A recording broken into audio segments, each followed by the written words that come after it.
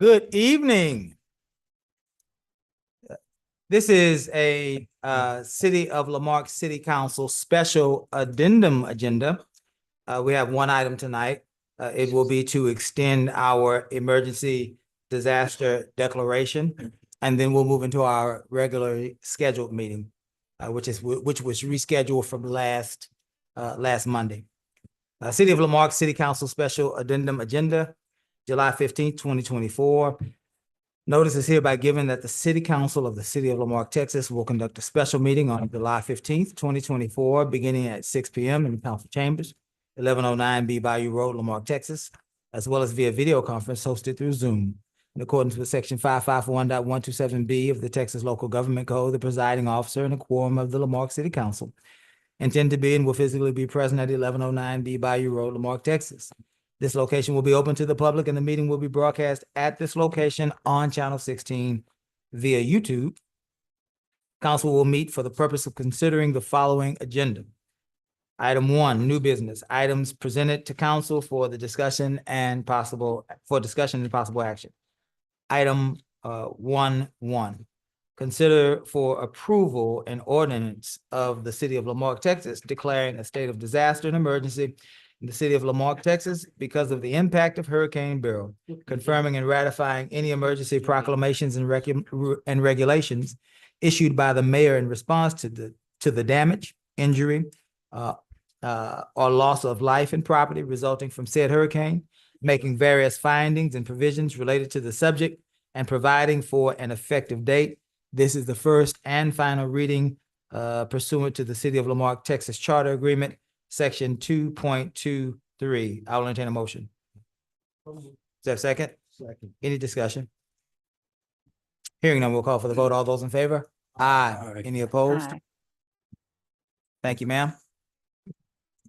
I will entertain a motion to Kiara adjourn. This one, so Is this one? Very good. Thank you. So we don't need to adjourn, but we will now move into our special agenda. And I believe that I could, Gus, correct me if I'm wrong, pick up on the roll call at this point. Yes. Very good. Kiara, would you give us a roll call, please? yes, sir. Councilmember District A. Present, my address is 3950 South Las Vegas Boulevard, Las Vegas, Nevada. Okay, Councilmember District B. Present. Councilmember District C. Present. Councilmember District D. Present. And Mayor. Present. Thank you, Kiara. We will now have our invocation and pledge. Do we have anyone designated today? Very good. We will ask Mayor Pro Tem if he would be so kind to lead us in our invocation, and Mr. Garcia, if he would lead us in our pledge. Maybe bow our heads. It's a special time, O Lord, and we're here as a community of faith to ask you for your assistance always. Always give us hope. We've gone through some tough times, tougher for some members of our community. We've all gone without light, but you enabled us to develop this light and also to give us the skill sets to repair our lines. We hope, Lord, and we look to you to repair our lives and our broken hearts and the other challenges that we have that follow these disasters. Let's ask us each to remember that we have neighbors that don't have family members. And we ask all of us to open our hearts and remember them in all that we say and all that we do, and to be conscious that we must show kindness to each other, Lord, as you have taught us during these times. Bless our community, bless our county, bless our country, Lord, that we all together can find common accord and ultimately to come together as one true United States of America. We ask for your help always, Lord. May we always be blessed. Amen. Amen. I pledge allegiance to the flag of the United States of America and to the republic for which it stands, one nation, under God, indivisible, with liberty and justice for all. Thank you, Mayor Pro Tem. and Thank you, Mr. Garcia.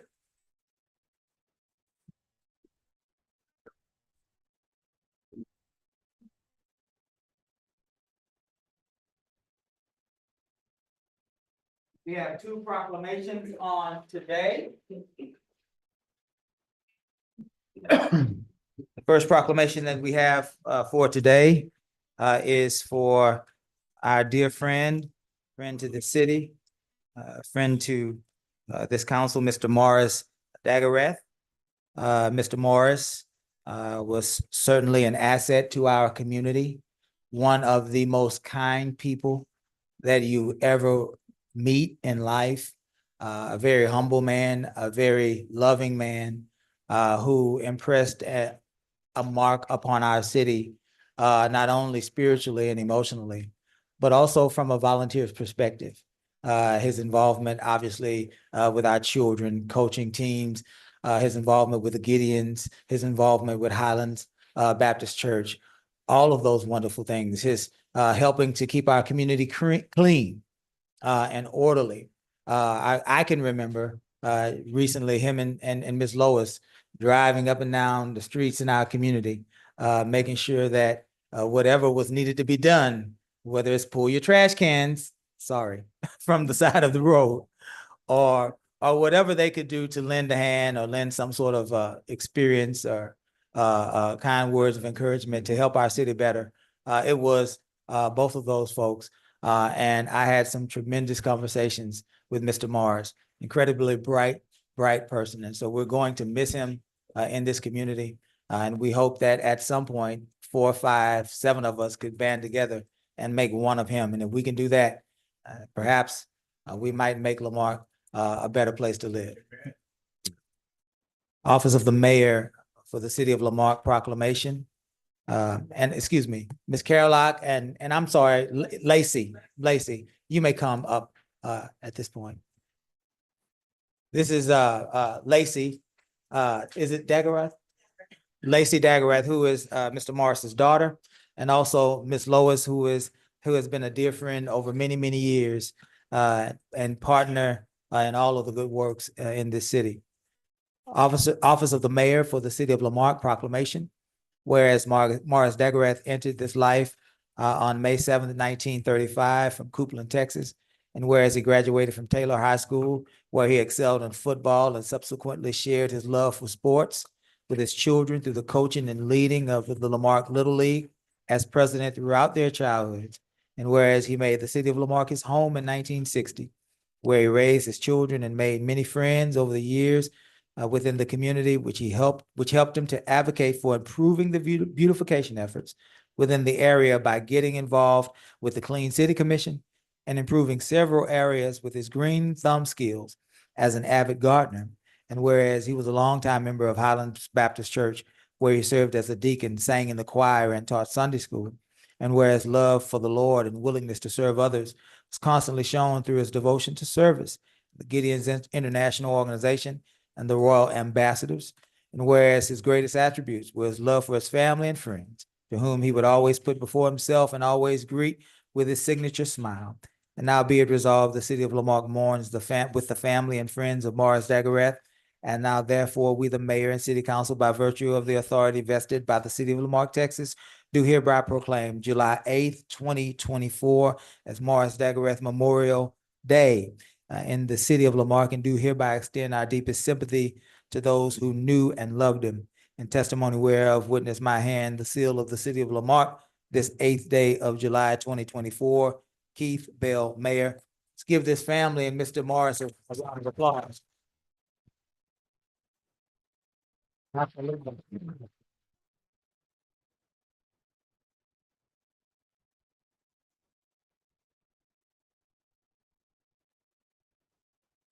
Yes, ma'am. It is our hope that this can do something to bring comfort to you and your family.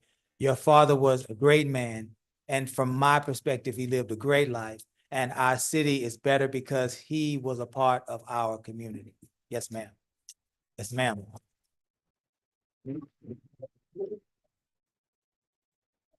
Just want to thank the mayor and council and our city manager and all of the citizens here in Marque.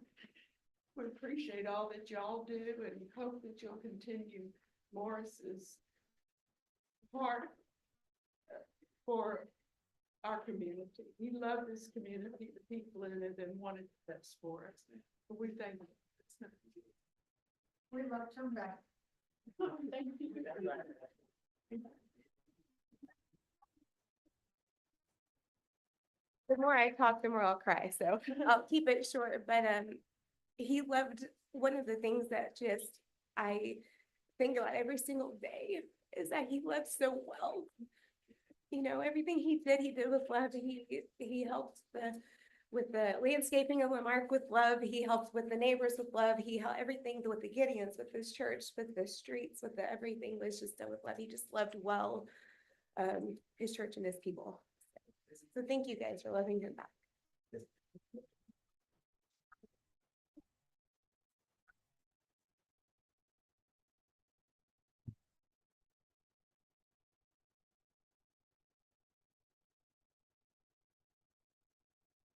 Second proclamation is in recognition of Parks and Recreation Month.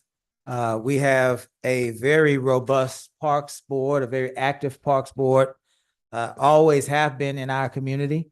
This pace was set by Mr. Mac McGaffey. They have always been an extraordinary group, and this illustrious group is now being led by Mr. Mike Rockbach, Ms. Tanya Griffin, and Mrs. Mary Lamonis, among others. There are about 7 or 8 of you guys on the board. Is that correct? And so we want to recognize these folks. Park Supervisor, Mr. Roy, is here with us as well. We recently added a parks crew, right, to try to bolster the efforts in our park, and we hope that it's working out. We hope that it's working out and it's making some of the necessary changes we need for our park system to improve. Office of the City Council for the City of Lamarck, Office of the Mayor. Is that right? You said City Council. Should say Mayor. Let me read that again. Office of the Mayor for the City of Lamarck proclamation. Whereas Parks and Recreation is an integral part of communities throughout this country, including the City of Lamarck, promoting health and wellness, improving the physical and mental health of people who live nearby, and whereas programming and education activities through Parks and Recreation, such as out of school time programming, youth sports, and environmental education are critical to childhood development, and whereas Parks and Recreation increase a community's economic prosperity through the increased property values, the attraction and retention of businesses, and crime reduction, and whereas Parks and Recreation are fundamental to the environmental well-being of our community, providing adaptable infrastructure that makes our city resilient in the face of natural disasters, climate change, ensuring the ecological beauty of our community, while providing a place for children and adults to connect with nature and socialize outdoors. And whereas the United States House of Representatives has designated July as Parks and Recreation Month, and now be it resolved, the City of Lamarck recognizes the benefits derived from the Parks and Recreation resources. And now therefore we, the Mayor and City Council, by virtue of the authority vested by the City of Lamarck, Texas, do hereby proclaim the month of July as Parks and Recreation Month. The City of Lamarck and do hereby urge everyone in the community to utilize the multitude of parks available within the city, the testimony whereof witness my hand, the seal of the City of Lamarck, this 8th day of July 2024. Keith Bell, Mayor. Let's give our Parks Department, our Parks and Recreation Committee, a round of applause.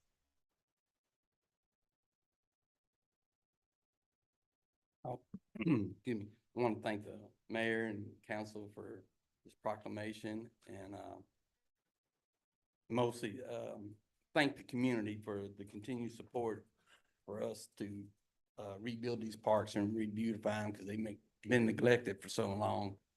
It's a work in progress, and it's not going to happen overnight, but we're working for y'all. Thank you.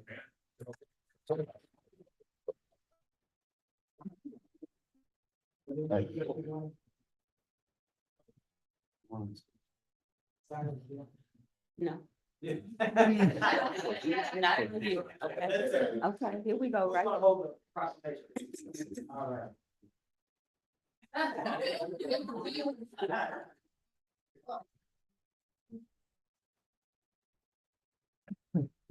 Thank you, ma'am.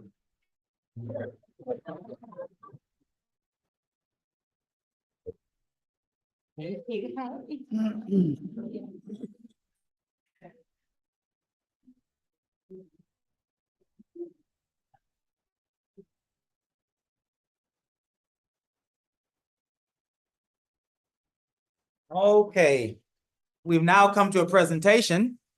This presentation will be from the Office of Emergency Management. This will be our report for the events prior to, during, and subsequent thank you, gentlemen. The operations for Hurricane Beryl. Now,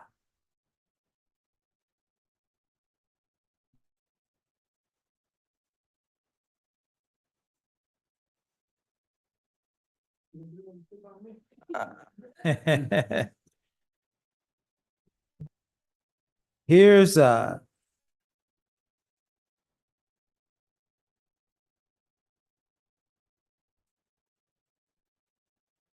Two things at once here.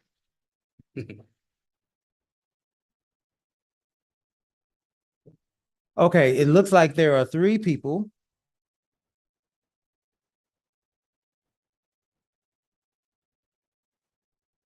Looks like 3 of our residents are wishing to speak about the storm.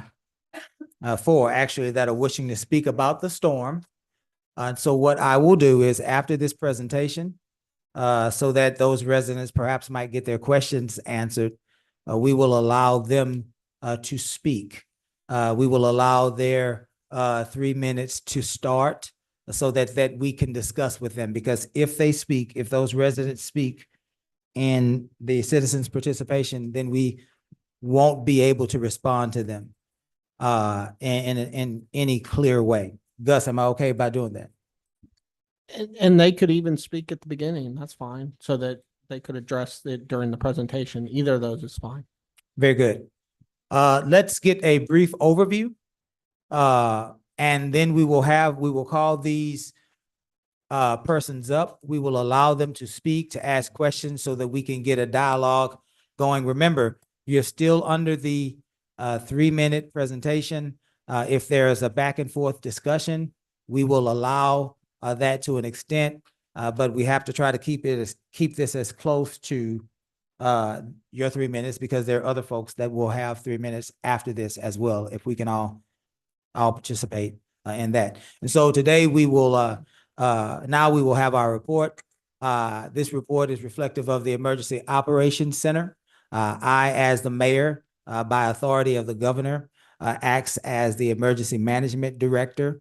Mr. Kyle Hunter is the Emergency Management Coordinator.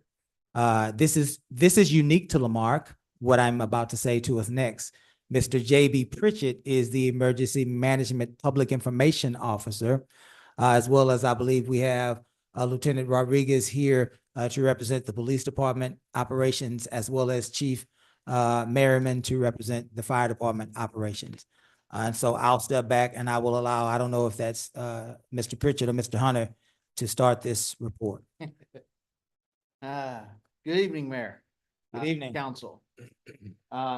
As you all know, Hurricane Beryl, as a brief overview, became a hurricane at 11 p.m. on Sunday, with maximum winds of 80 miles per hour.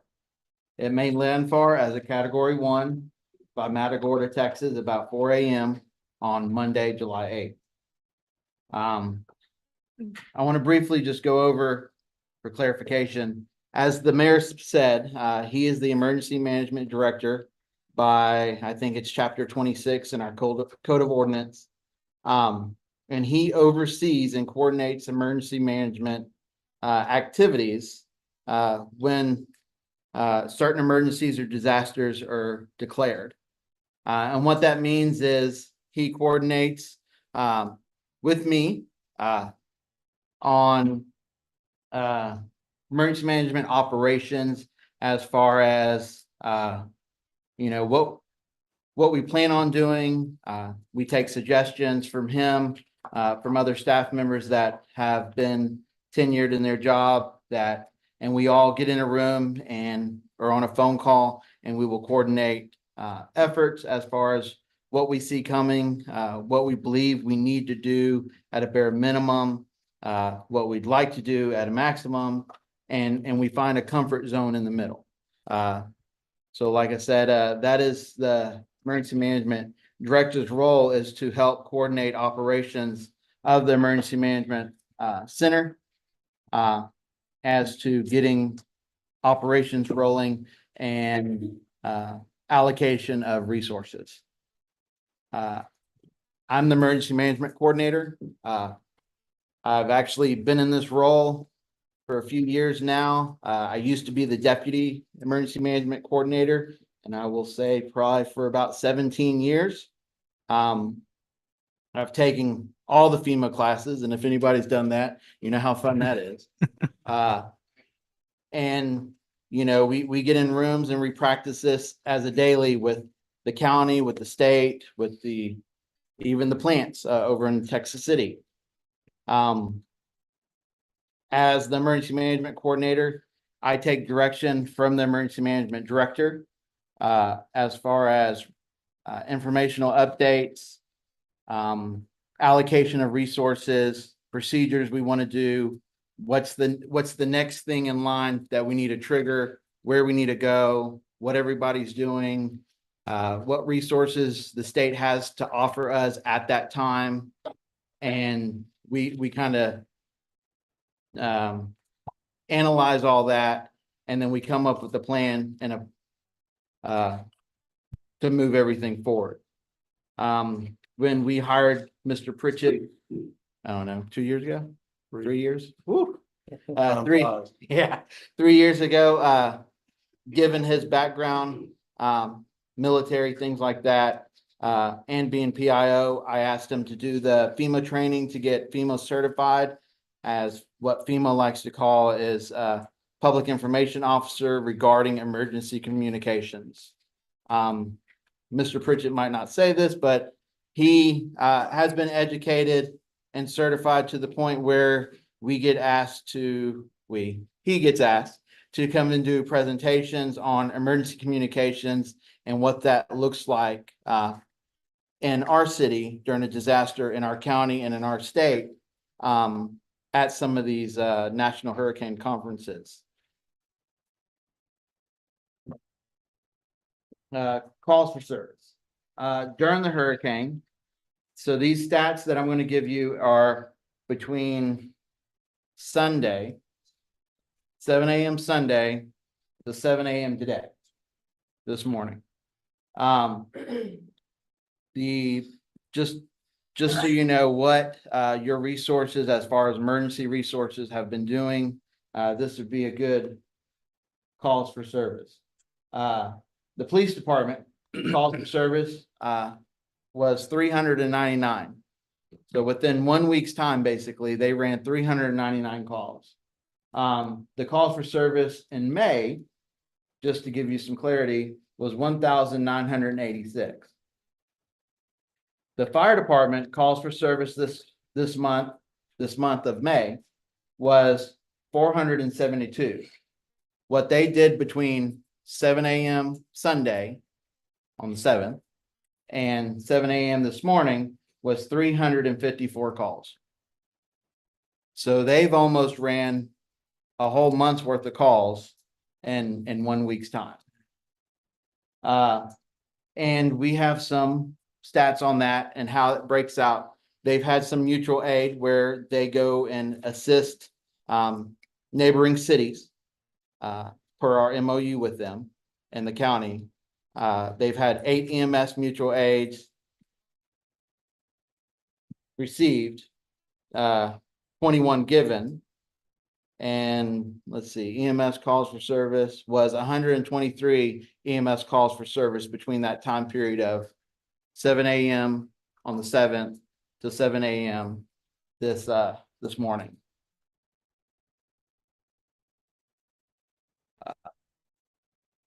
In which 4 of those were structure fires and 5 were outdoor fires. which I believe has been, I like to thank our fire department, just on the top of everything, for helping our emergency management operations, because they really showed up and they really been helpful in getting things done. They are definitely an organization that, you know, is there to help you so that you don't break your back trying to do it yourself. At this time, I guess I'll let you start this. All right. I'm tired. It's not fun talking all the time. No, it's not. Mr. Hunter was correct. Humility is kind of my practice, and I don't really like talking about the things that I've done.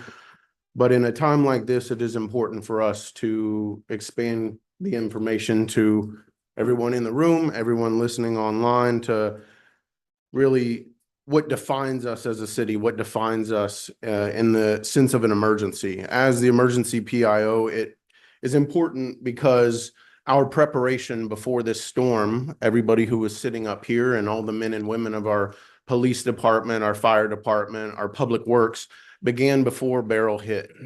Even when it was a tropical storm, Mr. Hunter and I, and without giving too much of his personal information, he was taking care of a personal matter that took him out of the office the beginning of the week prior to, which was also right around the time of the 4th of July as well. So it's a holiday. We have communication between myself and our emergency management coordinator a week prior, when we have a storm that we know has been in the Caribbean, that it has hit Jamaica. It has crossed over the Yucatan and entered into the Gulf of Mexico. At that time, it was between Mr. Hunter and I that we decided that we need to at least get some initial messaging out for the city of Lamarque to at least pay attention. If you live on the Texas coast, you understand that storms are not if they happen, but when they happen. We have had an abundance of counterparts in cities in Florida that we have met through National Hurricane Conference, or even the All-America City, that have reached out to us before the storm when they saw the path, and even out after the storm when they have been following our updates nonetheless. That messaging for Tropical Storm Beryl at the time was the first public was July 5th, the morning of July 5th. It is also important for us to, again, state and understand that because Lamarque is a bit different than some of our surrounding cities, especially when it comes to my position, we have fantastic communication with our county. We had fantastic communication with all of the other Office of Emergency Managements in Texas City and Galveston. These are the people that we meet with and we plan with. In emergency management, they say that you meet and you plan 95% of the time for the 5% of the time that you actually need to be in communication. We found ourselves in that 5% this week. July 7th is the first initial phone messaging, CTY, what it was known as in the past, what it's Civic Ready, what is known as now, when we talked about voluntary evacuation. It was at that time that we also had our emergency declared and signed by you, Mayor. But again, that is in preparation, things that Mr. Hunter and I prepare for, Chief Merriman and Lieutenant Rodriguez and all of police and fire that are behind us in those types of decisions. It is also important, you know, the city of Lamarque is great. We have the levy system. It is, I've talked to a few citizens that are in the room and some over the phone that they remember what Lamarque was like before that levy system. And it had been, you know, it has been catastrophic in this city prior to. And so we're happy that we still have that. We have to be in contact with the county in order to know when to close that levy system. I'm glad tonight was a time to recognize the Parks Board, because they do a lot of great stuff for this city, but they always get mad at me when we want to close the levy. It is precaution. It's part of operations. It's something that has to be done. We called for that voluntary evacuation for anyone not covered by that levy system, and then quickly realized we have a lot of new citizens that don't understand where the levy system protects and what does not. And so we had to go back as far as messaging to make clarification so that people understand. If I just moved from out of state into Delaney Cove, or if I moved out of state into Saltgrass, we're okay. That is covered in that sense. What we mean by that is also the neighborhood of Omega Bay, to which I know we have some residents here. And that voluntary evacuation was that. It was voluntary. I know that there are people that have been here in this city longer, frankly, than I've even been alive. And so they have understood storms time and time again. They know if they're good, they know if they're not, but it is our responsibility as the Office of Emergency Management when we hit certain milestones with storm, thank you, with wind speed and surge and all the above to call for that. We knew that the storm impact was going to be great. The night before the hurricane hit, Chief Merriman and his crew responded to an apartment structure fire that displaced multiple families. We had 14 people, including babies all the way down to still nursing on their mothers, in our community room, filling out paper with Mayor Pro Tem and as his responsibility with the American Red Cross, trying to get them hotel vouchers, trying to get them in a safe place so that they're not just standing out on a street corner when the hurricane hit. With that is obviously people become our most prized asset. Everybody in this room that calls Lamarque home, all of you that live in Lamarque, all of us that are on staff that are also citizens here, this is something that affects each and every one of us. As we migrated and understand that the storm hit, we knew that we needed to give regular updates. I know that, you know, I've been told certain things we did wrong, certain things that information didn't come out quick enough. We've received threats. We've received, we know that linemen have had guns pulled on them. We've had 911 calls, and Lieutenant Rodriguez is here, who commands dispatch, of people calling 911 on these line workers, people calling 911 on people, you know, trying to find shelter, whether they be homeless or whatever. And, you know, it is in the part of an emergency when we need to stand shoulder to shoulder rather than, you know, pointing fingers. And, you know, I know that staff and even part of council, the city manager and all of my emergency management people up here kind of looked at me with a side eye and pulled me into the hallway because, as I expressed through this storm time and time again, I've got 2 young kids at home and a wife who's 39 weeks pregnant. Well, I can be happy to say now I have 3 kids at home. And so I had a little miracle. No, the baby is not named Beryl. And so we're going to stay away from that. But, you know, I have a new addition to the family, and that's what emergencies take. They take us standing shoulder to shoulder to guard the 20,000 plus people that are citizens, that are residents of this city. We know and understand that we had 12 lift stations go down. Again, lift stations are what move water in or move water out. A lot of times sewage to get to our wastewater treatment plant. With those 12 lift stations going down, Public Works was on the ready with their sanitation vacuum truck rented in order to pump those out so that they did not get to full capacity.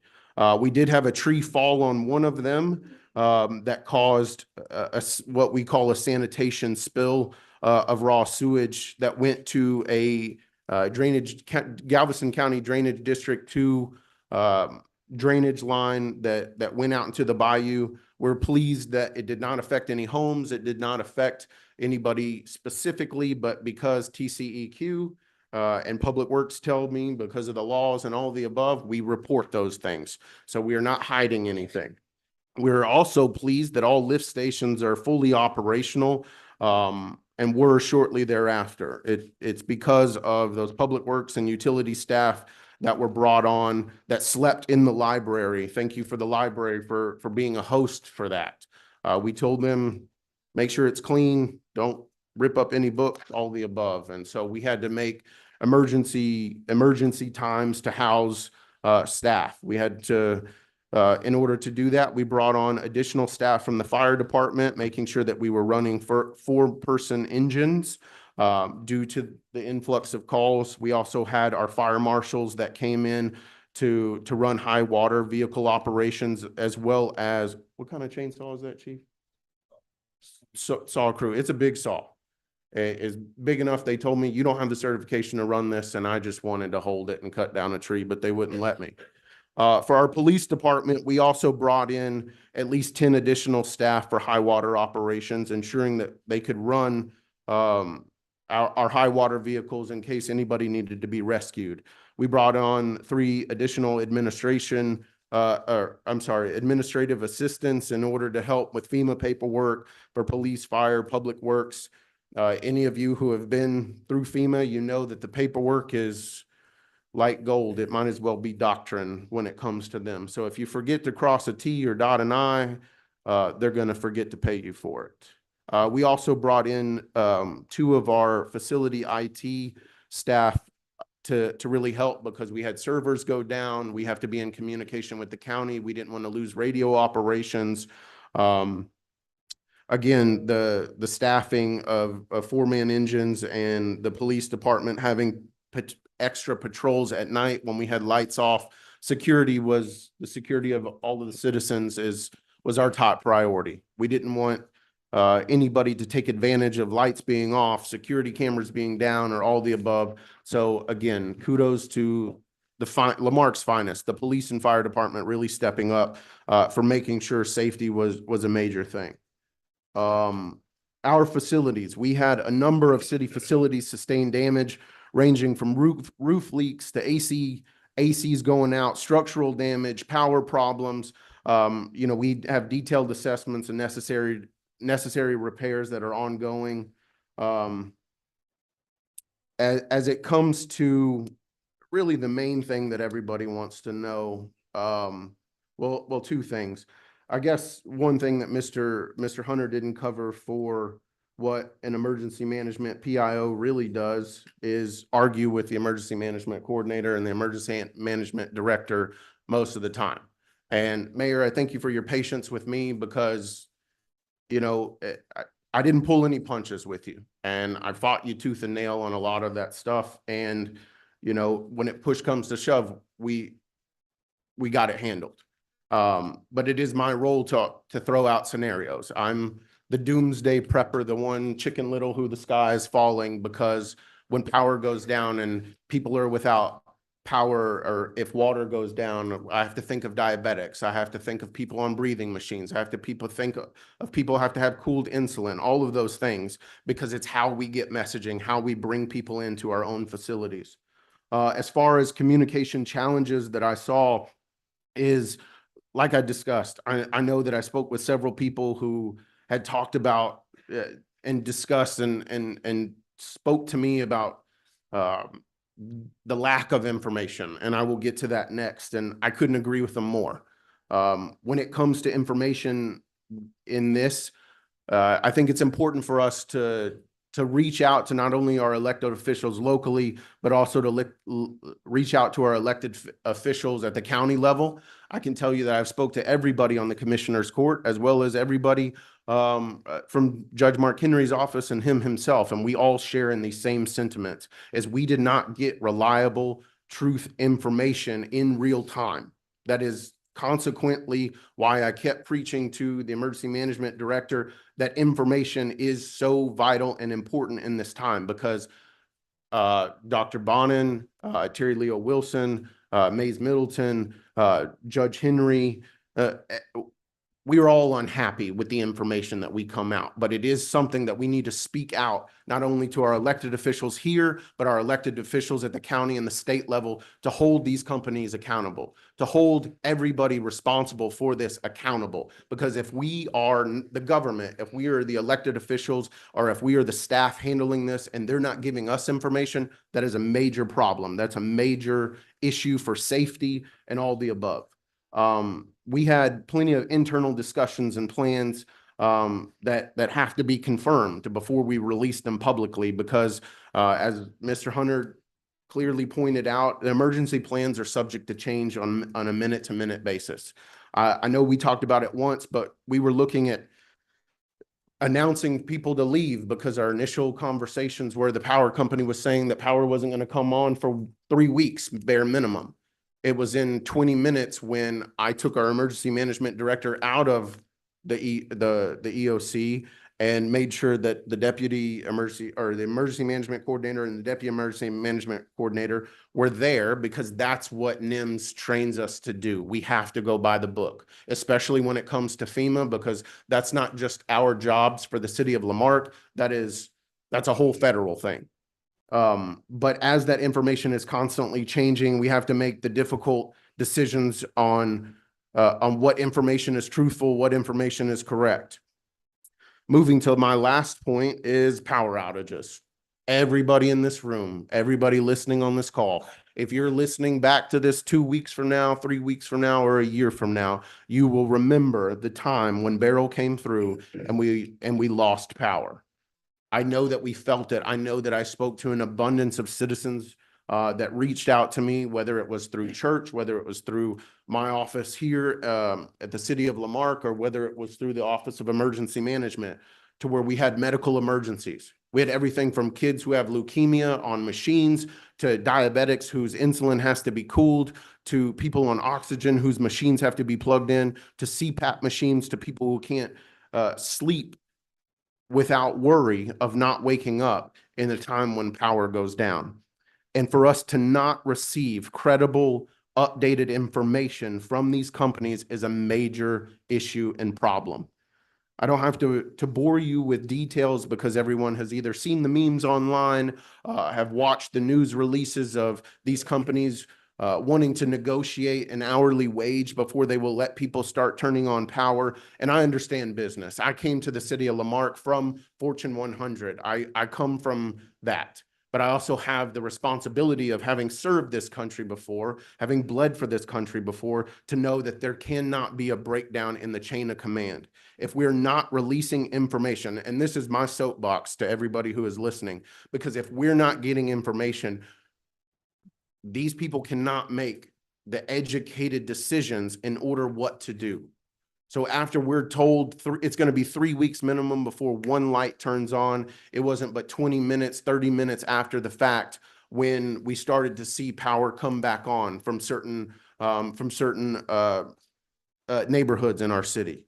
On top of all of that, I know that Chief Merriman and his crew, as well as everybody in the Office of Emergency Management, has dealt with gas leaks. We've dealt with fires. We've dealt with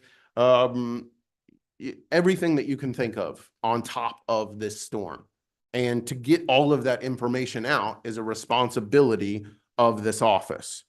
I don't expect praise. I don't expect the clapping, because, you know, the great thing that we get to celebrate Morris and his life and the Parks Board, this is a little bit more meat and potatoes. And I understand that it's nothing to clap about. We're still going through this struggle. The only thing that I personally have good out of it is a third kid. And frankly, the rest of it is we've gone time and time again. We've all said we've seen each other more than we've seen our own wives, or our own shadows for that matter. And it is to be better next time in every decision, to understand that the information, sometimes we can't always wait for, but we have to be able to not give disinformation or misinformation when it comes to the safety of 20,000 plus, and the city's not going to do anything but grow. We have a responsibility to those on the east side and our historic side of town, as well as all those that now call the west side of town their new home. Lamarque is unified together, and each one of these people, as well as there's others that aren't in the room, we were on a unified front when it came to this. We wanted to make sure we were all on the same page. We wanted to make sure we didn't bring in too many people so that it wouldn't be said that, oh, we're just bringing people in to give them overtime. We wanted to be prepared for shift change. We wanted to be prepared because this hurricane hit right before shift change. And so we understand all of the emergencies and things that we had to go through. And I can clearly say with a clear conscience that everything, given every curveball that we've had, we did our absolute best. And I'm proud of each and every man and woman that served in the Office of Emergency Management, Police, Fire, and Public Works. Thank you, sir. I want to add to that. Yes, sir. If you allow me, I want to add to that. I did want to let everybody know that Chief Merriman is our deputy EMC. So when I'm out of town, if I have to go to sleep, if I got to step out to take care of a personal issue, then he falls in line of being the emergency management coordinator during that time frame. Also, I wanted to give everybody an update on debris management. We are still working with the debris management contract company, which is Crowder Golf, and our debris monitoring company, which is Debris Tech. And they are hoping to move forward starting Wednesday with picking up if weather permits.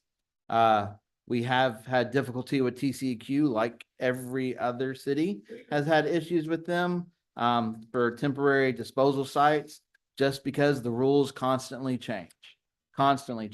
What we were able to do during Harvey, what we were able to do during Uri, not allowed this time, just because their rules became more strict.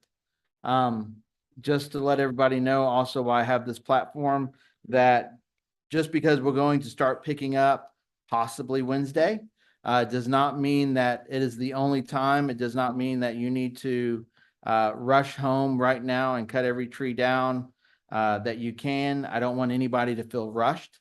You will have time. This is to get the initial what's out there, what people are already sitting on the side of the road.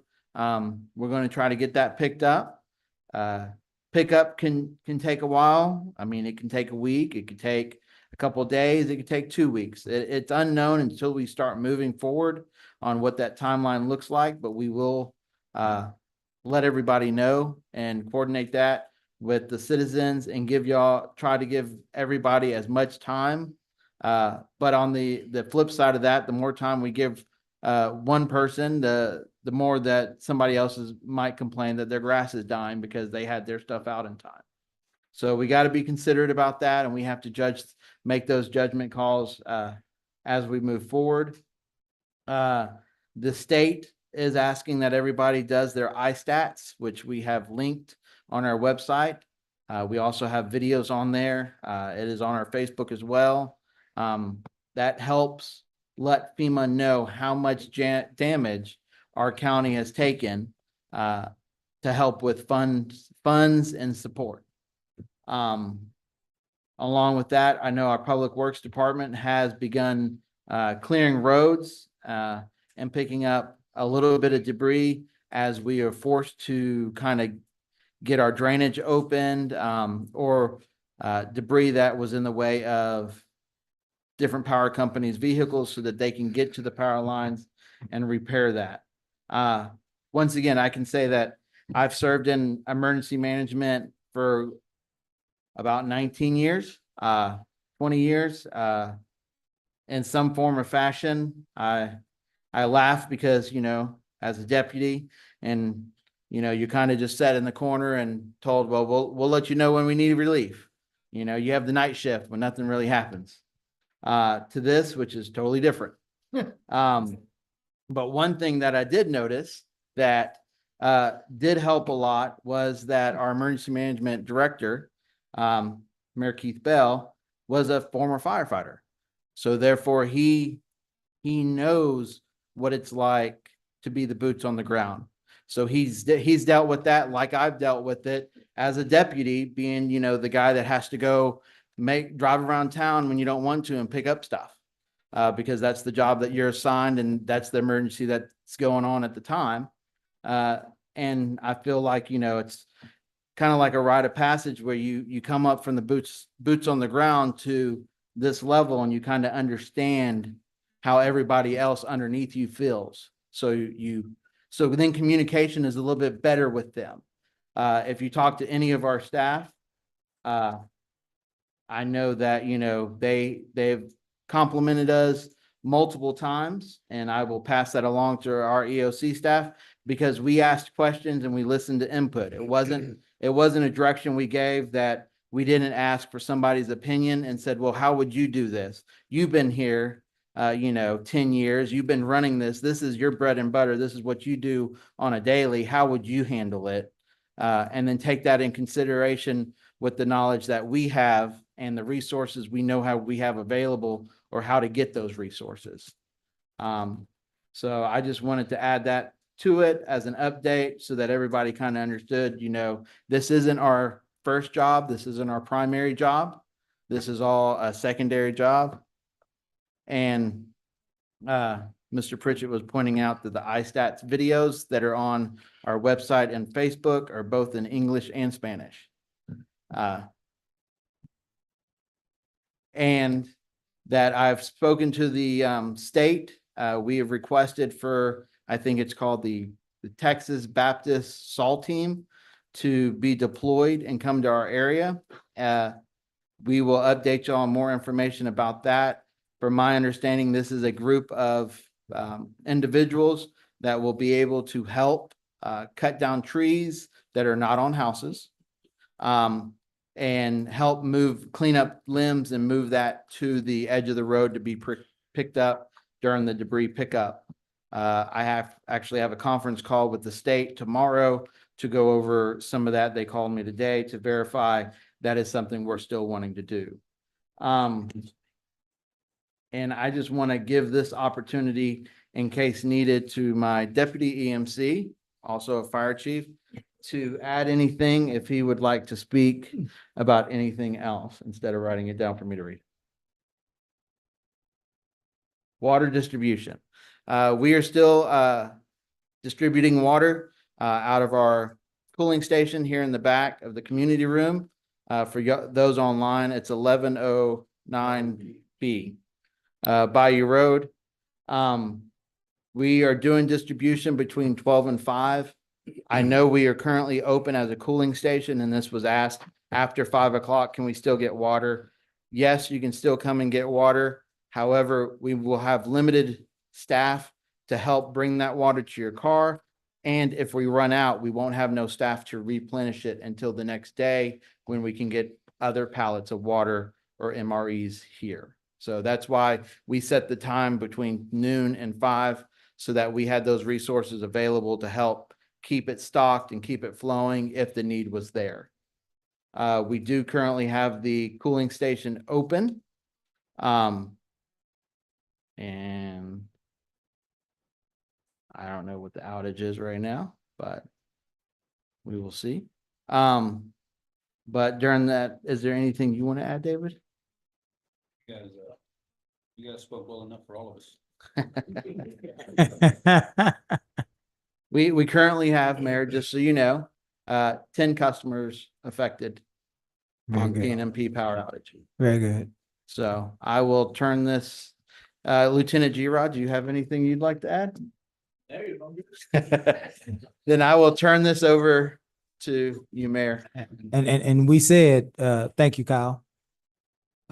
We said that our cooling center will remain open until the last person who lives in Lamarck has their power restored. So even though the number's 10, the cooling center is still open and available to our residents. The Red Cross also has hot meals to hand out in our cooling center still. 1109B Bayou Road, there are 200 hot meals ready to be served to you if you have not had a chance to receive a meal today. Yes, sir. And one more thing, 'cause this is how it works, right? This is how it is in the EMC. Oh, and one more thing. Hold on, I just found out. Yeah. I did speak to Texas New Mexico Power this morning about trees and vines that were on lines from the pole to the house and how we clear that or whose responsibility it is. And what was directed to me was for those citizens that might have trees, limbs, or vines growing on the power lines from the pole to their house to call Texas New Mexico Power and have them do a work order, and they will send a tree company out there to spray it. And they said they have these contractors in the area right now, so doing it now would be better than doing it later. Yes, sir. That was their statement. I know it was asked of me, so there you go. Yes, sir. Thank you. Thank you, gentlemen, for your report. Let's see if we can get those persons that are online. Are there any persons online wishing to ask questions of the emergency operations center staff? I have some questions if we Well, can. yeah, online. Wait a minute, Councilmember Lau. We're gonna go online. And then we're going to go to those persons who signed up to speak, and then we're gonna allow the council to join after that so that we can hear everything. If there's anybody online at this time who wishes to speak, that has a question directed, for the emergency management operations at this time, you can either raise your hand or unmute your microphone.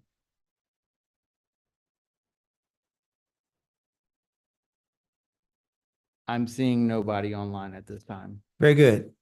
Now we'll move to those citizens who've requested to speak. Again, we're including you in this portion and not the citizens' participation, because in this portion, we have more of an ability to respond back to you. Because this is an agenda topic that has been posted for discussion. So that first person would be Mrs. Catherine Heron Keith. You want to wait till I'm sorry, say again? You want to go to the regular report? Okay, very good. Next person would be Chantel Woodland. Welcome, Ms. Woodland. When you reach the podium, for the record, please provide your name and address. My name is Chantel Woodland and I live on Jackson Street. So I had a little bit of a question about how we were going to handle basically the tree lines going forward with the current storm going. So will you guys be continuing to cut down these trees, or will this be something that we have to take up with TMNP? That's kind of one of my questions. And so here's the answer to that question. City of Lamarque has what we call easements. They are in the front of your house. It's usually your ditch, and there is an easement in the back of your house. They're utility easements. Power companies, gas companies, utilities companies use these easements to be able to provide services for our residents.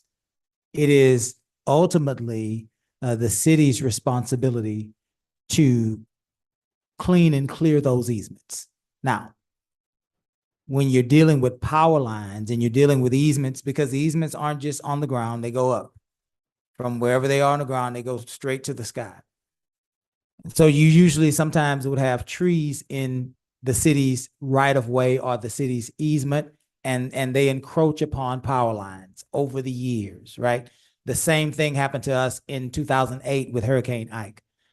So part of the problem that we have is if we were to take over those easements for maintenance, they're surrounded by power lines, and that requires a lot of training. And we can do that, and I believe, I sense, just listening to council members and people in the community, that we will undertake some sort of a response in that fashion. In other words, I believe that we would somehow, some way, have the discussion on whether or not we want to be active and take those easements over. Now, our crews, our staff members would not be able to do this because it's specialized training and it's very dangerous. But perhaps the city might contract with other crews to get these things done for us. And as taxpayers, we would have to certainly pay for those services. So the answer to the question is currently, it is a function of Texas, New Mexico Power and CenterPoint Energy. In the future, because of what happened to us in Ike and because of what is happening to us in Beryl, I believe there is an appetite for us to possibly take those easements over. However, if we do, everything comes at a cost, right? And so Yes. we have to be prepared to absorb that and move forward. So my next question would be, why was this not done in preparation for Hurricane Beryl? Well, again, let's go back. What this council has been able to do because of finances, what we have done, not necessarily this council, but previous councils to this one, is we have passed resolution. We have directed our city manager, we were talking about this earlier in the week, we've directed our city manager to correspond with these power companies to ensure that they would be trimming these lines. And they have assured us every time that they trim the trees around their lines, and that they have regular line maintenance. These are the things that they've shared with us when we've inquired about this. And so we were, just like everybody else, under the impression that they were trimming those lines. Now, apparently, because of all of the issues that we've had with our power infrastructure companies, apparently we have to become more assertive to protect the property and the services of the members of our community. We have to do that moving forward. But here's the issue with all of that. We are talking about a lot of money. And when the council then starts to deliberate on these services and how we are going to contract them out, we have to all be mindful that if the council adopts those things, it will be an incurred cost to us. And so there's not a problem moving forward for us to be assertive and adopt these policies and have these maintenance issues resolved within our municipality, but it will cost us. And so why wasn't it done before? Because there is a cost associated to everything.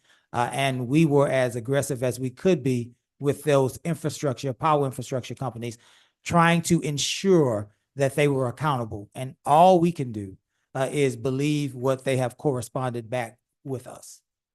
Okay, so you guys also mentioned earlier about keeping these powers that be accountable. So what does that look like moving forward, seeing that the job was not completed how we imagined it would be? Well, and I think I don't know where we are in our 3 minutes on this, but here's the issue. The power company is a private entity that is in direct relation with the state, with our governor, and with those committees that are on the state level. We as a municipality have very little influence in those discussions because we represent a small portion of their customer base. What we can do as a council is we can continue to correspond. We can contact our governor. We can contact our lieutenant governor. We can contact those committees that relate to utilities within our state. We can tell them how displeased we are. If you were to read the newspaper, you would see that Judge Mark Henry, our county judge, I believe Mayor Brown in Galveston as well, Mayor Amakos, I hope I'm saying that right, in Hitchcock, Mayor Skipworth and Dickinson, all of us as mayors have said, and in one way or another, the power companies are not being as forward with information. I'm not accusing anybody of anything other than not being as forward with information as they should be, or to our satisfaction. And so again, all we really can do as a municipality is to put pressure through resolution on our state officials to make sure that they are representing us as it relates to any and all dealings with the power companies. So we're a little bit limited here on that regard. The state has more power than we do. That's our elected officials. That's Mays Middleton. That's Terry Leo Wilson. That's Greg Bonham. People of this elected office. These elected offices. Those are the people that we need to touch, and those are the messages we need to send.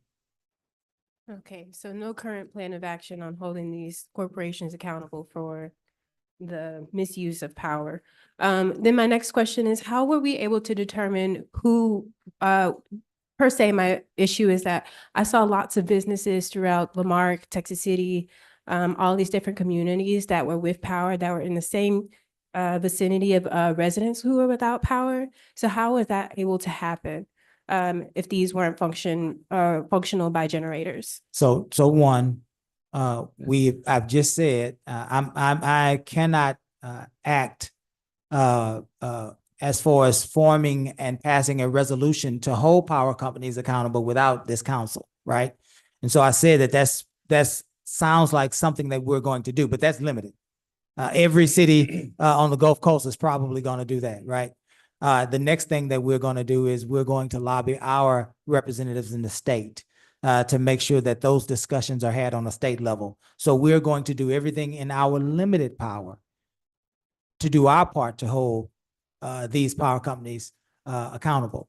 The second question, I believe, is how is it that one house or one commercial commercial structure has power and then the next house doesn't have power? How is it that it's moving in different directions? I want to get your question right. Well, Lamarck was not ever, with the exception of, and here's a little history for you, with except for the west end of our city, the Delaney Coves, or the eastern portions, the Omega Bays. Lamarck was not a planned community. It was a community of plant workers that grew sometimes block by block, a couple of blocks at a time, and it grew at different periods of time. It was never a master plan community. And so as it grew, we simply added on services.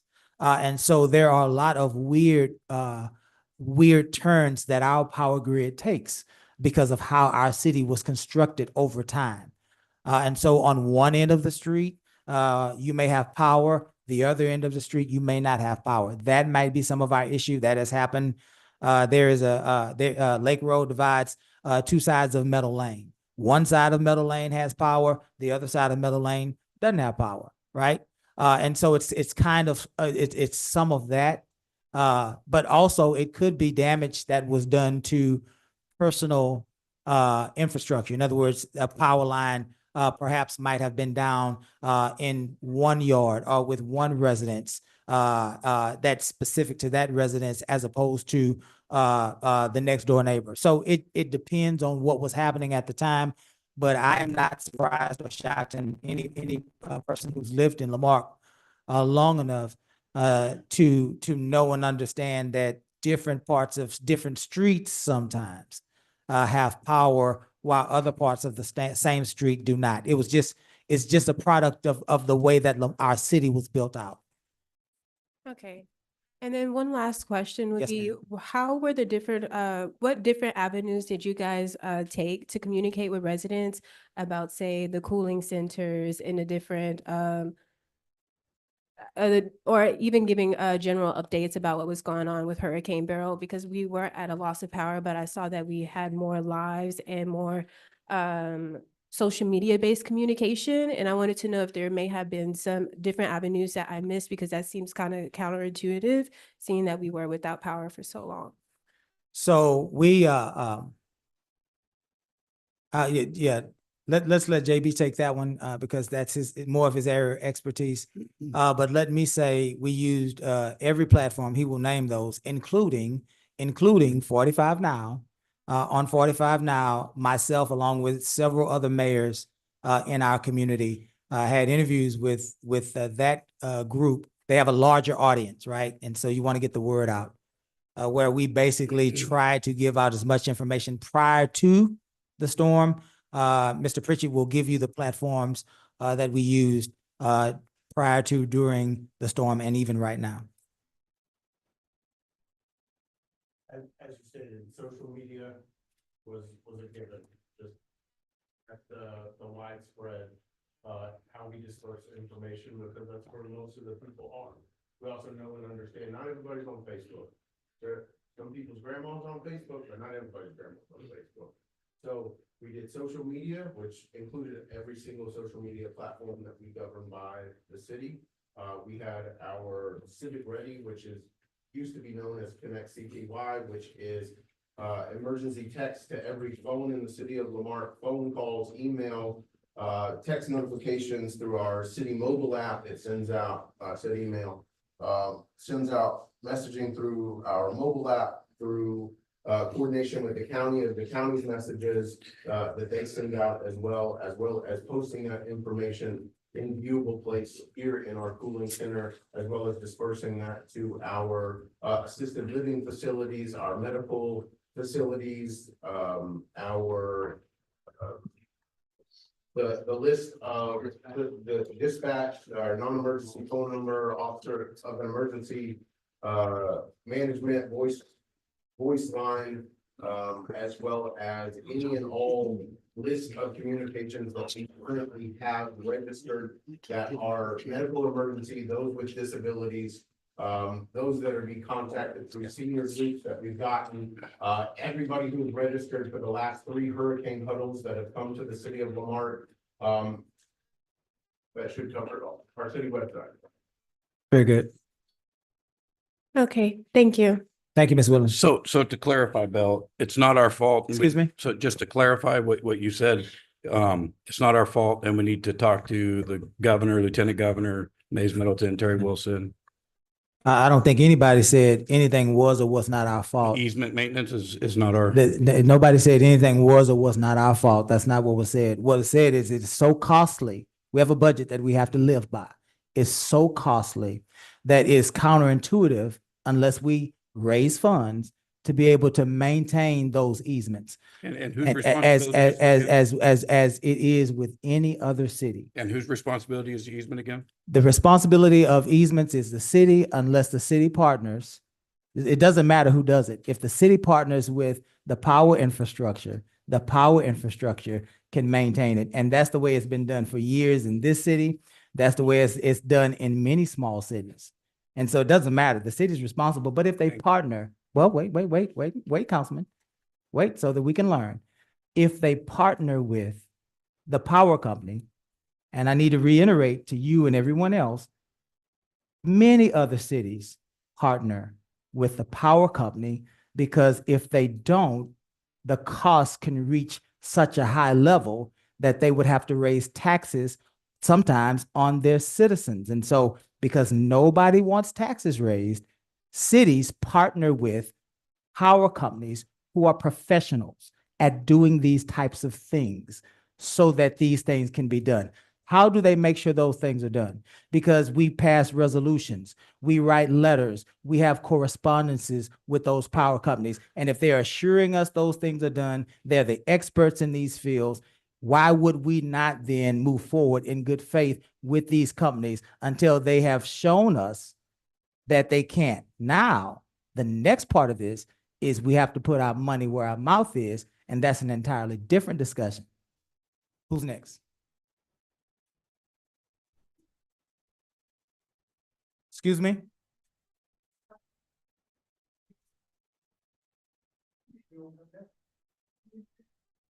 That's a conversation that we should probably have with our power companies, but I would say personally, I don't believe so. They are trying to raise our rates right now. They're trying to raise our rates right now. We are fighting a rate increase right now. Let's move on to Ivy Strong. Hello, Ms. Ivy. Name and address for the record, please. Hello, my name is Ivy Strong. I live at 3123 Steve Roy. My daughter and I moved up here about 2 years ago from Galveston, so we have been through storms. And I don't want to just come up here and complain and kick everybody when they're down and tired. There were several failings that I saw and thought maybe I'd offer a couple of suggestions, Yes, ma'am. whether y'all want to take them or not. One of the things was the communication during the storm, after the storm, in anticipation of the storm. I did see a lot of live videos and, videos posted to the City of Lamarque Facebook page. When people are without power, they don't want to sit through a video. They're trying to conserve power. I think a great process and procedure to maybe implement and develop before our next city emergency would be establishing set times for updates, an 8 a.m. update, a 10 a.m., 12, 2, 5, and have it be bullet points, 1, 2, 3, 4, 5. It can, and in writing. If you want to do a video as well, do a video as well. But I think a quick bullet point, something like that would Yes, be ma'am. great. It could go on the city's Facebook page. It could go on our city website. It could be texted to people. I've received city updates in the past via text. I received nothing during this storm. I got one notification from the Harris County, I want to say fire department about generator use. But I received nothing at all from the City of Lamarque this time around. And I've received updates with other instances in the past. So I don't know what, what the fail safe for that is to ensure that people are registered for that kind of thing. The other thing, I think my dad was a Marine. We were raised to prepare for the absolute worst. And when nothing happened or a tiny bit of that happened, we were thankful. I think maybe they should have announced prior to the storm, we're going to have a cooling center open starting immediately after the storm passes. We're going to be giving out water and ice that afternoon or that evening. These things I think should be developed in advance. And if they're not needed, then we can let the public know. If the storm would have gone another way, hey, we don't need this, but we were there and ready for you. I think it's really important because there are a lot of seniors in this community that sitting without power. And is there some way to focus on them? Is there anyone in emergency management going, hey, do we have a list of seniors that are without power? Maybe someone needs to drop water at their house, drop ice. Can we, make a list of volunteers who are willing to go out and clean up debris, send them to their house? That stuff can be easily coordinated within the city in the 365 days of the year to be put into place during one emergency. Yes, ma'am. Ms. Ivy, let me respond to you.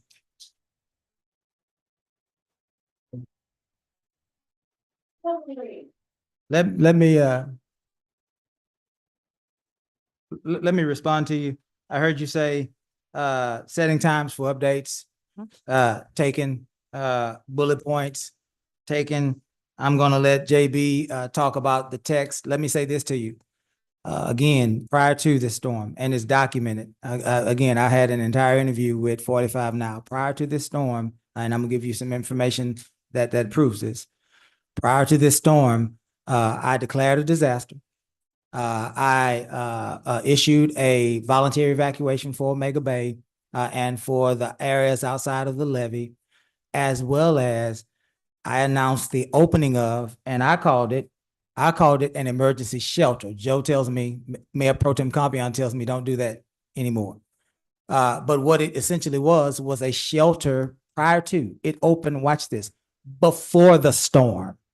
And we know that it opened before the storm because when those 14 individuals were burned out of their apartment complex that same day, they were brought here to our Family Resource Center, where Mayor Pro Tem Compion was able to service them from the Red Cross's as a member of the Red Cross volunteer. So we had already planned and announced that we would have a family service center, and get this, it was the first family service center to open, and it stayed open during the entire storm event. It never closed.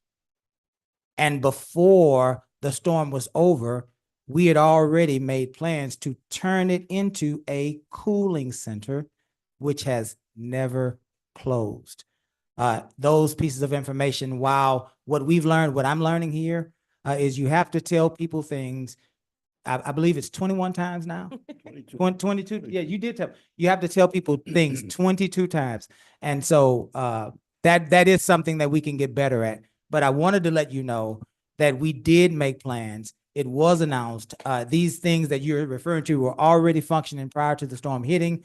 And I'm going to allow Mr. Pritchett to speak to this question about text message. Thank you for your contribution today, though.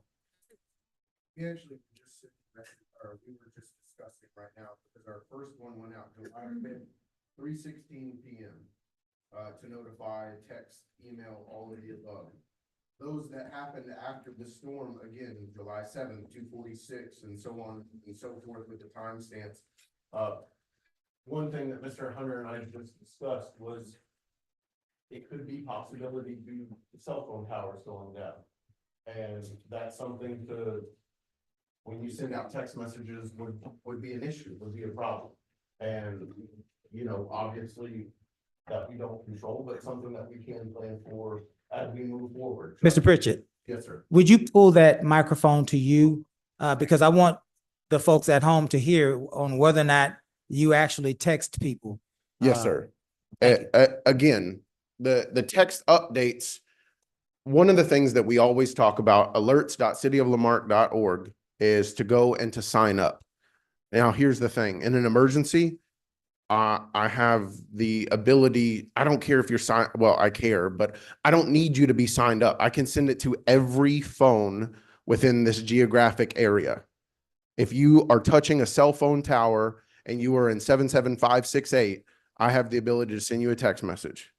It's one of the things that when you see amber alerts, when you see silver alerts, when you see blue alerts, it's the same system that we use in coordination with the state in order to do that.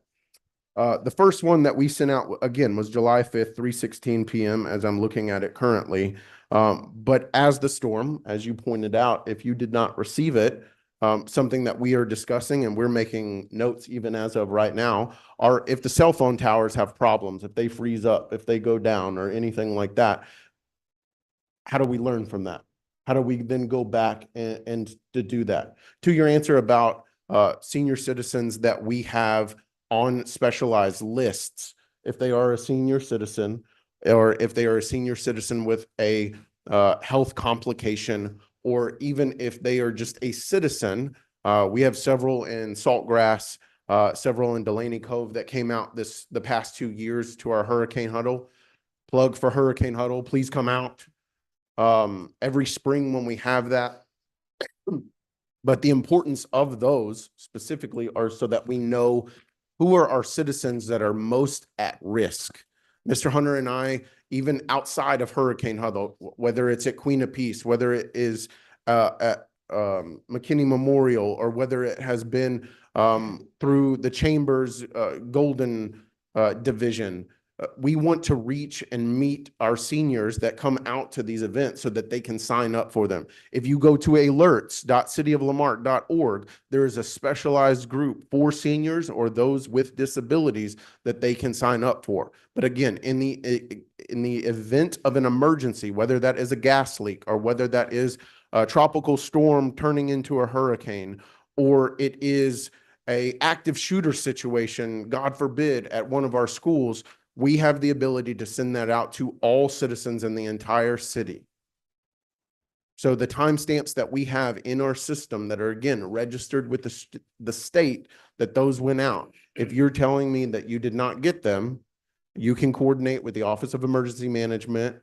And I'm supposed to be on leave for the baby, but that's a major problem, and that's a major problem that we need to fix. So I don't say that I don't believe you. I believe you if you tell me you didn't get it, but then I need to reverse engineer why that is.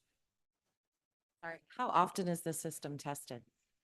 That system is tested at least once a quarter. And we use it at least with our fire department or police department. Now, the emergency one, now that you're saying this is something that we will test in a fair weather day, what we call the sunny days. For sure. Sure. Absolutely. Different cell phone carriers, absolutely. Love it. I don't have the budget, but do you want a job? Volunteer, right? Volunteer, absolutely. And again, that is why we were here. And I know that I trust me, we've been so hard on each other through these last few days, but this is the job. I take that as a badge of honor. I was a devil dog like your father. And so I know to plan and to prepare all the above. My father was a master gunnery sergeant, and there is no such thing as not a prepared day. And so I mean it when I say it. And I thank you for even bringing it up, because if there's a fail in the system, then we need to repair that. Thank you. Thank you, Ms. Strong.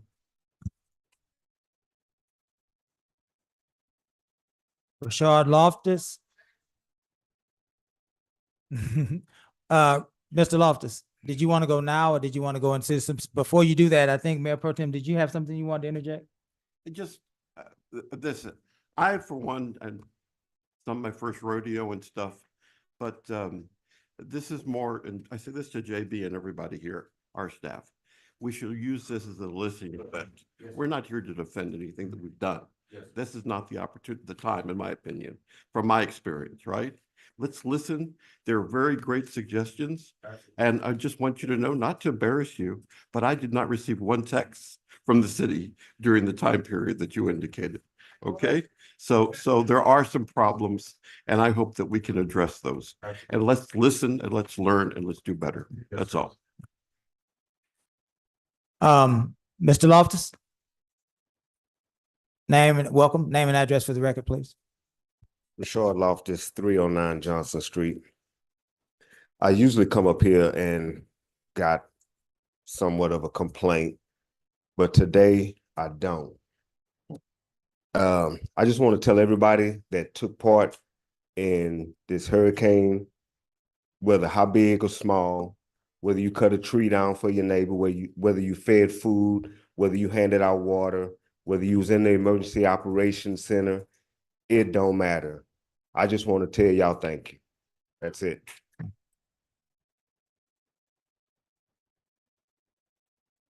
Ms. Laura, did you want to go now? Laura Devine, welcome. Name and address for the record, please. Laura Devine, 1406 Mary Lane. I just want to give some insight and some background because on the vegetation issue and the Highlands, I live in the Mary Melody Highlands area, and probably a couple years ago, that area received door hangers from TNP saying they were going to come cut our, trees off our lines. Well, time went by, never came. Reached out to TNP, never got any response. Did tickets, never got a response. Caesar, I reached out to you. Mayor, we reached out to you. Y'all even went to TNP. Yes, Y'all ma'am. didn't get much from them. Yes, ma'am. So what I'm trying to say to the citizens is they've tried. They have tried. Now, I can give you background that my father was an engineer with TNP. He worked during Alicia. He worked during the hurricanes. So when I was up there this past hurricane and told him all what was happening, he had suggested that the citizens go to the PUC. The PUC overlooks utilities, all utilities in the state of Texas. So if you want to make a complaint, you can go to the PUC website. You can file a complaint. You can even call. There's the phone number on there. I would suggest any citizen to do that if you have vegetation on your line, because that's their responsibility. It's very dangerous. I mean, my father saw me cutting some in my backyard and he fussed at me because he said, I'm gonna get electrocuted. So I would suggest that that's one way, because TNP is not doing it for us. Y'all have tried. I don't know if y'all can talk to someone in the PUC, but I just wanted to get up here and give the citizens the background that y'all have tried. I mean, y'all know. I mean, even Kim Vasquez, I mean, they've done tickets. I've already done a complaint to the PUC. Yes, ma'am. So I just wanted that to go out. And just another thing with the, like after the hurricane came through, or even during, I wasn't here, but we have a group text with our Crime Watch, the Highlands Crime Watch. I'm the chairperson and I've done a text group message, and we kind of looked out for each other, that if this person didn't have something, they might have been elderly. Do you need water? Do you not have electricity? She had someone at her house the other day, because most everybody in our neighborhood had electricity but her. But she had her at her house. We told her about the cooling center, but sometimes an elderly, they don't want to get too far from their home. Right. So sometimes we shouldn't lean on the city. It's each other. We're all brothers and sisters. Yes, ma'am. So that's all I have to say. I'm not griping, but Thank you, Ms. Laura. Ms. Laura, you brought up an important point. I think that we should clarify, as we're talking about the easements. Now, if there's vegetation actually on the line, there's nothing that we can do, right? Right? that. Yeah. Yesterday, 2 days ago, Kim and she had the idea, we put packets together to go take to the crews that were working, vegetation crew or the light Right. crew, and giving it out. What's sad is we were gonna cook hot dogs and cook for those crews. But because someone had to lace a water bottle with fentanyl, they were telling us we couldn't do that. I even talked to someone on the line, supervised the line crew. And so what we did instead was buy sealed stuff. But when we went and talked to those crews, and these are from Missouri or Mississippi, they're telling us this is the worst we've ever seen vegetation. Our line crew can't even work until the vegetation crew come and gets the vegetation out of the lines. Yeah. So that's what's taken so long, is because TMP didn't do what they were supposed to do. Right. So. Ma'am, Go ahead, Mayor, Mayor. Laura, thank you. Mayor said two things earlier, and Laura, you reiterated this. First, if you go back, and I'm glad we see this attendance, the city is fighting with other cities right now this question on rate increases. We are fighting rate increases that they wanted to implement after Harvey as well. And I, for one, in my experience, once again here, we're not a wealthy community, but we're wealthy in votes. We have to register and we have to organize. That's our key. And draw that line in the sand that we've had enough with regard to these promises that the state is going to strengthen our utility electrical infrastructure system. Enough of that. Enough of that. Because I, for one, will be opposed to any increase, as we continue to be opposed to the one from the past. And they are already laying that foundation, folks, with the updates that I receive in the legislature, laying that foundation, calculating the amount of damages that they have had to their structure, and going to be seeking permission to increase rates to cover that. No. And I will be fighting that. I'll be reporting it as I do to our council here in our community in that regard as well, too.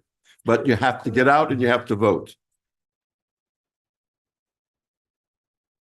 For those of you that are that need background for what Ms. Laura said about not this council but previous council, resolution 2023 -0048 passed July 10th, 2023, was a resolution that this council, Mr. Lowry is new, this council passed to and we sent to the power companies requesting that they maintain their lines. Mrs. Ginger Mannett, do you want to go now? Welcome, Ms. Ginger. Name and address for the record, please. Ginger Manette, 809 Grassy Knoll Trail. Some of you know and some of you do not know, I'm the president of our HOA. Yes, ma'am. The only updates that I received were from Joe, Joseph, and Chief Merriman for me to relay to our community on our Facebook page. Everything I have to say, there's only one question. The rest are comments. Myself and the person here with me, we did not receive any text messages, anything until after the storm. My cell phone never lost service, so it wasn't my provider. Didn't know anything about your services that you established before the storm, that turned into the cooling center. Didn't know anything about that until after. And if the power companies are responsible for the power line easements, whatever you call them, and they say they do them, why isn't the city going and checking and making sure that has been done, and just instead of just taking their word for it? I received text messages again from everyone except for from the city until after the storm. My question is, did you say that there's only 10 people left in the city without power? Was that the last update you had, Kyle? Yes, I just saw that too, Kyle. I confirmed that. That's what the PUC is listing for Texas, New Mexico. 10. Okay, and then lastly, and I don't mean this disrespectfully. The way you answer people, Mayor, could be a little bit nicer, not condescending. Because some of the people that spoke tonight, the way you talked to them was not as a mayor. It was as, I told you so. This is what. So I believe you need to work on how you speak to the citizens when they have concerns. That's all I've got. Thank you, Miss Thank you. Miss Ginger, for your comments. What I heard you say was you didn't receive any text messages. You didn't know anything about what was going on prior to, right? And you want to know why, if the power company is supposed to maintain the lines, why wouldn't we verify? Those are the things that you want to know. Correct. Okay, we are taking those things into consideration, and certainly you will hear more from us on those issues. Thank you for your Thank you. comments.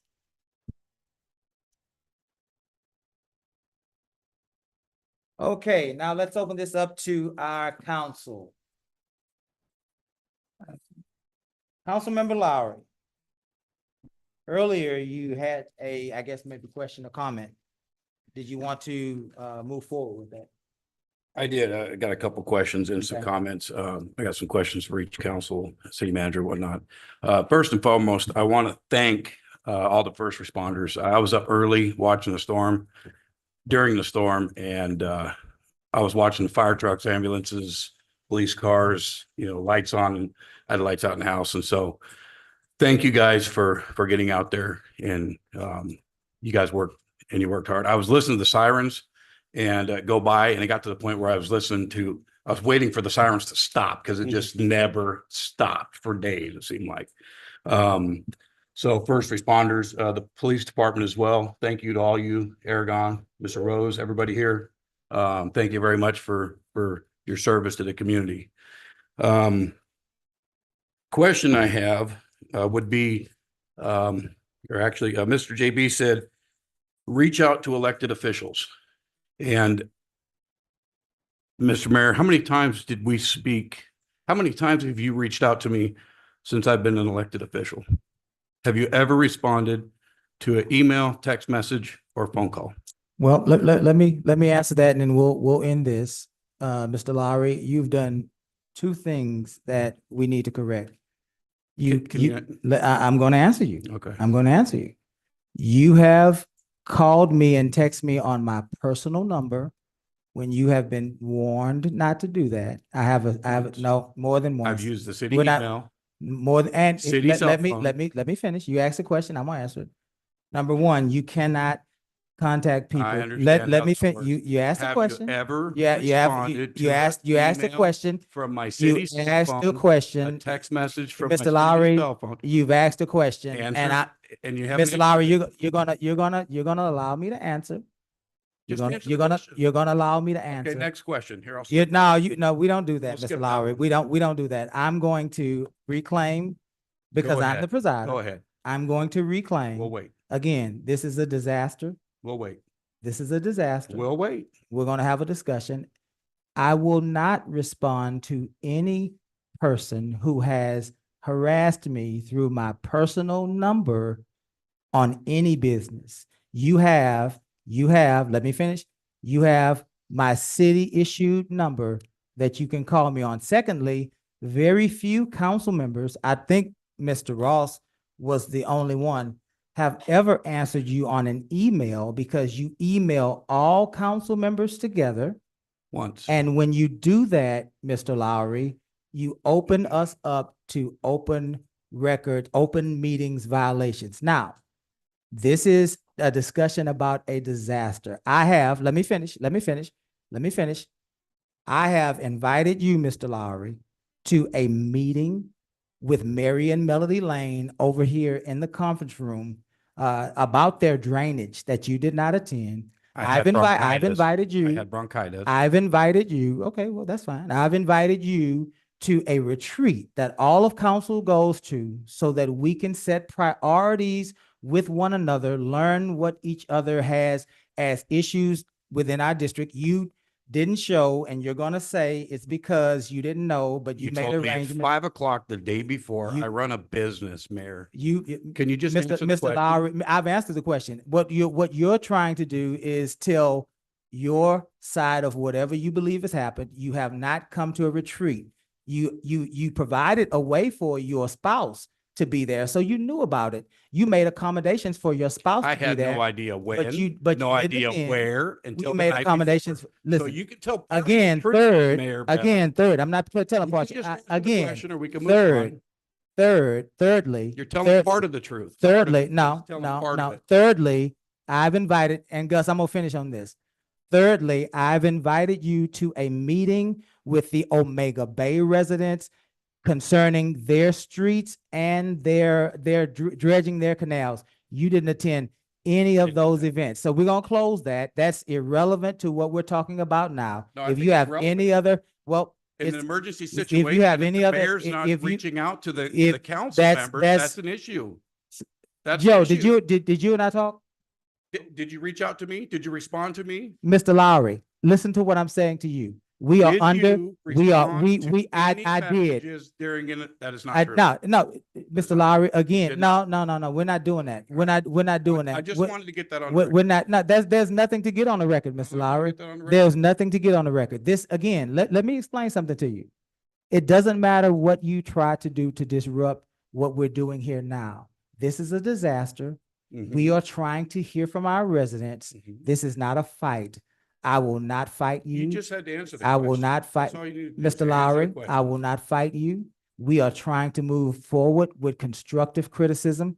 We're trying to hear from them, and every And moment it you boils take, down to you when responding every, and when, in an in emergency every situation, moment, which in you failed to every do. moment, nah, that's, we're not gonna even entertain that. It All right, doesn't well, matter can we what move you on say. then, since Let's we're- move on. All right. Let's move on. What else do we have? Next thing.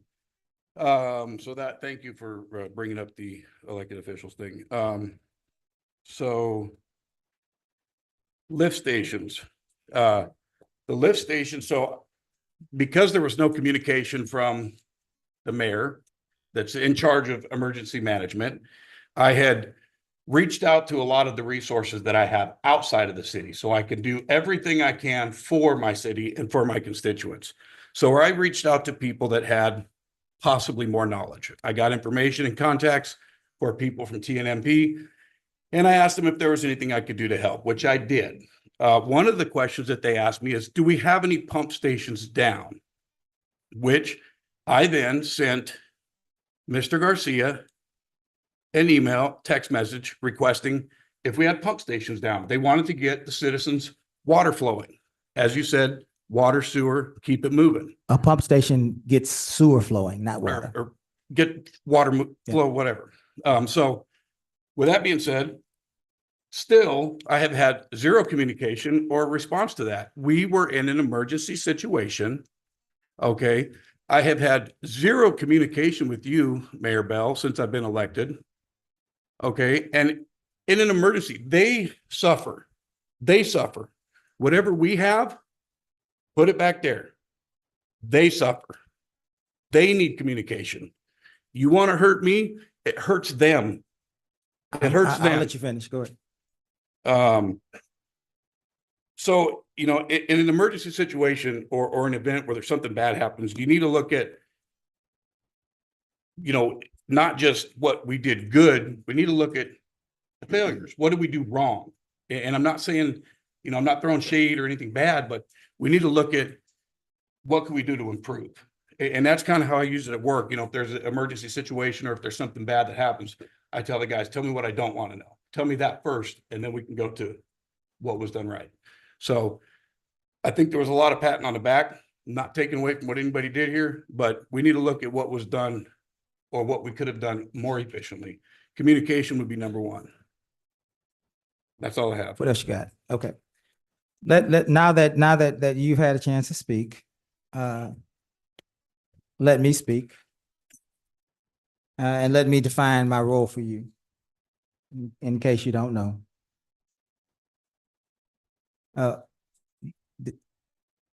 I'll let you talk, and so let me talk, and we'll do that. According to state law, The mayor serves as the emergency management director. And the mayor serves as the governor's designated agent in the administration and the supervisions of duties in this chapter, it's chapter 418. I serve as the emergency management director because I'm the mayor. What that means is this: you go to our chart, our code of ordinances, you go to 26-1, you go to the emergency management director and emergency management coordinator. And I hope that we can really hear what was being said. There exists an office of the emergency management director in the city of Lamarque, which should be held by the mayor in accordance to state law. The emergency management coordinator shall be appointed by the city manager and shall work at the direction and the control and the will of the city manager, except as outlined in section 26-1 and 2. 26-1 and 2 says the director, that would be the mayor, shall be responsible for conducting a program of comprehensive emergency management within the city and carrying out duties and responsibilities set forth in section 26-4. He may delegate the authority of those execution of duties to a coordinator, but ultimately, he is responsible for the execution, and it shall remain with the director. Here are 8, just really quickly, eight responsibilities that the mayor has, volunteering as an elected official. Number 1, the direction, and here, just listen to this very carefully. The direction and control of the actual disaster operations of the Lamarque Emergency Management Organization. The determination of all questions of authority and responsibility that may arise within the emergency management organization of the city. The maintenance of necessary liaison with other municipal, county, district, state, regional, and federal and other emergency management organizations. The marshaling after a declaration of a disaster as provided above of all necessary personnel, equipment, supplies from any department to aid the city in carrying out the provisions of emergency management plan. The issuance of reasonable rules, regulations, and directives which are necessary for the protection of life and property in the city of Lamarque. Such rules and regulations will receive widespread publicity unless it would aid or comfort an enemy. The supervision of the drafting of the execution of mutual aid agreements, cooperation with representatives in state and local political subdivisions of state, if deemed desirable, an agreement with the county, which said city is located, and other municipalities within the county for countywide coordination and emergency management efforts. The supervision of and the final authorization of the procurement of all necessary supplies, equipment, including the acceptance of private contributions, which may be offered for the purpose of improving emergency management within the city. The authorizing of agreements after the approval by their city attorney for the use of property and public shelter and other purposes. I think, Mr. Lowry, you fundamentally misunderstand what it means for a city to be in a declared emergency. And I think that you fundamentally misunderstand what it Not means at for the all. mayor to be Not at all. emergency management director. Not at What all. you actually, if you did exactly what you said you did, you actually harmed us more than you helped us. Actually, the We're not guy we're not from we're not TNFP, he we're- said we're- that he had no we're not gonna- communication with the city. we're not Zero. we're not Because the high we're not turnover we're rate, not he had we're not no going to talk about communication Mr. with Lowry. the city. He You- had Mr. zero Mr. communication Lowry, with the city. You're disrupting a meeting now. Hey, you wanted to know. Yeah. You want to Mr. talk? Lowry, I'm gonna tell the no, truth. what you want to do, Mr. Lowry, no, that's not telling the truth. What you want to do Yeah, is it is the argue. truth. At the end of the day, I gave you state law. Yeah, I can give you- And a council member, like all of these council members, I've had communication with every one of these council members. You have chosen to try to contact me on a number that you continue to harass me on. That's nonsense. And that's not acceptable. File a If criminal you charge want then. to, if you File a want charge. to, File a if charge. you want to File a communicate with charge. me, There's harassment. you communicate with me through the email we of can agree to one-on-one disagree. email, We can or agree to you disagree. communicate with me through that number. Now, is there anything else that you want to We share? can agree to I disagree. I did can we what do my to- duty What can we was. do to move forward, Bell, to The help the city, citizens? What the can we do to city, move forward? the city's moving forward. We were moving forward here. You brought up things that is he said, she said, that had nothing to do Oh, with the you want me to disaster bring up at hand. facts? I'll bring up the That had facts. You nothing just to do don't with the like it. disaster, Mr. Lowry. You don't like. We understand what this means. So we're going to continue to move forward. We get what you're doing. We understand it all. We can We're going to agree to continue to disagree. move forward. Moving And forward. yep, Moving forward. that's right, sir. We're going to continue to move forward. Council, do we have any other questions as it relates to? I would like to say a couple things. First off, Mr. Pritchett, congratulations. You told me council meeting, so I'm expecting to see baby. Because yes. Second, I agree with all the text message stuff. We did not send out enough information at all to people. I even reached out and sent a couple text messages asking what's going on. You're lucky between sailor and Marine, we both have that same Absolutely. sense of humor, because I came up flaming hot on Tuesday when you were like, we're working on it. Thank you. I was like, and came up here and you were already in the midst of getting ready to make a video to tell us about a cooling station. So I appreciate everything y'all did over the last few days. It was great working your boys out there. Thank you. Your guys. It was awesome doing stuff with them, helping, toting and lifting, putting food out here. It's been great. I think there will be some lessons learned, and we just got to work on them and make the next storm better for everybody in the city. Very good. Ms. Yancey. Yes, hi, everyone. I want to just thank the staff. Thank you so much. Congratulations, JB. Thank you to the council who all worked, who have been working. We received word that Councilman Lowry was helping people with their trees. Thank you, Councilman Lowry. Joe was working with trying to get HEB and food. Joe Campion. James Ross was working with trying to get the DMP extended for the disconnect notices. Mayor was coordinating with Kyle and JB. So everyone played a role, and for that, I'm grateful. The blessing part is that we did not lose any life. And this is a storm that no one can predict. We're not God. And it was a form of nature. What I'm praying for is that the citizens will pray for our government and our nation. This is a time that we really need to come together and thank God that we did not lose life. Now, do we need to look at our systems so that we can make them better? Of course. No system is completely completely correct.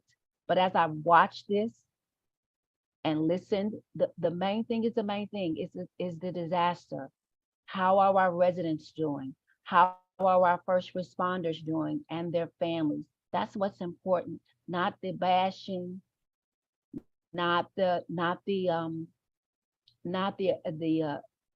accusation. We are more professional than that. My husband said something in his sermon on yesterday. He said, if you were convicted of being a Christian, would there be enough evidence to convict you of that?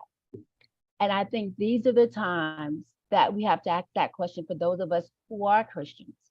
Is there enough evidence to convict you of that? This is a time that we need to come together and fix the things that are wrong, because we're human. People make mistakes, but I am grateful that we're looking at them. We are intelligent enough to look at it and try to fix it. If something happened with our text messaging, let's see what happens. To our residents, we will do better. We have all the tools that we need to be successful, and we're going to, we got past this. No one can predict the when.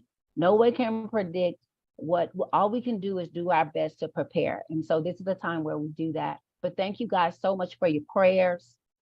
Thank you so much for those that text. We do have text messaging in District A that we did what we had to do to try to help our Meals on Wheels program. Because as you all know, District A has more children and more elderly than any other district. And so we know our residents, we did our best. to make sure that they knew. But let me say this.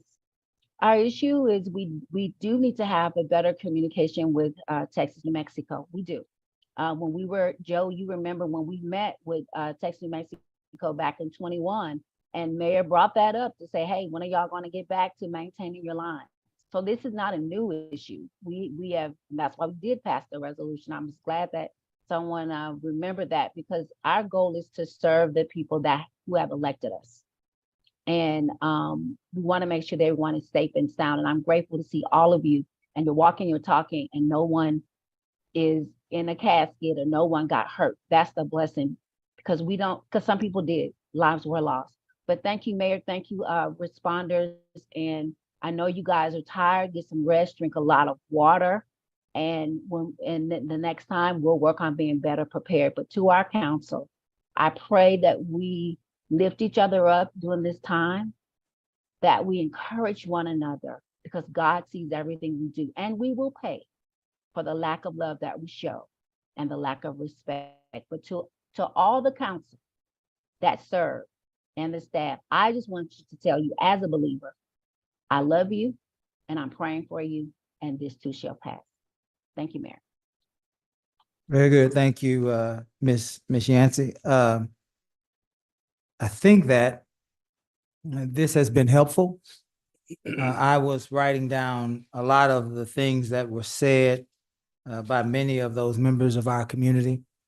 Sounds like to me that there are a couple of things that are really clear. Number one, we want to look into what it would take for us to maintain our own easements. That's going to be a cost factor, but we will certainly, as a council, move forward in understanding that. And certainly, although technology is awesome, it has the ability to fail.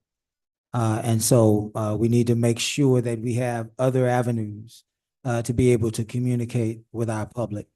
At the end of the day, Ms. Yancey is right. We survived, and that is the most important thing. This is no time for political pandering or any of those types of things. No time for gotcha moments. We are still have at least 10 residents without power. We are still in an emergent. We are in a declared emergency. This is no time to point fingers and aha, I got you. That's not leadership. What leadership is us listening, learning, and growing. Many of you understand that, and this is how we're going to move our city forward in doing just that: listening, learning, and growing. There's a lot that we have to take to consider. Gentlemen, I believe that we should plan an after-action event with focus groups, with staff, and the like. Let me say this before I close this section of what we're doing here. Mr. Garcia, let's understand a little bit about what's happening. Mr. Garcia is the city manager.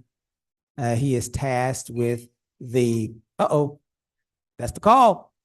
Is that God?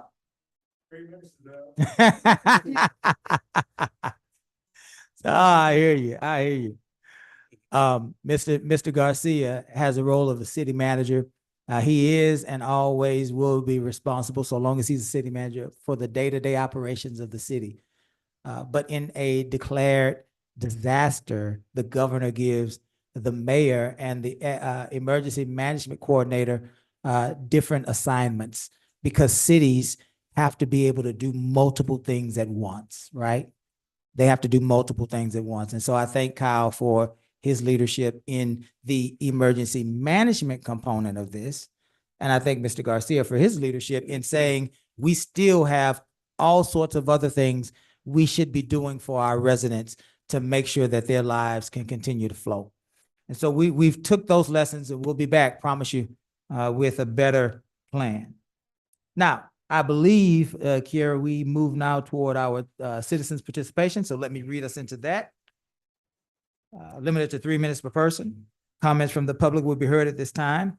Any person with city-related business who's signed up may speak to council, limited to 3 minutes.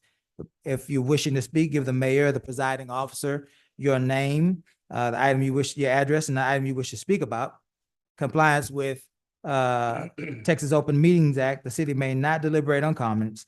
Personal attacks will not be allowed, and personnel matters should be addressed to the city manager during normal business hours.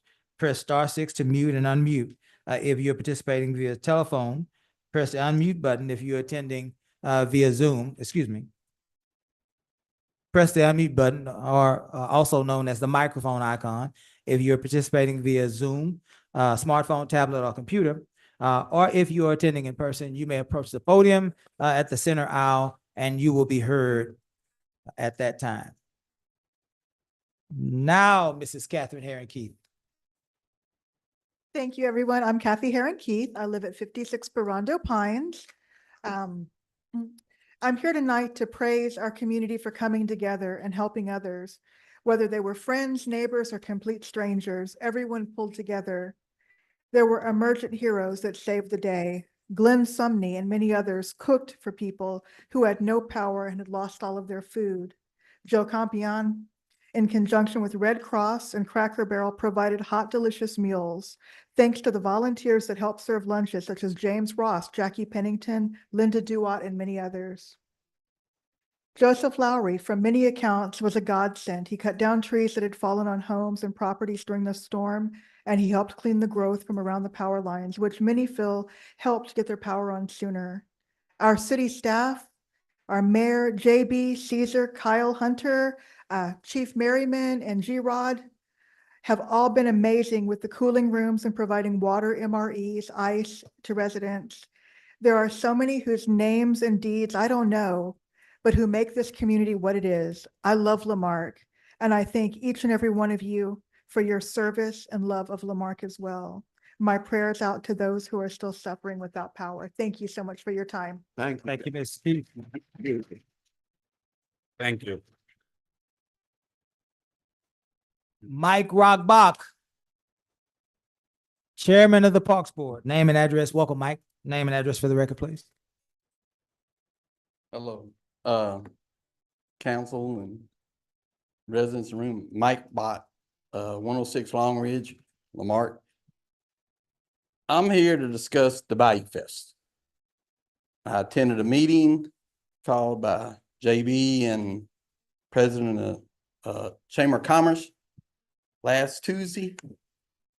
And what they proposed was eliminating the Bayou Fest in October, merging it with the event in March. Okay. I'm totally against that because I've been with the Bayou Fest from day one. Anybody knows me knows I'm passionate about that event, much less any event that's held with our parks. Outside promoters, I work with them. But I'm 100% against moving this event and merging with the other one. With that being said, one of the reasons why is the way it's explained to me with city staff is busy. I get that. Totally understand that. What I'm asking council is if that is the case, then I request you move the organization back to the Parks Board, which is who created this event. We can do it. We're capable of doing it 100%. With that being said, this needs to be handled right away. We're 90 days out from the event.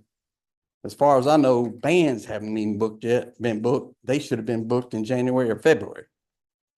So it's a pressing issue. If, like I said, I'm totally against the move, but city's gonna have to do what they want to do. I get that. But if it's going to continue on, which I hope it will, action needs to be taken right now. They need to start planning the event. Some of the negative things, not about that, but just to put things in perspective. These crawfish events, they draw good. Okay.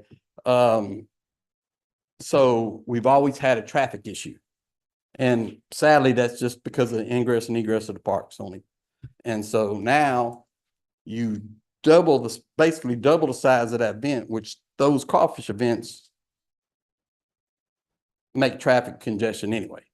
Then you add our Bayou Fest with it. You know, I don't care how much shuttle they're gonna do, we're gonna have issues. On top of that, you look, that intersection is gonna be tied up the next 2 to 3 years under construction. So that's not gonna help traffic flow. That's another reason why I feel this event should be kept separate.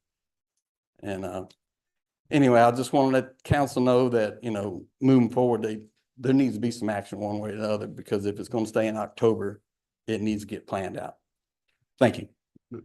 Mayor, Thank you, Mike. point of information. Point- Rock, Mike, Mike, I have a question, just to clarify. Are you suggesting that this changeover is somehow happening this October? This October? That's the option, the way it was explained to me. But cause you can't have them both, because that's, you know, the Bayou Fest has over 100 grand, basically $140,000 budget. So if you have it this one and then turn around having the March, y'all summer budget, you're gonna have to prove $250,000 to have an event twice. Nobody's voted on this or anything? We have not taken any action. on we it. haven't, no, we haven't taken any action. No, no, I know there's not. And like I say, I'm really not expecting a reply to you. If y'all got a question, I'll answer it, but I was just trying to. Yeah, I believe point of information that Mayor Pro Tem is trying to bring out is the council has not approved or disapproved anything. Correct. There you I'm go. just Yeah. moving forward, like saying, the discussion I had, the reason why they wanted to turn it over to this promoter who has no tie to the city was they would run the event. And so that takes the load off of city hall staff. Because I can't say city staff, because police, fire department, and public works do great. They're not issues. It's the organizational staff Yes, sir. that there needs to be a decision, because if there is going to be a Bayou Fest, they're already behind on the planning. Mhm. And, you know, Caesar's heard enough in these organization meetings.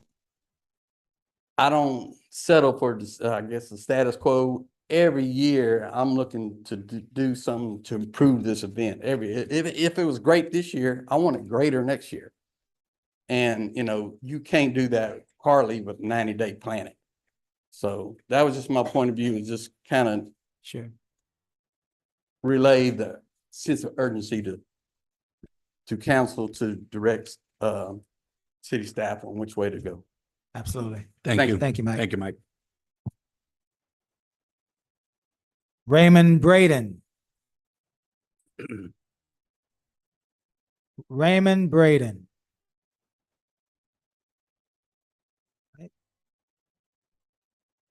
Richard Holcomb. Welcome, Richard. Name and address for the record, please. Richard Holcomb, 2708 Magnolia Drive. Well, what I put on the paper and what I want to talk about now, I guess it's two different stories, but now that I heard all this, but my main concern is the light at Lake, 45 and Main Street. When you're going on Lake, like you're going underneath the freeway to go to Jack in the Box, you're lucky if 3 cars gets through that light. And I know that construction's been there forever, and I don't know how much longer that construction is going to be there. But when you take a 2-lane road and make a 1-lane road out of it, and you shorten the light, you're going to have an accident there. Because I watched today, 7 people in front of me run the red light because the light turns green for the oncoming traffic, not one of the streets to your left, not the 45 feet of road or the main street. Or if either one of those lights turn green, somebody center punched somebody going from Lake across the freeway to the feeder road. And everybody in my neighborhood's complaining about they don't even want to go to Galveston or Jack in the Box no more, because sometimes it takes you 4 lights and you can be the 10th person in line there. And it takes you 4 lights to get through that intersection. Is that that's a farm to market? That would be, being that those are TxDOT roads, both of these have been already reported to TxDOT. They're reported before the storm, during the storm, after the storm, but we will follow up again. So this has been going on for over a year. Absolutely. I'm not talking about storm. Oh, no, no. I mean, I understand. I mean, it seems like, I understand construction, but that construction has been there for way over a year. I don't know. I talk to people and they say, well, that's Department of transportation. But if it's in your city and it's making your residents take 30 minutes to go to Hitchcock when it used to take them 3 minutes, you know, I feel like I've called TxDOT hundreds of times and I don't even have nobody to talk to no more because they don't even want to answer my calls. Mr. Garcia, point of information, that light was Yeah. actually out this morning, both directions. All right, yeah, and Yeah, and this is to everyone. The points of information, I understand them, but we're now discussing the object and this is to hear from the citizens. We've heard you. And Yeah. but additional information about it's not. And you can, we need to can't. be careful. And we have to, Stop. Publicly or? listen, Hold on. listen, let me reclaim this. All And then I'll let you go, Gus. Sure. We cannot, council, we cannot blurt out point of information and then start speaking. The chair has to recognize you before you speak so that we can keep decorum. Gus, would you continue? Mr. Hulk. I think Mayor has a number for TxDOT if Mr. Holcomb wants it. If that's okay with you, Mayor. Very good. I appreciate that. Now, a question for council. Yes. Just on points of information, it's clarity with the speaker, right? Did I understand you right? It's this address. Correct. That- And when it becomes council speaking amongst themselves. Right. Yeah. Right. Very good. Mr. Holcomb? And my second thing I want to talk about was the day after the storm came, I seen we live right next door to JC Park. And I seen some park employees. There was one truck drove by. He drove actually into that soccer field behind us and there was 3 people in the truck. And I thought maybe they might be helping clean up or something. And I went and talked to the guy operating the truck. And he informs me that I said, you know, what are y'all doing riding around with all this stuff in the city's blown all over, limbs everywhere? What are y'all doing riding around? And he informed me that, so he said, sir, we were picking up limbs and helping people, but the city shut us down because FEMA hasn't been notified or agreed to it or whatever. And my question is, well, what do y'all normally do on a regular day basis? What do? Y'all just ride around in trucks waiting for somebody to tell y'all what to do? I mean, before I retired, I ran plants for industrial refineries. And there's a saying in the industry, there's always something to do. And with my tax dollars riding around in an air-conditioned truck because the city shut them down because FEMA hadn't agreed to pay for whatever they're doing, well, what would they be doing if the borough never come here? Would they normally on a regular basis be driving around? Or would they be cleaning the shop? Or would they be cleaning the park or something? I just don't understand. Gus? Point of information? Sure. Yeah.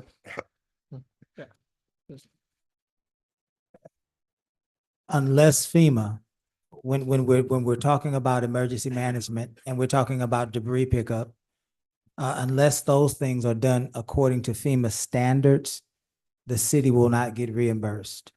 And so at some point it moves from the city clearing right of ways, and there's a stopping point while we wait for President Biden to sign this declaration so that the city can then be reimbursed for the debris management and pickup is what I suspect. Yes, sir. I understand that, but I just, you know, it was, to me, if you hadn't got nothing to do, stay at the shop. Don't be riding when citizens out here sweating, dragging limbs and stuff, and you 3 guys on the payroll. Yes, sir. Drive by an air-conditioned truck and kind of look at me like, what are you doing? Well, go back to the shop. I don't want to see my tax dollars paying somebody to ride around an air-conditioned truck when all the citizens out there have no electricity, no air conditioner, nothing. Yes, sir. It's like a slap in the face. Yes, sir. Understood. Thank you. Thank you. Mr. Joel Camacho. Welcome, Joel. Name and address for the record, please. Joel Camacho, 25 Rondo Stretch. I have 2 points of interest and pertaining to code enforcement. First of all, is with the facilities of self-storage. I bring this to the attention because I know of two facilities here in the city that it looks like the code enforcement is not being applied equally. And I bring that up is because both of these facilities are, according to the zoning map, are an identical zoning, C1. So that's my first question.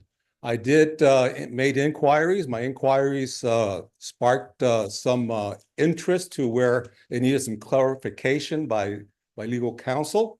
So my question would be, if it has to be interpreted by the legal counsel, are we expecting the code staff to enforce those codes, and if they're being applied equally? Second of all, is that throughout the city there is sprinkled around empty lots. Now these lots have a lot of overgrown vegetation. Now I'm sure there's a code in there, and there's also a length of the grass as before it needs to be attended to. Now the concern there is that this harbors rodents, and i.e. rats and mice. And obviously, if they're anywhere near anybody's house, then they're going to be seeing them in and around foraging for food. Now it becomes a public health issue. And also here, given the time of the year, the season, I don't think there's anybody here who hasn't had a inquiry with a mosquito couple this last week. Now that also harbors mosquitoes. Now I understand that are not, as far as I understand yet, is that we're not spraying because of the lack of trained personnel. Mm-hmm. Now, we need to enforce these codes and get this squared away, because here again, here just not too long ago, I think it was the 11th of July, Montgomery County had a incident of West Nile. Up in Sugarland, they had found a mosquito that tested positive. Now this issue, I'm only echoing because there's other citizens who have brought this to the attention of the council. I know of one individual who always comes up here and makes comments regarding the code enforcement. They're here so often, they should be put on the agenda instead of filling out the form.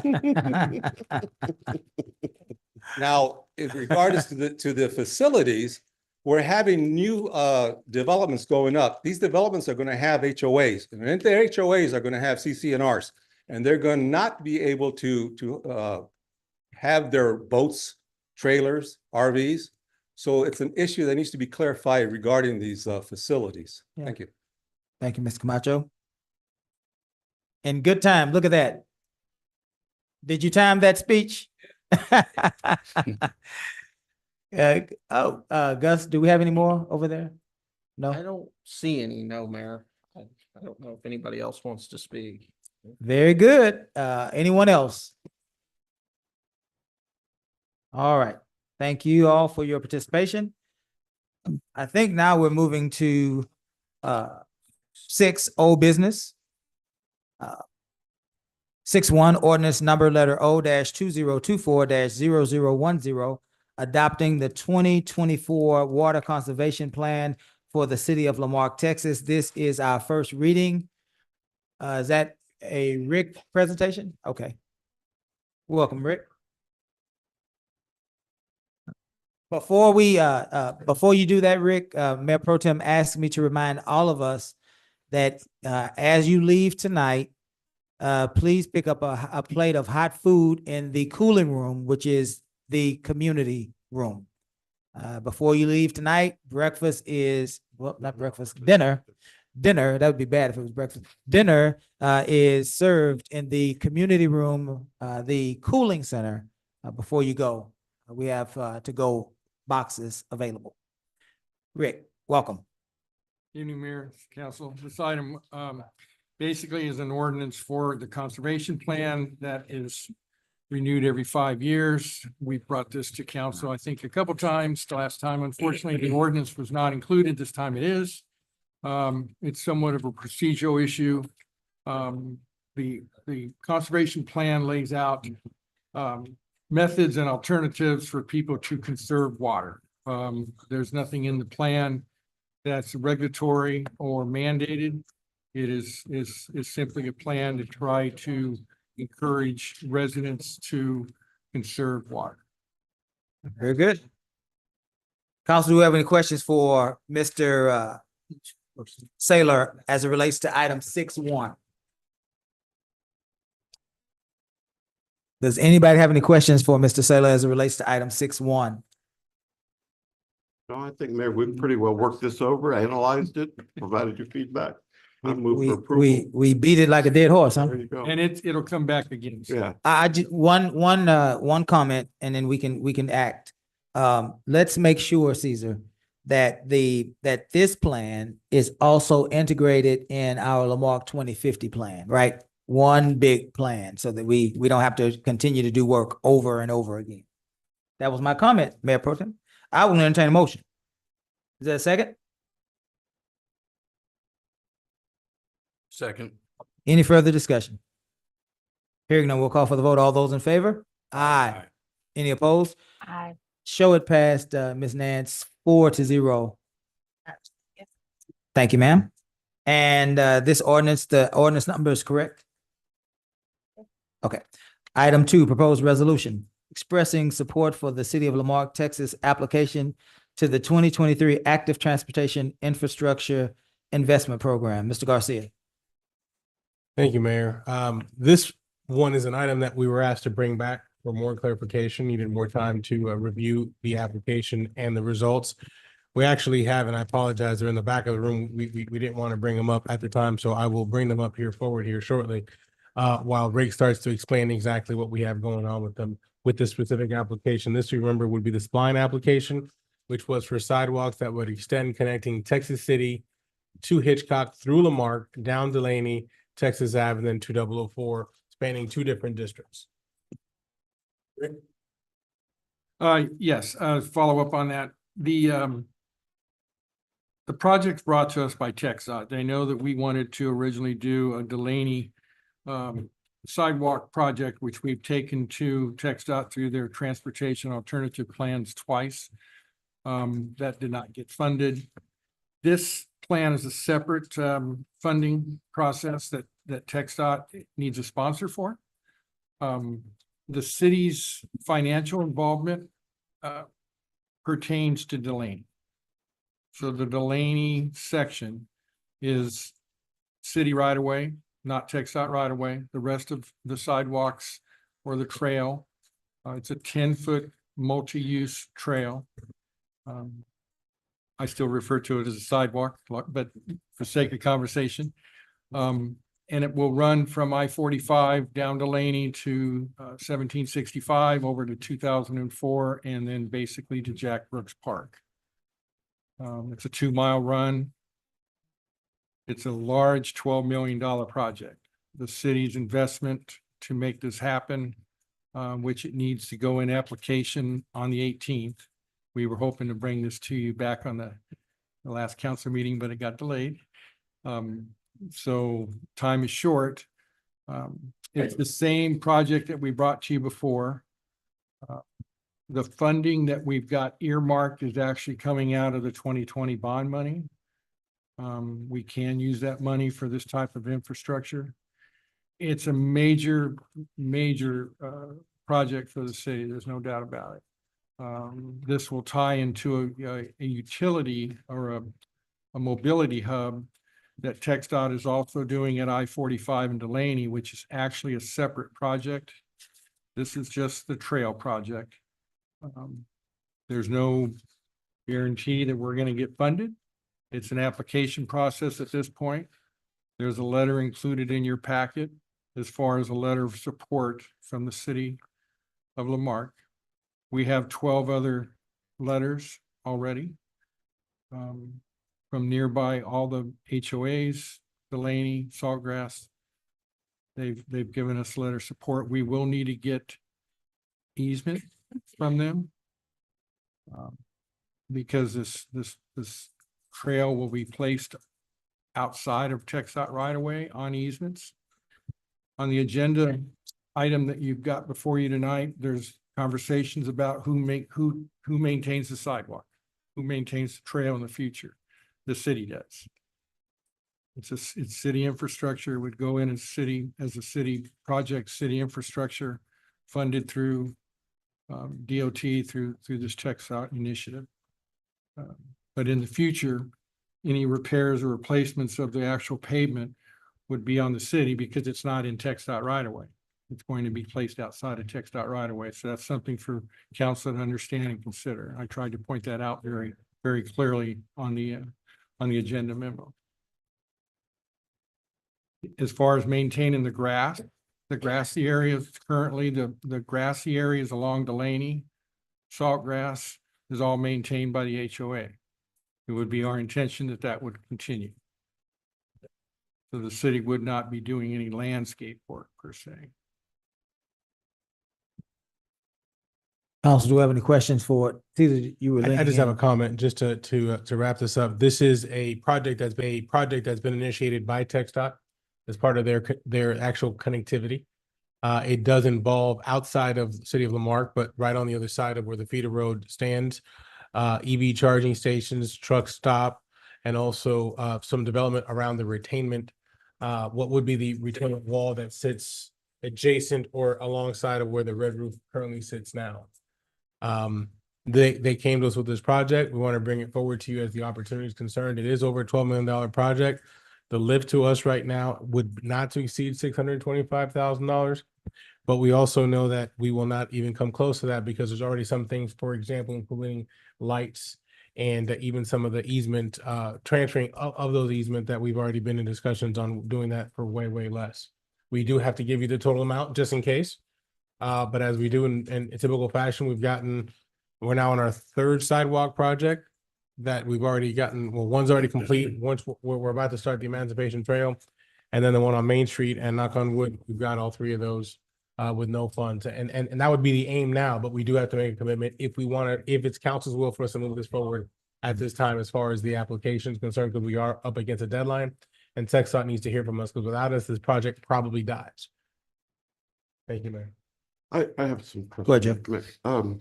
To be clear, Mayor Pro Tem. and it's in District B, so we do have a need for sidewalks. I'm just not clear on what has been discussed, whether it's both sidewalks and trail. I've been hearing two. On Delaney, actually in the budget, on Delaney. On Delaney. On Delaney only. There was I'm a visual person. There's a So 10 from foot. where? From past the Red Roof Inn or Delaney Cove? Where was the? From I-45 From I-45? to 1765. Okay, I see Would that. be a 10-foot trail, multi-use trail on the west side.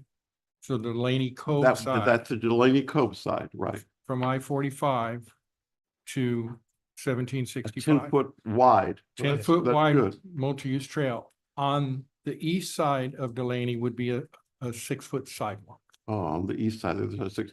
So that would be on the Abundant Life. Abundant Life, Abundant Amazon, Amazon. Gulfway Plaza. Okay. It very would go to good, very Gulfway good. Plaza. Yes. And you're saying that the trail would be maintained by that portion is maintained by Delaney Cove?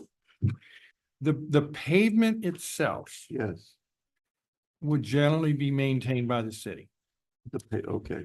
And of course, naturally the sidewalk. The landscaping would be maintained by the HOA as it is right now. I see. All right. So very as far good. as cutting the grass, Okay. there's And grass, then it's gonna trees. hit 1765. And it looks like, what is it? This 10-foot trail again at the, what is it? Where Tony's place is at? The Padua development. It crosses over 1765 Right. to the south side of Would I- 1765. It would- And so it's on the trails at Woodhaven, and Yeah, trails we at Woodhaven. also have a letter of support from them. Yes. So it would run from there, it would run west to 2004. Okay. And then at 2004, it stays on the east side of 2004, the Saltgrass side, Saltgrass side. all the way down outside of the city of Lamarck into Hitchcock. And it ties into a trail that would actually go into Jack Brooks Park. Okay, all right. And that portion that is outside the city limits, naturally we're not responsible for, No, right? right. As a And- matter of and- fact, the only spot that sorry to cut you off, Mayor Pro Tem, the only spot that we'll be responsible for would be the part along Delaney Cove because everything else is text dot right away. Okay, I need to correct you on that, sir. Okay. Sorry. Something changed. The 10-foot walking trail will not be in TxDOT right away.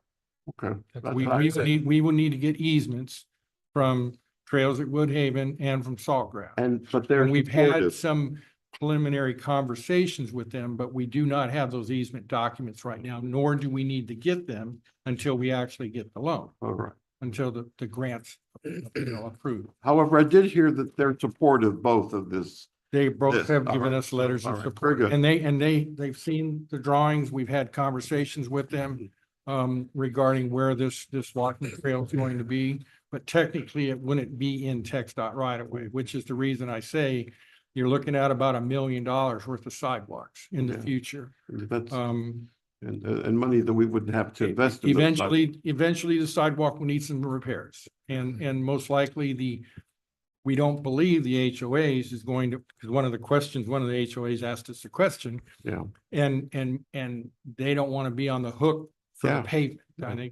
I think they're fine with the landscaping. They're already cutting the grass all the way down. Saltgrass does everything on 2004. Right. Delaney does Delaney Cove. Yeah.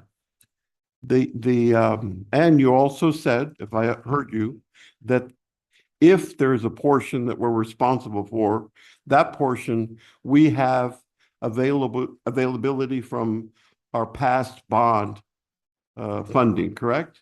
We do, we gave you a copy of the bond schedule All right. and we've And got that's- penciled into that twenty And, all twenty-one. right, okay, very good. So it's a possibility. Very good. Thank you.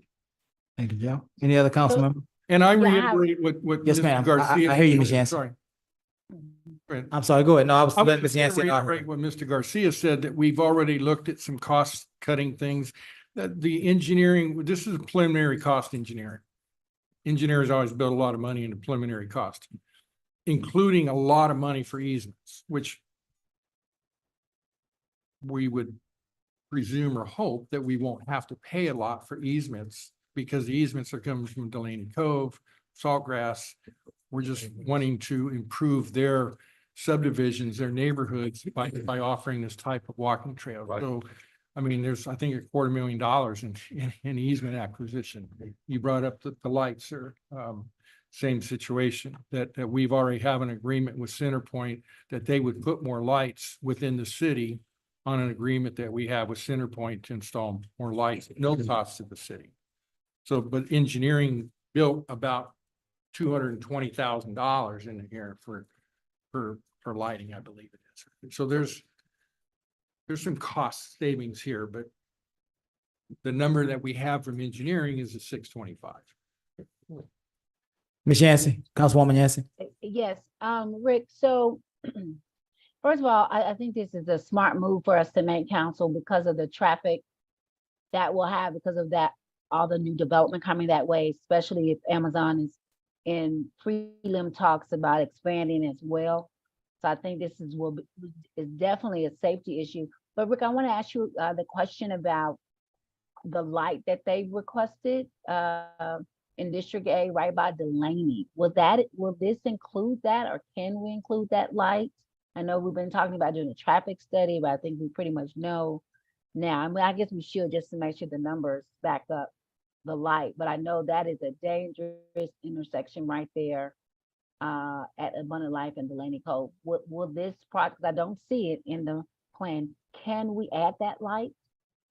You know, it's something we could look at. I presume you're talking about a traffic signal Right. at the entrance in Delaney Cove at Hallman. I will tell you that I know, I don't have the exact schedule, but TxDOT is looking at putting a full signal at 1765 and Delaney, and that will provide staggering on traffic, which engineering believes is going to help that intersection a lot. Because right now, because it's a four-way stop, there's no real staggering of traffic. But once the light's in at 1765 and Delaney, there'd be more staggered on that traffic, which might loosen up that traffic signal. But I know we did look at it before. It was a traffic count issue, and traffic engineering just did not sign off on it because they didn't see the need for it. But it's That was 3 years whether we ago, do so it it may be within time this for us to do it project or we again. do it separately. I think it's still something that's somewhat on the burner, but we just never pulled the trigger on it. I would like that included in this project, Okay. and I'm not gonna vote on it until we get it. I'm just gonna say, I don't wanna really pass it until I know that because that's been a major point of contention with my constituents about that safety issue right there. And I think this may be the time to get it. Any other council member? So you said the TxDOT reached out to us for this. Are they doing the grant application on this, or is? They are doing the most of the lift, like the actual work on the actual application. Yes, sir. And then the remainder 600,000, are we getting grants for that or applying for grants? We would apply. Should we proceed with this tonight, we would find other ways to fund that 625. Being Being grants. grants, sponsorships, or easement agreements, other ways to reduce those costs. Fair enough. Presently, we have it on the bond, right? So just pencil But it just, in there, we'd like to maximize the Right. use as much as we can. Any other council member? So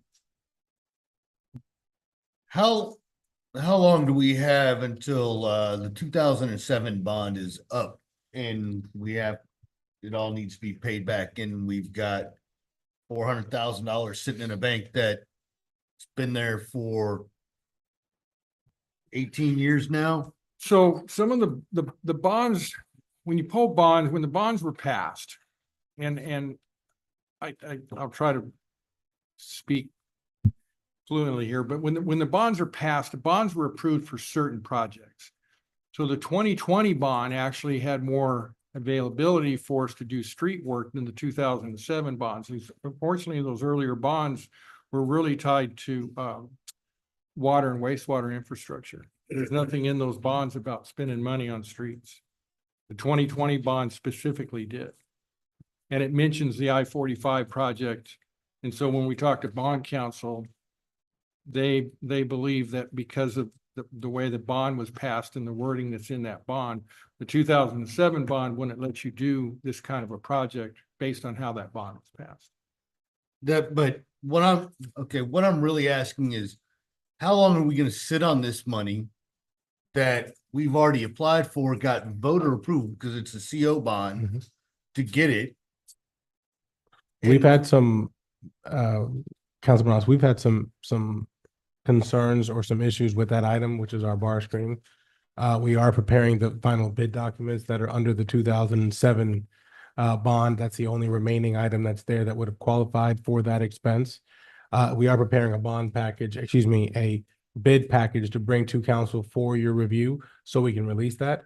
And we would utilize some of those funds for that preliminary part of the project. And then lastly, it's great that Delaney Cove and everybody on that side of town is getting walking trails. I mean, when I'm over on that side, they're not as much of a walking city as the other side of Highway 3 is right now. That everybody's kind of close. It's less than a mile and a half here to City Hall.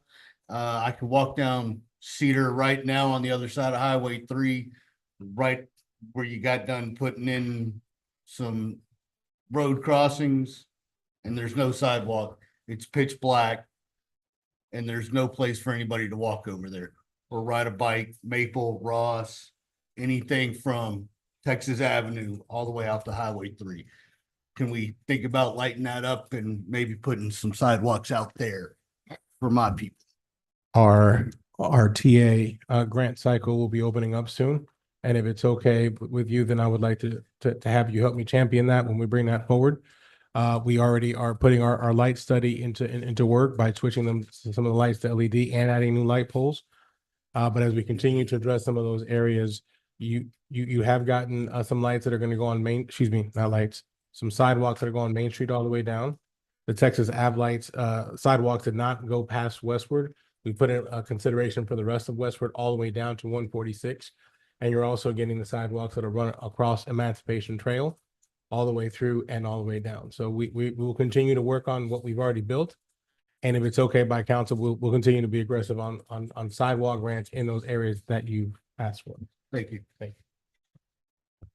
Guys, refresh my memory. I thought that council, previous to this council, directed city staff to earmark last budget cycle every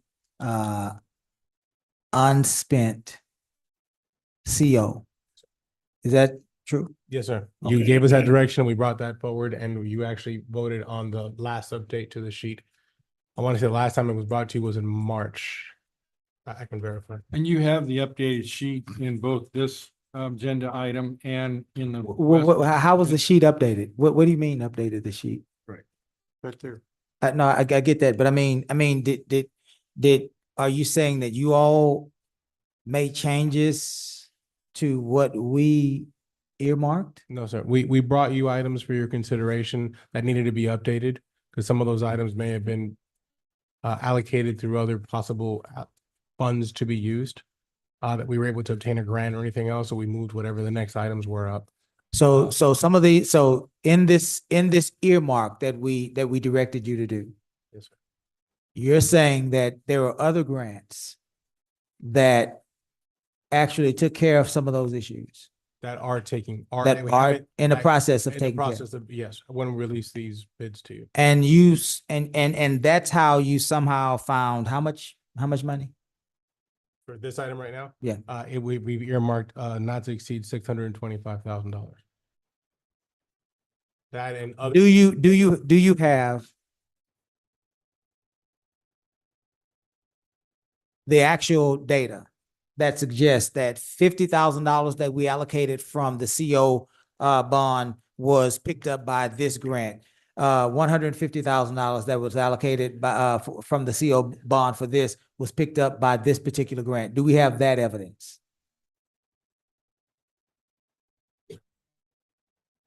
Should be in the updated documents in the packet. Let me double check, man. Because all people hear is that we allocated in the last budget cycle, we allocated that all of these, to James' point, all of these CO monies would be expended on behalf of the taxpayers of this city. And now Rick is up here saying, well, we got $600,000 in bond money. That's very confusing. I've been here 20 years and that's still confusing to me, Rick, if you might understand that, right? And so we want to slow down. And we want to see if these things actually flesh themselves out before we move to the next step, the next question. I'm looking that up while we're asking. Okay, would you like me to proceed while you're doing that? If you That's like, fine. please. Yeah. So the next issue that I'm trying to navigate is sidewalks. How many feet or yards or miles of sidewalk would we have if we accepted this and the work was completed? It's 2 miles, sir. 2 miles of sidewalk. Yes, Is that concrete? 2 miles. 2 miles of concrete? Concrete sidewalk. Yes. Do you know what it takes? Councilmember Lowry does. Do you know what it takes to maintain 2 miles of concrete? I estimated based on our cost of doing sidewalk work, about $1 million To maintain it? to replace it. To replace it? Right. It's about $1 million worth. What about the maintenance issues that would go along with it? Now, before you answer that, remember, Sawgrass, Delaney Cove are having a devil of the time with sidewalk repair issues, sidewalks that we, because we're the city, Right. we're responsible for maintaining. So if the sidewalks are constructed properly with rebar and by good building construction standards, the sidewalks will last.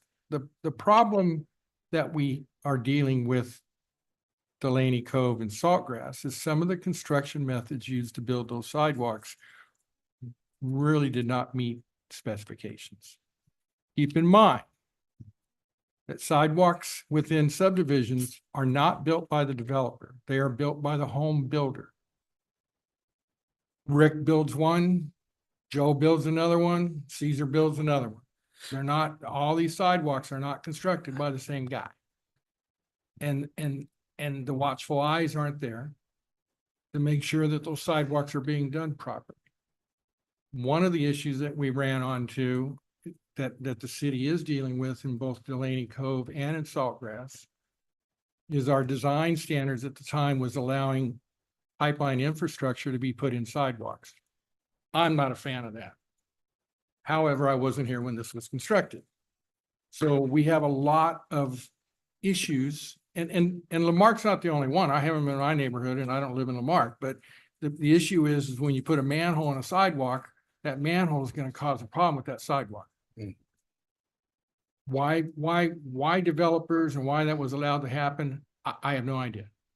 Valves are the same way. You put infrastructure underneath the sidewalk, to me, it's a bad idea because it causes problems. Appreciate that. So this sidewalk would be done with better watchful eyes. It's thick sidewalks. It will be put in with rebars. So the idea of that sidewalk having as many problems, what we may be seeing in Saltgrass and Delaney Cove may not necessarily relate. And yet, Mr. Oh. and go ahead, Councilmember, go ahead. Mr. Rick, are we doing sidewalk inspections here in Lamarck, or are we just doing the approach, the apron, that? Okay. You know, I don't do that, so I don't want to speak out of turn. I don't know that we're actually doing sidewalk inspections because this is going to get political here. The sidewalks by our ordinance, by our building standards are not city property. So we have no reason to do an inspection on a private sidewalk. The sidewalk belongs to the homeowner. In some of the subdivisions, the HOA took responsibility for the sidewalks, not the city. Cities vary depending on what city you go to. Some cities do maintain sidewalks. A lot of cities do not. I know for a fact Dallas and Houston does not. Pearland does. Pearland is one of the few south of Houston I found that does maintain sidewalks. Yeah.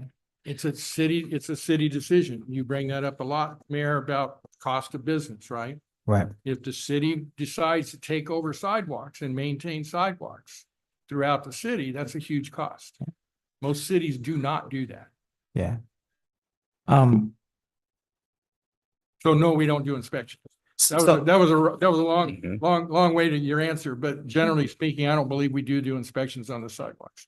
The reason we do on driveways because it's a right-of-way approach. And the approach, yeah, not the driveway, but Yes, the sir. approach.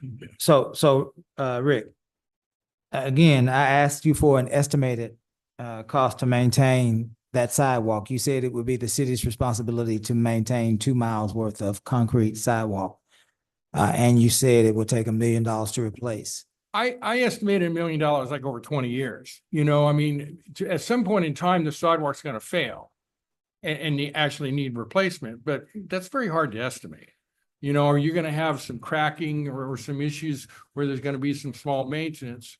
But I tried to point out from the standpoint that I can, that there would be some cost to the city to maintain this trail. There's no doubt about that.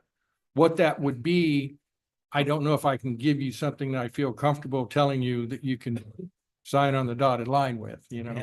No, That really depends on the preparation of the sidewalk. You could have it last for 50 years, 100 years. It really Quality of matters work, on right. the preparation of the sidewalk. Rick. My concern is our ability, three things. My first and foremost concern is something that I've been sharing over this dais at least the last, I would say 3 or 4 months, which is not anything that you can do anything about, but I'll say it for all of us to hear. We are constantly attracting and being awarded grants, which is a good thing. But many of those grants come with the city's match. And so while we are receiving resources, we're also having to expend resources. and 600 some odd $1,000, $625,000 for sidewalks. Great idea to have sidewalks and a walking trail. Love that. But when you look at the other needs that our city has, streets, easement, maintenance, as we just talked about that earlier in our meeting, drainage, maintenance, things of that nature, things that needs that are more pressing, right? It's hard for me to vote in the affirmative on this particular issue because there are other needs that $625,000 might be able to meet. So that's the one thing I'm having heartburn on. The second thing that I'm having heartburn on is no matter what we say, and again, I'm not a concrete person, but I suspect that at some point, some sort of maintenance will need to happen. And those are funds, those are dollars that we may need to use in other areas. Don't know or understand, because I'm not a concrete person, how much $1 million is when it comes to concrete maintenance. But you said over 20 years, that's at least $50,000 a year. And that's today. Money's going to get more expensive. And so $50,000 worth of maintenance today will not be $50,000 worth of maintenance 20 years from now. So there's heartburn in the unknown, especially when we have other issues that we can address with these monies. Again, great idea. I get it. But for me, this is the opportunity for us to be fiscally responsible. This may come back to bite us in the end. Caesar, did you have those numbers? I do. I'm trying to get a printout for you, Mayor, or at least find a way that we can share it on the actual screen. The one that was last brought to you. Okay. Ratified March 4th of 24. And it was, you asked for a bond update at that time, at that meeting, and we have that update available. Do you have where you move, where other grants were awarded to take care of other issues so that people can see? Since that, okay. no, I would have to take that old sheet and this new sheet and compare the difference. Yeah, because do you understand why that's important? I understand, not a problem, not a question, not anything with that. But I will say, what the pressing item was is that this was asked at the last meeting to be brought back at this meeting with clear information as to what that was. We didn't have this part of what you're asking for. However, we are up against a deadline, and TxDOT is asking us to either go or no go essentially at this point, with or without their support. And if it's the council's will to say no go, then we'll proceed in that matter. But we need to bring you the updated information as was requested as the opportunity arose. Sure. Mayor Pro Tem? That last part, Cesar or Rick. So TxDOT could conceivably proceed on their own for some portion. The No, they can't. strength Huh? of the No, they can't. application. They have to have a- They need a sponsor. They need a sponsor. They need a sponsor. So our role, because it's being done in the city, is to sponsor this. So we felt, and Caesar and I had more than one discussion about this. Many. And from my standpoint, I understand what you're saying, Mayor. It's a huge opportunity. It's a huge project. The timing might not be great. Like we said, it could be less. This thing could come in less than 500. It could come in at 350. We don't know those numbers. For me to try to tell you that wouldn't be fair or ethical. The number I have right now is 625. We believe it's going to be much less, but it's a $12 million infrastructure project that TxDOT brought to us. And I was under the opinion that bringing it to you is the right thing to do. Sure. You know, for me to Yeah. say, nah, we don't want to do that. That's not my role. Right, It's your right, role, you know, and I understand your concerns.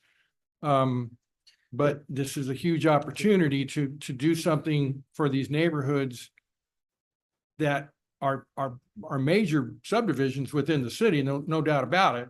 And to make some walking trail improvements for the people that live there. Exactly. And that brings up the point. That's the developed part of the city. That's the planned development part of the city. This improvement is consistent with that. That's the highest, among the highest ad valorem taxes in the city in terms of our homes. And they continue to grow.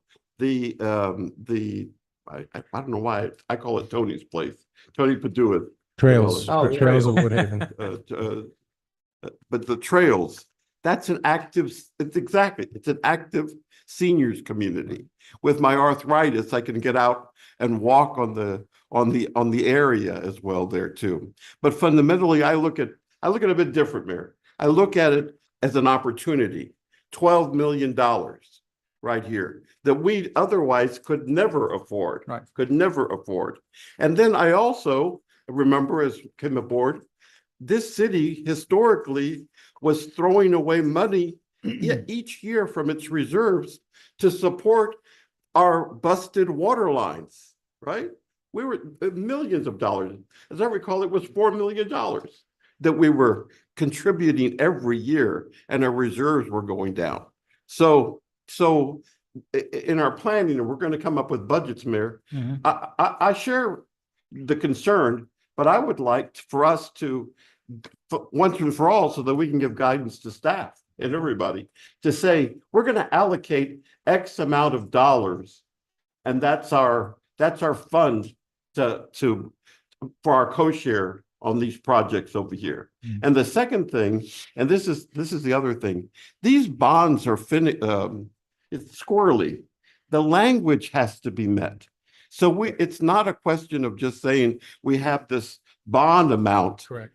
And we can use it for anything that's in general. What was the first 2007 was, I think I remember that. That was the one for the equipment for pumps and stuff of this nature, right? And so we've got to find some project that's consistent with that. Yes. And then, however, we have also been the flip side, you've said it, we've been very fortunate. We found some grants that were covering the pipes already. And so this is under the, what, 2020, what? 2020. The 2020 What we got grant, at Pennsylvania. which is specifically sidewalks that are included in this, the There's- language. Some of the money needs to be spent on streets out of that On bond. streets, Right and now, we did not originally have any street projects in there. It was originally supposed to be spent for some of the I-45 work, but the I-45 work that we're actually spending money on really has to do with water and sewer sewer, yeah, exactly. relocation. So, Exactly. and that money's going to engineering. And So one thing I but- might but- point out, and just for consideration, is there's not a lot of work that we need to do over on the west side. We don't need to fix streets. We don't need to fix 2-inch water lines, you know? Talk to the So- people at so we're on spending- Walker we're Street. Spending a lot of money, you know, in other areas of the city, admittedly, on streets and water lines. And this is a project that we could spend admittedly on the west side in a planned community neighborhood that provides something to those residents. Because other than that, most of the money is not being spent over there because it doesn't need to be. And let me just a final comment on this, is that I urge that we proceed I like, because I want the traffic light at Delaney and I mean, Delaney and Holcomb. Is Hallam Drive. Hallam, yeah. Hallam. I always said that when Amazon was first going in there. And so I share that as a recommendation. When I move to urge council to pass this, is that it should have that recommendation in there. Let me ask you this, and we're gonna bring this horse into a barn. We're giving Caesar a chance to see if he wants to provide numbers. Did we do any kind of survey on this as it relates to what our community members want or need?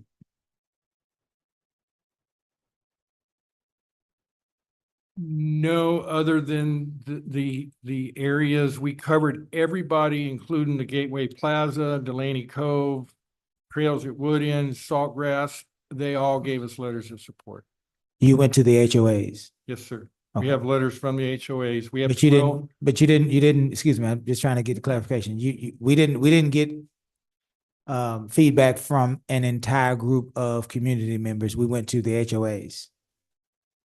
Yes, sir. Okay, just trying to clarify. Right, yeah. Just trying to clarify. Did you have anything, Caesar, or no? Just we have. You got something? I have Okay. a question before we get to this Hmm? point. And I don't want you it's coming out of CO money that we've had in the bank for a while, so I'm okay with that. But we're getting 2 miles of concrete down an area, and this is gonna be near and dear to everybody's heart when I finish this little. Has anybody figured out how we're gonna get the water to drain with all this new cement that doesn't absorb the water that's being put down from the clouds? I mean, that drainage is a big issue in our city. So generally, the bulk of this project, of course, is on TxDOT drainage. And all the sidewalks are being put behind the drainage channels. So the drainage channels sitting between the street and this walking trail. And so the drainage that wall, part of the engineering, part of the design is to make sure that that sidewalk is constructed, that water is going to drain into that channel. Now, these are big drainage channels on TxDOT. Delaney Cove's got large channels and some underground piping. So I guess I would tell you that I think that would get covered during the engineering part of the design part of all this. And really, this project will not get done until 2027, probably. This is not, I mean, they haven't started design. We don't, this is just the application. And so the application is not going to get done till later this year. And then if it does get approved, then it's got to go through design. So Caesar and I had that conversation that we need to earmark the money. We need to know where we're getting it from. But if the numbers are lower and other funding available, other funding becomes available through another source, that certainly would be an option. So And city council would need to approve this with a typical AFA agreement when that comes due. So just similar situations that we've had with these other TA projects that we've done with TxDOT on Main Street and on Highway 3. There's still another step to this process. I mean, this commitment from what was in your packet tonight is a simple letter of support. Council Member Yancey, and then Mayor Pro Tem, did you want to? No. Okay, Council Member Yancey. So if I'm getting this right, based on some of the things that you guys have presented to us, there'll be walking trails and sidewalks. I know there's a vision for when TxDOT finishes to make that hub a metro area, right? Where people can come and get picked up right at that intersection. So I know that's because I'm trying to, get the full picture of what you're trying to do. And so that those trails will kind of be an added value where we're adding value to our city, right? Once all of that gets done. And there was something else, I think the other grant we were talking about as far as livable spaces, that area, council, could be a very central part of our city. And I know our mayor's always talking about safety. We will promote safety, right?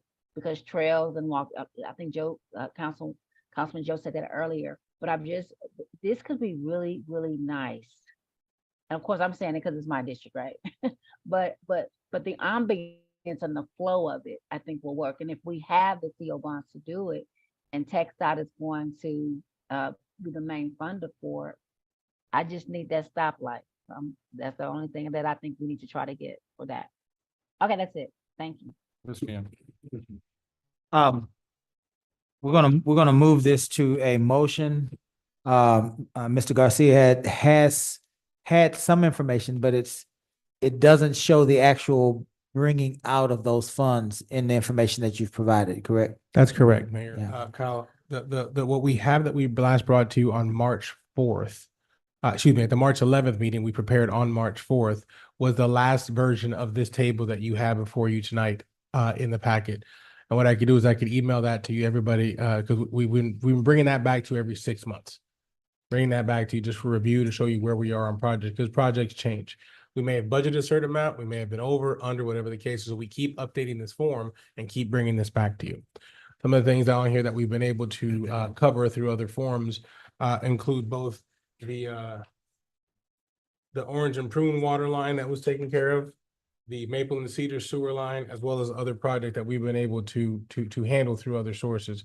What I don't have, Mayor, readily available to you right now is exactly what amounts went to where. We did not have that ready for you tonight for this particular item. But we Sure. do have its comparison of what we brought you in March, which is what's on the screen now. That came to council for, I believe, the March 11th meeting. And then tonight, what the updated sheet would look like should you want to move forward. Sure. Before we bring this to a vote, I wanted to say a couple things. I would have liked to have seen us, if these monies were being moved out of the allocation that this council made because they were being covered by other allocations. I would have liked for us to have come back to the council to say there is $200,000, $300,000, $400,000 being freed up, council. Give me your direction so that we can be pointed in the right direction for the allocation. I would have liked to see that before a project, but that's okay. Gotcha. It's okay. It's just a statement that I'm making. Secondly, we live in a democracy, and this council is representative of our community. I will be voting against this because fiscally, I don't believe we would be able to keep up without raising taxes, and I am not going to, one vote, raise taxes. Not gonna do it. I believe that we have to have more foresight and vision to accommodate these types of changes and plans, but we live in a democracy. And so while I have one opinion, my friend Mayor Pro Tem has a different opinion, and we're going to vote. When this vote happens, if it passes, I will get on board with trying to make this work because that's what democracies do. We don't argue or fight. We vote and then we move forward together. Mayor Pro Tem, do you have a motion? Yes, sir. I move that we support the application, which is what the application is right now. Support the application with the recommendation to TxDOT that we would like that light at the I keep it at what's on the Halcom and Delaney. That's Delaney and Home. That's Sorry, my can I repeat the motion just to make sure I got it correctly? It was a long motion, wasn't it? the motion is moved to support the application submitted to TxDOT, where the city of Lamarque is the sponsor. Included in that support is a recommendation that a stoplight be installed at Delaney and Halcom Drive. Did you get it, Ms. Nance? Yes, sir. Is there a second? I'm gonna second that as a kid that used to live in Webster and walk down Highway 3 to the bus terminal to be able to get on there and pay a quarter to go to the mall. So yes, I support that 100% as that dumb 10-year-old that. Any further discussion? Hearing none, we'll call for the vote. All those in favor? Aye. Aye. Any opposed? Nay. Show the vote pass 4-1.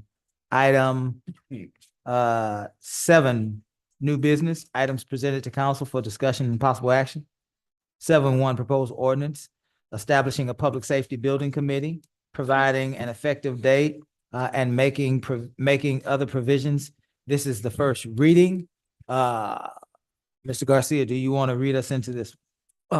If I'm I sorry, could Gus. I'm sorry, briefly, it's Mayor. Gus. Go ahead, Gus. No, just very briefly.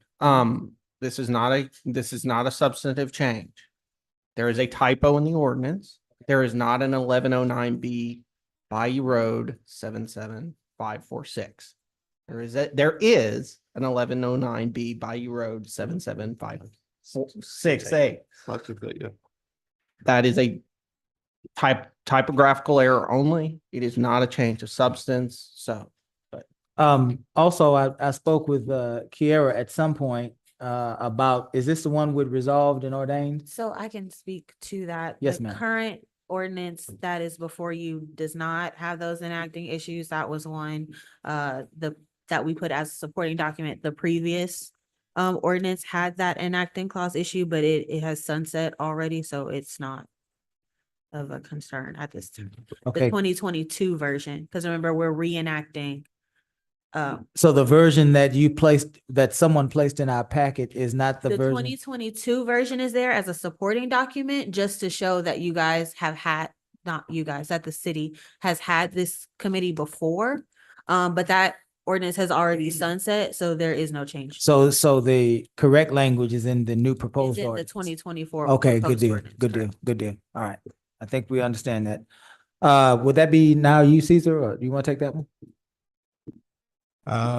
Mayor, at the request of council, we were asked to bring this item back for the Public Safety Building Committee. This would be the first reading of this item, should you want to proceed with bringing this committee back. Very good. Council, what we have heard from our constituents and from our police department is that we are at a crossroads with our police facility, our law enforcement facility. It is too small. It is not properly constructed. And there are issues with it that make it unsafe for our officers as well as our visitors and any persons that are in police custody. And so we are picking this back up because we certainly said that we would provide for a vote for the members of our community to vote on whether or not they want to build a new police station or not. And so this is the first step of this. It is creating a public safety building committee. I believe everything else is pretty similar as far as the scope of work, time frame. And so we'll open this up for questions about the ordinance. And then, council, we have to decide when we want to appoint, how many per council member we would want to appoint so that we can get this committee moving. So first things first, council, do we have any questions about language and tasks that have been provided in this proposed ordinance for our Public Safety Building Committee? Anybody? Go ahead, Joe. Mayor Pro Tem, I'm sorry. No problem. I'm Joe. Yeah, but we're under an ethics ordinance and I have to call you Mayor Pro Tem. Could you help me out here? I don't find in this book, where is that proposed ordinance? In a hard copy? I think you just passed it. I've just passed it. Keep going a little bit further, right? Proceed. Okay, all right, thank you. I was all discombobulated. So Mayor, I did see here it's 5 voting members, so that did lead me to conclude that each of us would be appointing one person. One, or we can do 2 if you like. That's part of what our discussion at tonight. See how we would want to proceed. So if there are no questions, you don't have any questions, Mayor Pro Tem, about the ordinance? No, the I know language, the task? No. So now, council, I believe we need to decide how many community members would be on this committee, and if we are prepared to name those members tonight. No pressure. We don't have to. We can decide to name them next meeting. I'm sorry, Gus. Stop me if you need to. Sure. So the members won't be named until the Ordinance. until the ordinance There it passes. is. Now, we can do it at the same meeting. We can do second reading of the ordinance And then name members. So- the same meeting. We would just do it after. for purposes of those of us that may not be aware of municipal process, how long is it required between the first reading of an ordinance and the second reading of an ordinance? So for Lamarck, the really the determining factor is we have to publish a notice of a public hearing in the newspaper. I believe it's 7 days. But especially with the Galveston Daily News now, they only run 5 days a week. There's 1 weekend edition, and then there's not an edition on Mondays. So you've got to all that you've got to play with their calendar, if that makes sense. Because if you get it to them too late, then they can't get it in. So So if your question is, can we try to do it if it passes on first reading tonight, can we try to do it at the first reading in Do it next week. August? Yeah. Not next week. Next week would be It's too soon. Would be too soon, yes. The first meeting in August is, I think that would be August the 12th. August the 12th. August the 12th. Okay.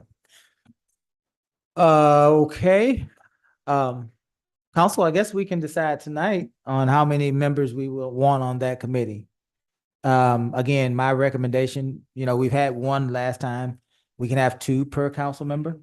If we like, to make sure that we have enough participation and a quorum, moving forward, we can do that. One person and an alternate is what you're thinking? One person and an alternate. Okay. What do you think, Mayor Pro Tem? I was thinking that too. Councilmember Ross? I'm good with one person and alternate, but I don't know if we're gonna if we're gonna start it that way, are we gonna do 5 alternate total, or are we gonna just do? Each council person, one active member, or one voting member and one alternate. Okay. So it'd be, each council member appoints 2. And they would have to designate who that voting member is and then who that alternate would be. And I would suggest that we require our alternates to attend every meeting so that if something happens, they are caught up. Yeah. Right? Councilwoman Yancey. Yes, Are you okay with one voting member and one alternate per district? that's fine, because that's what we did last time, if I remember. I don't know that we had alternates, but we did have one. Okay. Yes, Okay, ma'am. Yes, that's ma'am. fine. Anything else to discuss, ladies and gentlemen, on this ordinance? If not, I will entertain a motion to, I'm sorry, A Gus. couple of things. So, first of all, this ordinance is the standard effective 30 days after final passage. Council can amend that if council wants, or that gives, since the committee expires after a year of it becoming effective, that gives staff some time to coordinate with those members. Hey, when do you want to have your first meeting? So Yeah. that clock doesn't start running, number one. And then number two, just something that I would ask, because I believe it came up in charter review, but it's come up before, is just some direction from council on if the mayor pro tem's alternate or voting member isn't there, it's that alternate who steps in that person's place. So we don't have one person missing and 5 alternates and everybody going, well, it's my turn, Right.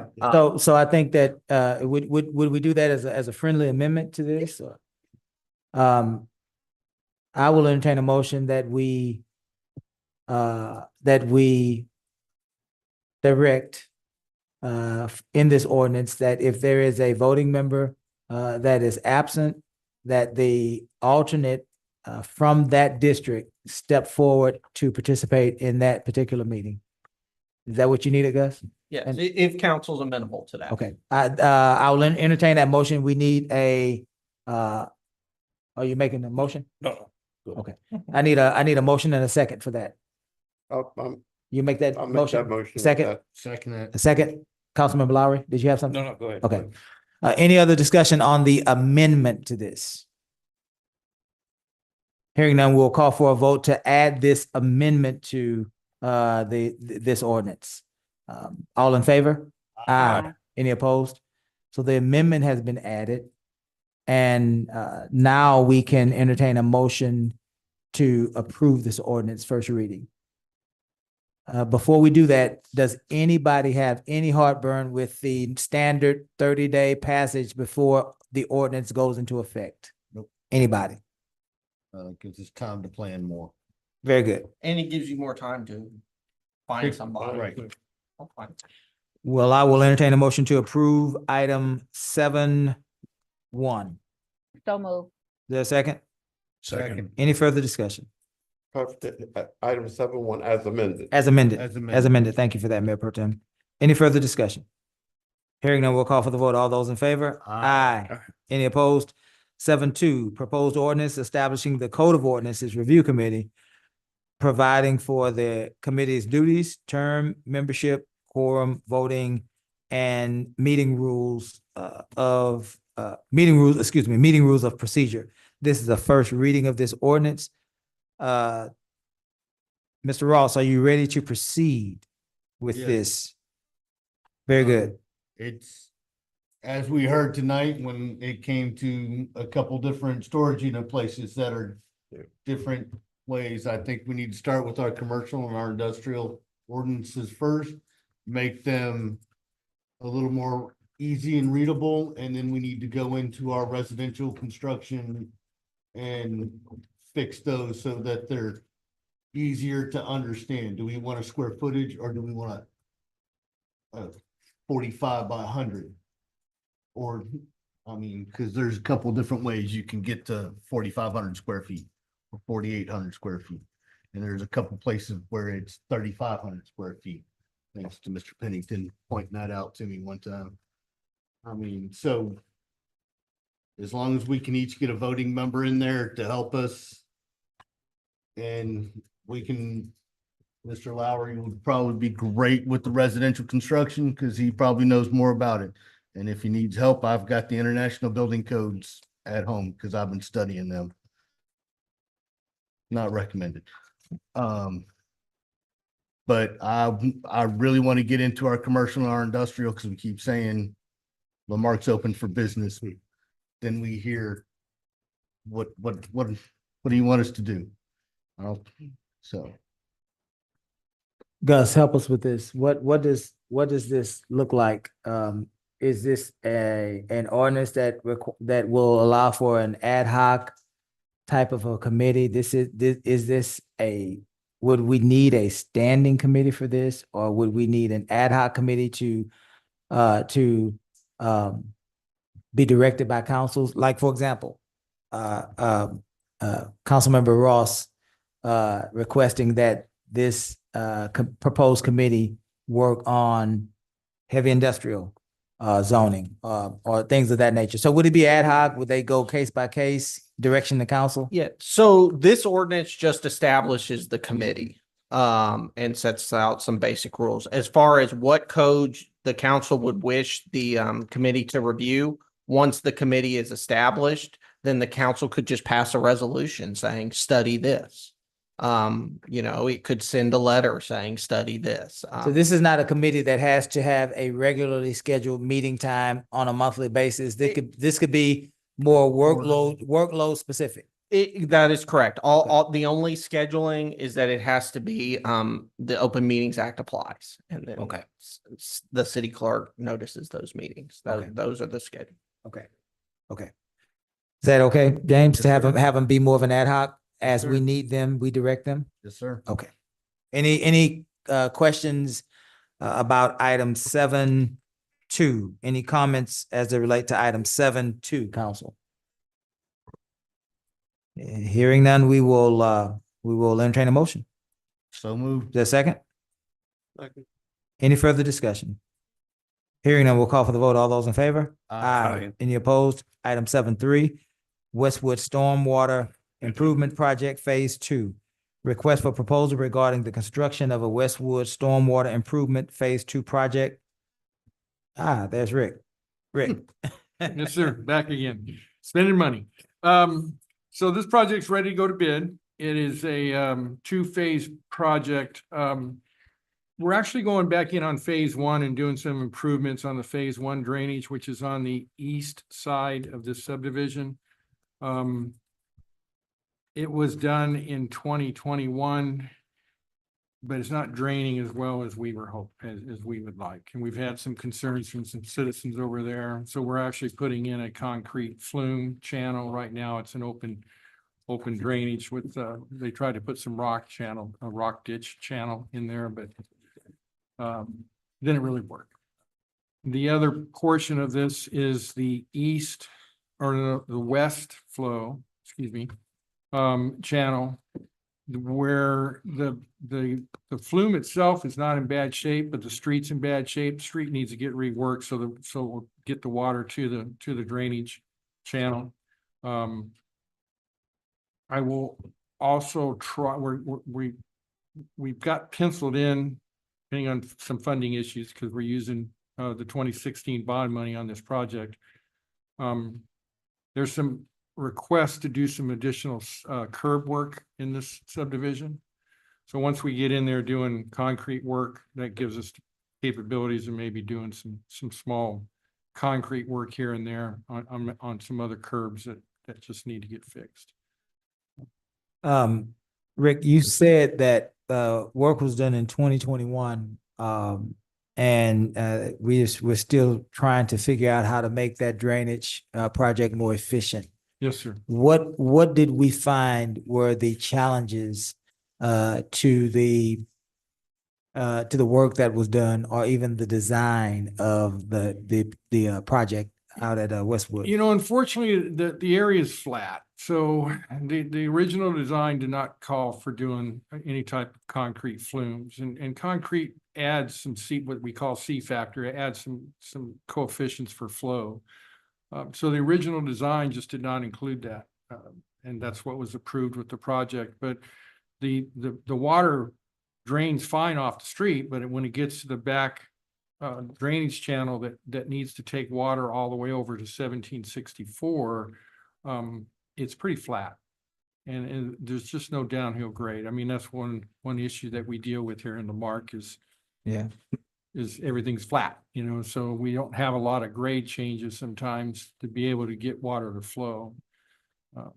So the intention is with doing this is it'll improve that flow on that back channel, which sits in some residents' backyards. And one of them happens to have family with kids, and there's some issues there that we want Mayor, to may try I to clean up. comment on this? If you remember, this was brought to us about a year and a half ago or so.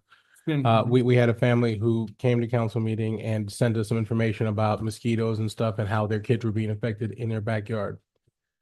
You guided us through bond allocation that we allocated some funds for this. We went through the engineering phase, and now I've prepared a actual bond package to be within the budget level of where we are. So this is some of that bond approved project that you asked us to do.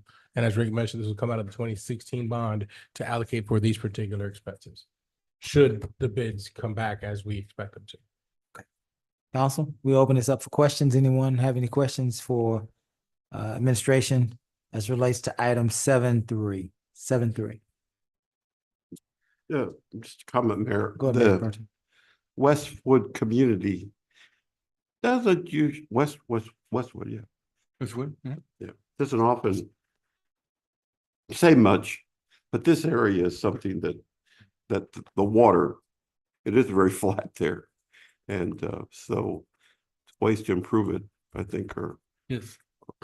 And it's another sheet flow area, as we've just ended up fixing over at Marion Melody. So once again, there is no drainage system in the subdivision. The streets are the drains. That's, you know, the streets were made to handle the water. So all this projects that we're doing, we're not building a stormwater system. The streets are handling the drainage. The street is the drainage. Yeah. There is no off curb drains. There's no under pipe. There's no infrastructure. The streets are made to move water to these flumes that takes the water to TxDOT. Very good. Any further questions? Hearing none, I will entertain a motion. Approve. The second. Second. Any further discussion? Hearing none, we'll call for a vote. All those in favor? Aye. Any opposed? Item 7.4, focused livable center study application, authorizing an application to the Houston-Galveston area council focused livable center study. Mr. Garcia, would this be you? Yes, sir. This was on us. This is the application that we brought to you before that you asked us to bring back for HCAC. It is just letting you know that we have proceeded with that notice of intent. They did ask us. I'm actually going to be going to EDC. They asked me to come back to present to them. So I'm just providing an update as to where we are on that. Just letting you know that it is not to exceed 250,000 with the match 90-10 would not be more than 25,000. And this was for the planning of all the interior methods of our general area that would be east of 45. We brought this back to you. This is now the third time, just an update to let you know. Obviously, with the storm being delayed, we have some meetings to update on, but this is just to bring to your attention where we are on this item. So there's a $25,000 match with this one? This one's yes, 90-10. So $250,000 application, $25,000 match, 90-10. to which we are asking EDC for consideration. They asked us to come back for the next meeting to hopefully help answer some more of those questions. What is this this grant designed to do, and what would we hope this grant would do for our residents?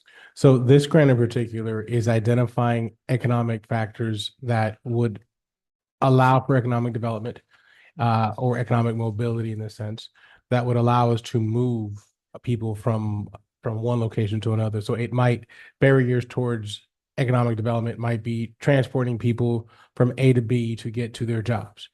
It may be, hey, we've noticed that in this area we're missing this, and this would make sense here. It could be traffic calming. We talked earlier about traffic calming. It would identify what those are. So for example, we've identified sidewalks. You mentioned Cedar and Ross and everything else, but maybe it might be, hey, we need a project for Lake Road. So this would identify where the needs are based on population, based on where some of those folks go to work, but also more importantly, identifying some gaps with some of the buildings that we have, some of the empty buildings that we may have. Some projects we could have with some of those, and ways of incorporating that cluster into something that would make more sense to make it more livable. I know it's within the name, and I'm not intending any puns by it, but that's exactly what we're trying to do, is make it more livable to where you can access your parks regularly, that we can access the businesses regularly, and if folks have to get to and fro, but also identify some gaps of what may exist. So our Highway 3 corridor, for example, our Texas Ave corridor, and I think that we're trying to do within those areas. Very good. Mayor, just by way of information, and to my fellow council members as well in the community, this grant was something that I had encouraged way back when I believe Carol Butler was the city manager at that time. And there was the initial discussions with regard to the downtown development area and that, and the investment that had been made. And this, one of the areas, and we keep hearing it, is why are we just focused on a development here when the growth is in other parts of the city? That's a question I keep hearing, and perhaps you do too. So this has value. Pearland has utilized it to shape its growth. Sugarland, the development of their town center, that began with the work that was done by a Livable Centers grant. So there is certainly value, and I hope the economic development group, our corporation, sees the same value and supports this. Any other questions or comments for item 7.4? Yeah. sorry, go You wanna ahead. go? Councilman Lowry, then Councilman Ross. Who's doing the grant application and study on this? This application is being done by the Goodman Group, who also did the application process the last time we did the study in 2015, 2016, whenever that was, the last time that we did Economic development. the economic development strategic plan that was done at that time. Yes, this is actually derived from that. This was a recommended part of that project. And so, lack of better terms for this, it's a 10-minute city, basically, is what these are designed to be. And Say that again. Say that, yeah. it's designed to be like a 10-minute city, we Yes. call it. To answer your question, from a parks perspective, yes, a 10-minute city. Yes. Depending on what you ask for, 10 to 15-minute city, depending on Right. what type of transport. Are you suggesting that you can get anywhere within 10 minutes? Is that what you're trying to say? Correct. That's why it's called a Everything 10-minute city. So have you been out to Pearland Town Center? Literally, there's apartments and condos, then there's retail all in front of it, and then above some of those are offices, but some are also condos and such, townhouses above. Walkable. Is that all off of walkable. 517? 288, Oh, off 288 in Broadway. No. Also to that point, just to add to that as well, it's also allowing people to pretty much get to most of their basic substance within a short 10 to 15-minute walk, drive, bike, whatever the situation is. Or connect to public transportation to get to where they need to go. I'm sorry, Council. Yeah, and speaking of public transportation, this area, according to what I seen in the agenda, it's basically focused on A and B. Is what I see. A, D, and because of where we're at Main Street, yes, it would be part of. Is there any B in there? I don't have it overlapped on that, but yes, it's 45. So the borders would be 45 to Texas Ave, all the way down to 146 to Main, and then back up the feeder road. So that rectangle. And then as far as the Goodman Group, we've used them in the past and they have not been successful. Am I correct? We've used them in the past on several different things and they have been successful. They were the ones that helped us get the earmarked dollars for Congressman Weber for the $2 million for the water lines. They have not been successful in some of the other applications. For example, Reconnecting Communities, I believe it was RCP. We were not successful in. I believe those are the only two projects we may have used them for, at least since I've been here. But they were used previously, don't quote me, 2015, 2016 for that study that was done. And what is the cost for this, for the Goodman Group to do this? I'd have to pull it up. If you give me a minute, I can get that answer. And is it comparable or adequate to what other companies are doing, other grant writers? I would say it is pretty comparable for the application, for the submission, for the amount of time and for the lift. Yes, Okay. sir. Yeah. I'll get you that number here. Please. Are you done, Mr. Lowry? Yes, sir. Councilman Ross? I love this idea. This is something that I think will help reshape, especially as once we get 45 complete. It'll help reshape some of the stuff that we're going on. And I would prefer if we split the cost with the EDC instead of asking them directly for all of it, because it's gonna help both sides of the equation with that. I mean, that's just me personally, though. So let's kind of move forward a scenario. So let's say, because we can't anticipate what the Economic Development Corporation will or won't do. So let's say we pass this tonight, and the Economic Development Corporation does not approve for whether it be the entire $25,000 match or, to Councilmember Ross' suggestion, half of it. What would happen next? We would have to fund whatever the match total becomes. We can always reduce the scope of our application to make it smaller, but at that time we would decide. This is also a grant application that we had already started, that was requested for us to proceed with. Yeah. And we need to make that decision that way. Yeah, no, that's fine. I think it's personally, Ms. Yancey, Councilwoman Yancey, Sorry, yes. did you have anything? I'm sorry, I wanted to give you a chance to comment if you wanted to on this issue. Oh, no, this is something that we wholeheartedly support. This is something that when you participate with HGAC, like we do now as a city, these are opportunities that can better your city. And not just that, but it gives us the feedback and the research that we need as we continue to develop our city and compete with our, with the rest of the state. So I'm all for this opportunity. Thank you, ma'am. I will say I am in support of this, whether the Economic Development Corporation approves this or not. It's a control cost, $25,000. And it does bring added benefits and opportunities to our community. So I'm personally comfortable with this. Any further discussion as relates to 7.4? Hearing none, we will entertain a motion. Is that right, Ms. Nance? I will entertain a motion. Move to support the application. Is there a second? Second. Any further discussion? Hearing none, we'll call for the vote. All those in favor? Aye. Opposed? Item 7.5, Omega Bay. Regarding potential Omega Bay improvements, I believe we had a joint meeting with the Omega Bay Homeowners Association, with the tourist group out of Omega Bay, and our council. They brought forth several requests.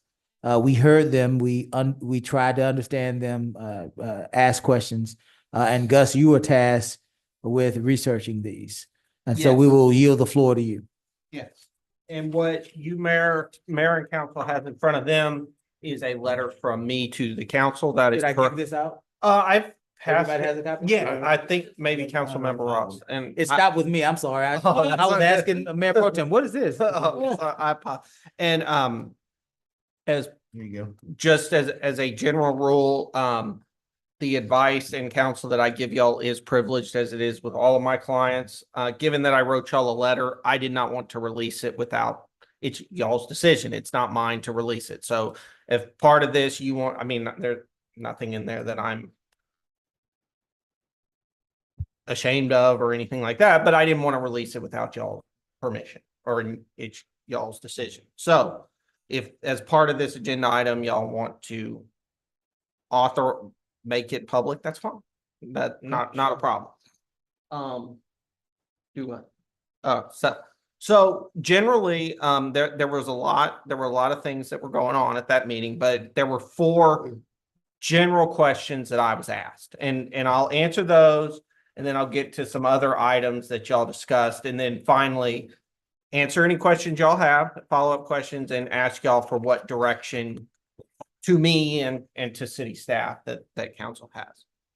The first question was, who owns the canals in the Omega Bay subdivision? The best I can tell, the canals are owned privately. I have been unable to find any information that the canals were ever offered for dedication to the city. They were accepted by dedication to the city.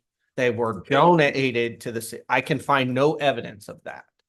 The streets and the canals under the plat, what I was able to find, there was a plat recorded in May of 1976.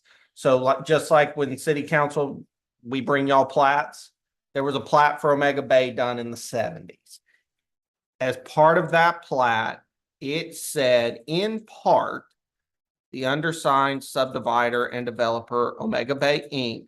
shall be responsible for the construction of the roads, canals, drainage structures, water and sewer distribution and treatment systems, et cetera, and the purchasers and or subsequent owners of the lots of said subdivision shall be responsible to forever maintain said roads, canals, water, and sewer distribution systems, et cetera, et cetera. It went on to say, this is the plat that was recorded. It was approved by the city council. It was approved by the owner of the property when they subdivided it.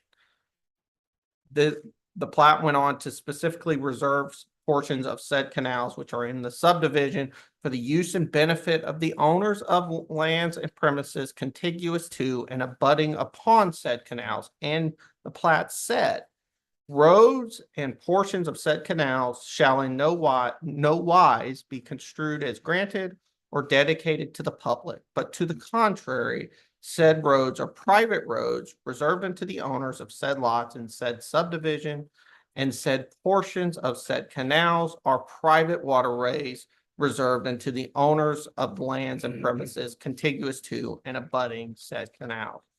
Now, that's a lot going on. But the point of all of that is that in 1976, the roads and canals were reserved to the homeowners.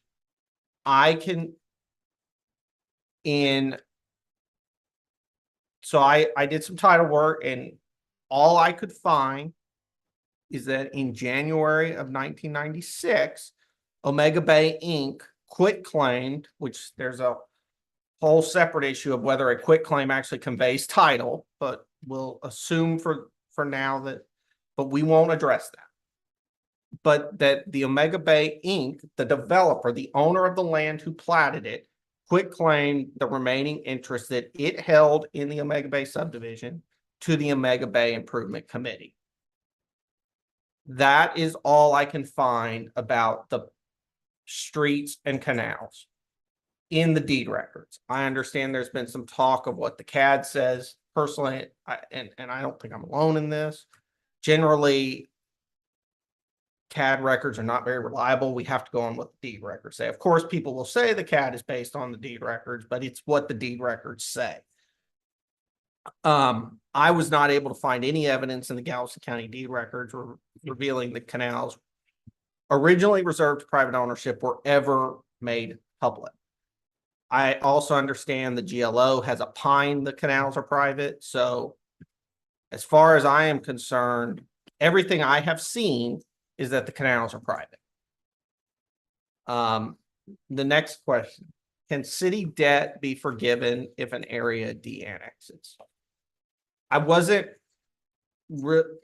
this question was kind of murky because I wasn't exactly sure what the concern was. So I just tried to address it as I would any other lender creditor situation.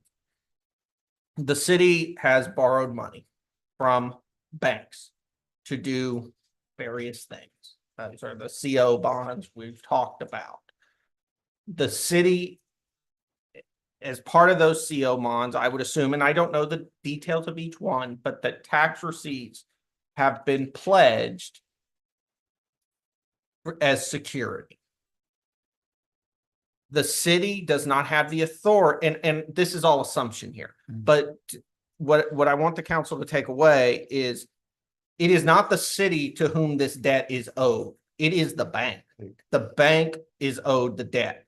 The city does not have the authority as the borrower, just as no borrower really has the authority to tell its lender, you have to give up some of your security. So the city does not have the legal ability to forgive a debt that it doesn't hold, that it's not the lender. Now, there is a question, it was not raised, but council may ask, can the city basically, we all know that when somebody asks you to give up debt or give up security, this is really just a contract negotiation. So could the city buy down, for lack of a better term, could the city buy down the debt to get a portion of a de-annexing portion of the city out?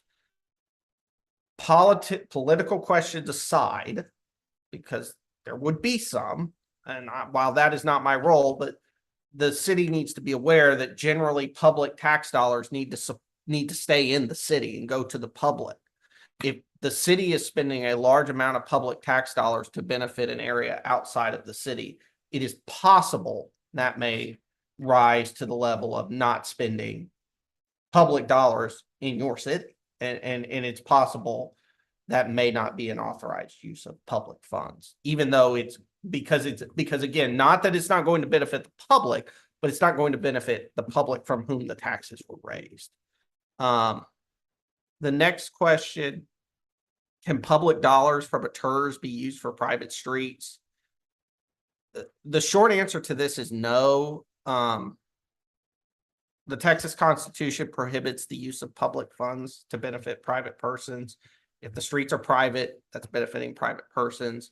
I also checked guidance that the Texas Municipal League puts out. They also opine cities can't spend public dollars on private streets. I did speak to Sue Darcy. Sue is the consultant the city used to set this up. She was not unable to be there on the 8th, and she's been traveling and that sort of thing. But she confirmed that the plan from her perspective at the initial stage was the streets would be offered for dedication to the city of Lamarque. The proposed financing plan set that out as well, and that the TERS and really this concern, and I understand it, of what guarantee do we have a funding mechanism? That's what the TERS was there for. And the financial gurus, as they are still crunching the numbers of what the TERS can actually support debt wise, how much debt load it can maintain on its own.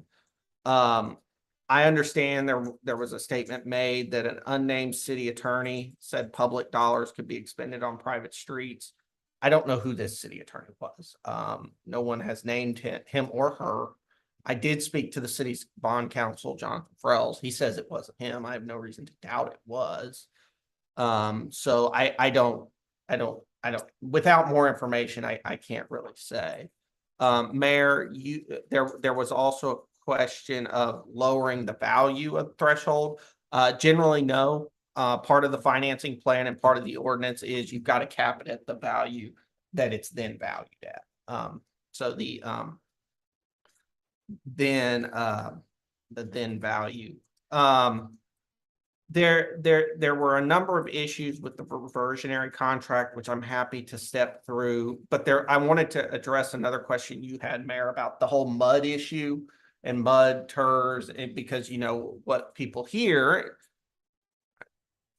I hear it too is, the mud is, people see mud, those are tax dollars, those ad valorem tax dollars that are going to infrastructure, but it's important with the mud to remember what that is a method of reimbursing the developer for public infrastructure. So in that instance, and I am not saying that anybody in Omega Bay has proposed this. I'm not saying that I'm proposing this, but how it would work is some developer in Omega Bay would do the improvements, and then mud bonds would be issued, or TERS bonds in this case, would be issued to repay that developer. Now, there are a lot of steps to get there, chief among them, how much debt can be issued, how much can we afford?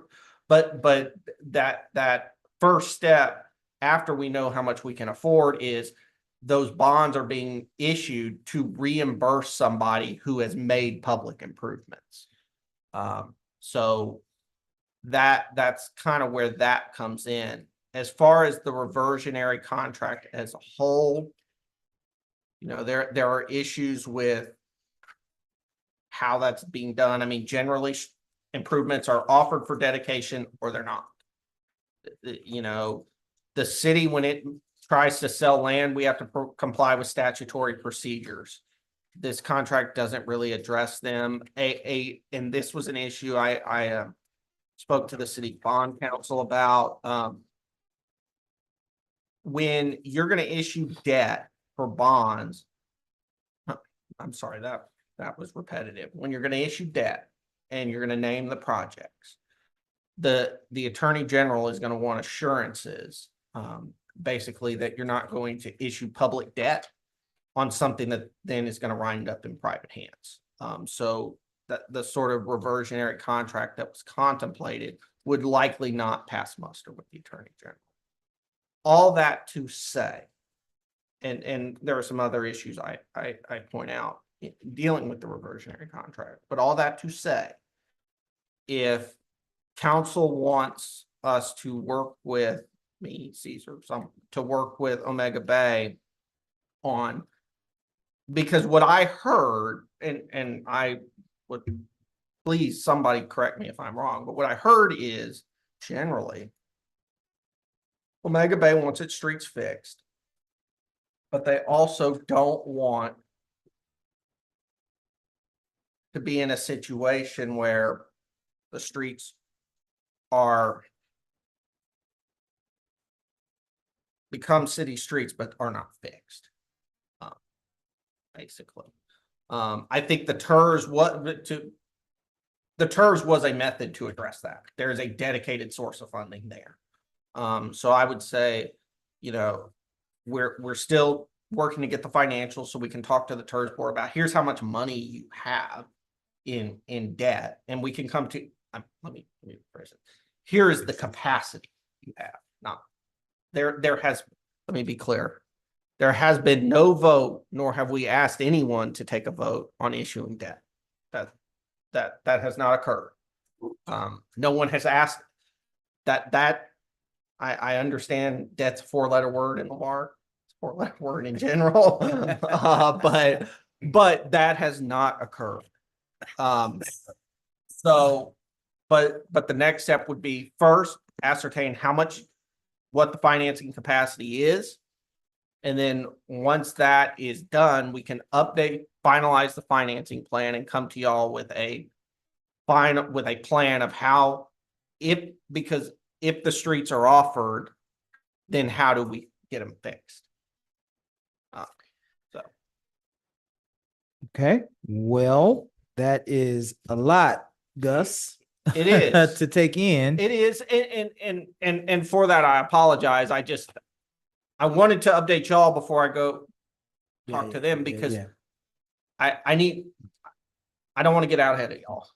Right. Well, we thank you for that. And so let's try to see if there are any questions, clarifying questions from council to you so that we can wrap our head around this information. Council, does anybody have any questions for Gus as relates to this document that's before us tonight? I think you covered quite a bit, and you looked. I know you said you looked at the deed and stuff, but you covered Texas law completely when it pertains to owning water. Here, I understand the submerged property issue. I do. All I can say is that if the GLO is going to opine that these are private, it is the GLO who will sue you to say they're public. And if they're saying they're private, I'm not, they are the state agency in charge of, and I'm not saying the GLO has threatened to do anything. I'm not. But they are the state agency in charge of that. Okay. Mayor Pro Tem? GLO do we have a written opinion from them, or a written letter? Or is that just what you've? That's what I've heard people say. heard? So I think next steps for me, at least if I were, I would be asking for a written letter confirmation from GLO as to the waterways there at Omega Bay. And let's get some confirmation of that. And from that last meeting, I heard the HOA and I heard the TERS wanting us to assume that responsibility for all streets, not just the exterior one, but that's the one that they really wanted hardened, right? Because that's, and did Omega Bay flood at all with the storm, or did it get impacted? Yeah, they got impacted. There was property damage. There was, but did the water rise over to the road or the roadway? Yes, Or some did- areas, yeah. Okay, so I'd want to also know the current conditions now after the storm of the streets. By way of a competence engineering study. We didn't know what we'd just. And that is something, Mayor Pro Tem, that would be in the financing plan is Okay. a budget to a budget to repair or replace. Whatever is proposed, there will be a budget to do that. Okay. And I left that meeting and I did a little bit more research myself. Realistically, I don't think that the city, as a city, and my uncles used to own lots out there too, and they were friends with the developer and stuff we built out there. It was all a buddy scenario. The documentation is quitclaim deeds. Everybody back then was doing quitclaim deeds, and Gus is right. They really have no merit. That's how people were buying houses even at one point. And it usually happened after a storm. But I don't think there's any, at least personally right now, after I left that and did, I don't think that the city realistically, without investing a lot of legal fees, and this is big time legal fees, in my opinion. So not that Mill Shirley, not big time, but there's competent. I do this work for other people. Okay. So I do know. You know, the legal fees that city would be faced with this. And fundamentally, it was the TERS that was organized as the financing instrument. It's been done in Galveston, right? It's done. Now, what's missing in this TERS, and Gus, you rightfully said it, is now a developer that's making or improving the streets or rebuilding the streets or strengthening the streets and other infrastructure, and willing to get paid back over some period of time, reimbursed on that basis, just like our church over in on the west side. We have a church out there. So I think at this point, this is just me. The only reasonable method here is identifying how much that church can handle in debt. And I heard more or less, I don't know why, I keep thinking, if I heard accurately, I thought the value of the street construction was around 5 million. Huh? There was, there was a draft financing plan that was proposed that had a number in it for the street reconstruction. Yeah. I don't recall what that number was, and there are people up here who know a lot more than I do about concrete. I just know it's hard. Well, I do know that the desire was, as I picked up, was a hardened concrete outside roadway, right? I did hear that. And now, but let's assume that we take those next steps with the turd. In the event of some other natural disaster, and we live in an area that's on our expectation list, would and damages occur to the roadway infrastructure under FEMA, part A and B, no, part A, would the fact that the TERS exists disqualify the city from seeking reimbursement under FEMA for repairs or reconstruction of the roadway? That's a question. I mean, I'm asking the question. I don't know an answer right now. This would be after the roadway. After, yes, Okay, yes. yeah. The TERS does the work, they reconstruct it, and then we hit with the storm, major damage, like an Ike sort of storm. And would the city qualify, would be submitting repairs, or would it have to be the TERS? I can look at that. But Did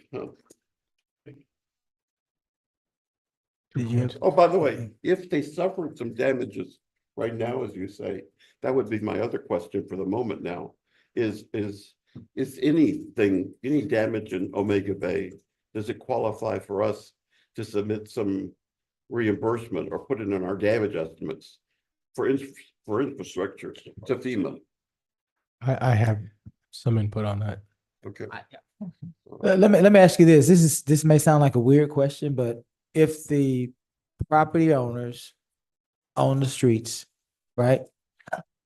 So it appears the streets are currently owned by the HOA. There was some title work done. There are a couple of areas where the adjoining property owns the street. I'm sorry, the adjoining property owner owns the street. Those areas, Kiera was there. We spoke with the Omega Bay TERS. They're the subject matter experts on it. Those are really, in instances where they exist, and there are not many, they're at the end of the road. So it's not like somebody would be landlocked. So why wouldn't where I was going with this was why wouldn't the improvement association, why wouldn't they be able to file a claim with FEMA for the roads they own if they aren't insured and they were damaged by a storm? I don't have an answer to Do that. you have an answer for that, Caesar? Good. So two things. One, I just to refresh everybody's memory on this, we added these roads to be part of our street assessment. So to answer that question, that will be part of that. Will we be grading them and find out what it would cost approximately to fix them? Obviously, it won't have the total cost of the roads because these may in some areas require there to be some adjustments to the road, for example, possibly widening them. That's one of the contents that is there. And there's some discussion from some of the residents that they would not like to see them widen if it meant that they would encroach onto their property. That's one of the hurdles that we've been trying to cross, one. Two, but going back to the street assessment, these streets, this council authorized for us to make sure we added these streets to our street assessment that our engineering firm is working on for the entire city. Third thing is by question of or to partially answer part of the FEMA question, is if the city were to own the streets, part of the proposals for the city to take over ownership of the streets is to relinquish whatever is in the TERS account and use that as part of the actual repayment tool to repay some of those funds. At that time, by relinquishing the TERS, God correct me if I'm wrong, and the city retaining full ownership of said cities, then yes, we would be applicable as we would for any other damage to any other city infrastructure. I'm sorry, but I didn't hear whether or not, do we know, if that improvement association could possibly have a claim? I don't know Yeah. that. I, Well, yeah, could we find out? I don't, but just from my experience, Mayor, they're a corporation. FEMA does not accept Ah, private claims for damage for infrastructure. They're only available to public entities, municipalities, counties. That the HOA Association is a for-profit. It's not I even think- wait a minute, no, I'm thinking of, let me give you the scenario that I'm thinking of. If you own a home, but you don't have homeowners insurance, windstorm insurance, Right. and there's a disaster declared, FEMA will help you, right? Right. So I guess what I was saying was, this is the property owned by a private entity that I'm sure doesn't have any insurance on that property. It was damaged during a hurricane. There was a natural disaster emergency declared. The answer could still be no, but just curious, would that allow them the possibility, as if I were a property owner and I didn't have homeowners insurance, windstorm insurance, I could file a claim with FEMA and be reimbursed to whatever limit that is nowadays On an individual, as an individual. as an individual. Oh, but, Yeah. but Gus's report says that there was a conveyance to the HOA. That was the quick claim, right? there was a quick claim deed from, now, did I chase down everything? No, but what I was looking at was deeds from Omega Bay Inc., the developer, Yeah. to the city of Lamarque or another nonprofit. So I would say just to answer the question that we've been kind of contemplating, Gus, just check that out for us and see what those rules are, and you could email us all. That way we can, if the answer is still no, then we're no farther behind than when we started. If somehow there is some sort of aid, then I mean, it's obviously anything helps at this point. I had a question about one of the residents during that meeting expressed to the council that they knew or they believed that, I believe it was at least Tiki Island and maybe even Bayou Vista, that somehow they were using taxpayer dollars to dredge their canals. So I haven't been able to, their attorney's Bridget Begley with Olson and Olson. I just haven't been able to get a hold of her yet. Haven't been able to reach out to her, but I will follow up with her and see what they're doing. So one, any assistance from the federal government, two, let's put this to rest about whether or not Tiki Island and Bayou Vista were able to do theirs, because if they were able to do theirs, then perhaps there's something that we can do for our residents. If not, then at least we got the question answered officially. I believe it was the entryways, not the.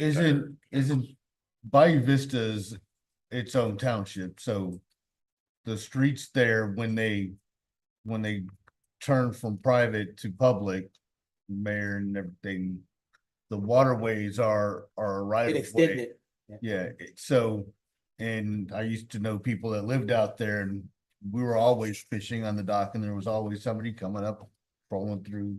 They didn't stop people that didn't live on that bayou coming down, at least on theirs they didn't. There may have been a couple other places where they tried to stop it. Now Tiki Island, I don't know, but I believe they have a mayor and everything also, unlike Omega Bay, where they're a part of another city. And you said something that made me think.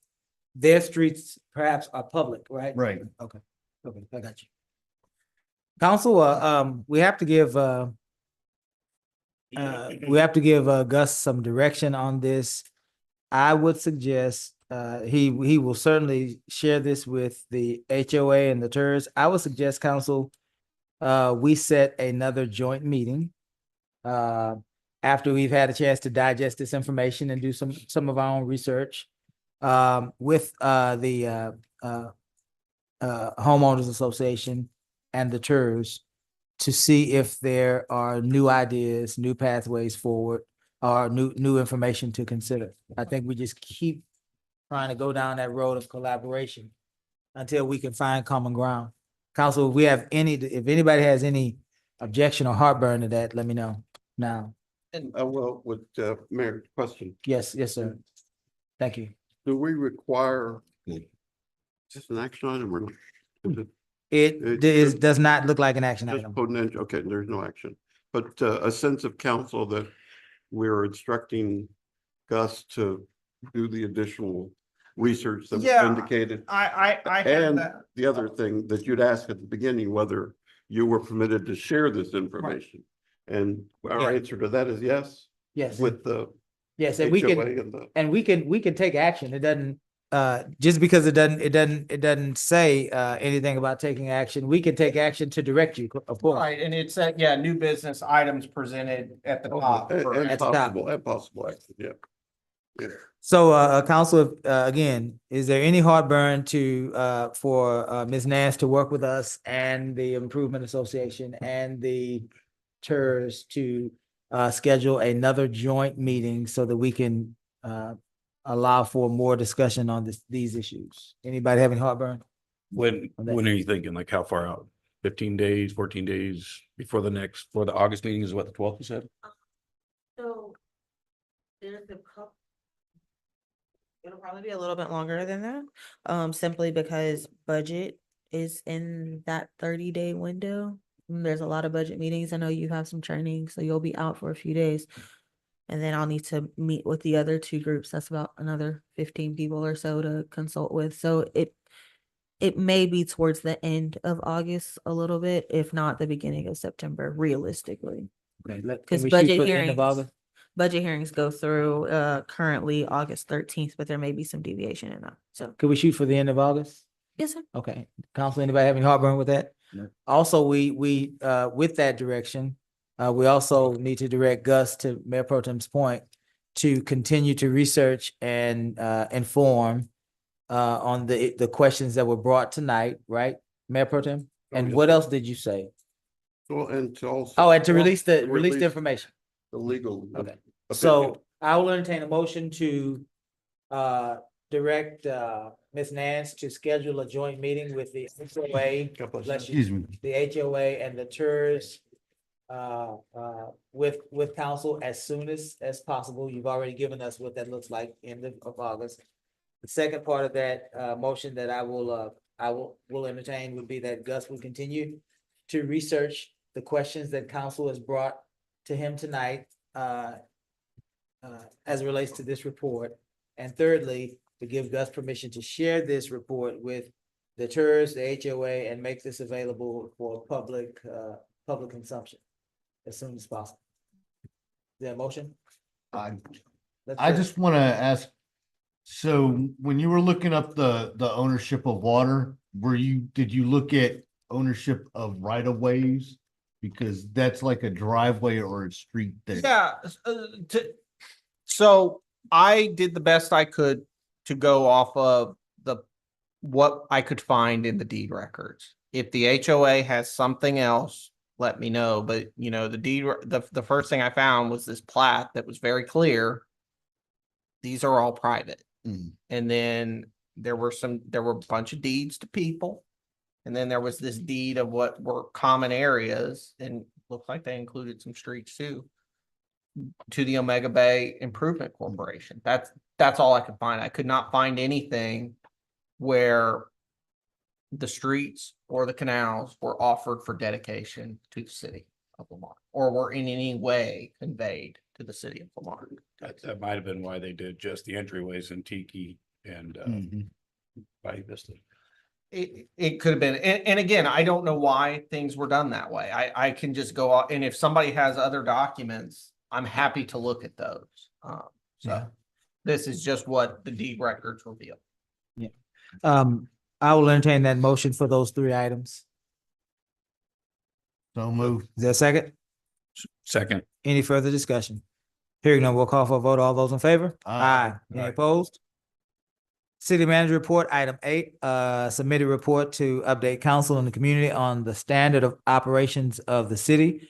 Report can be acknowledged as a whole or discussed at the pleasure of council. Council, as always, I'm gonna call off those I think there are 5 items tonight.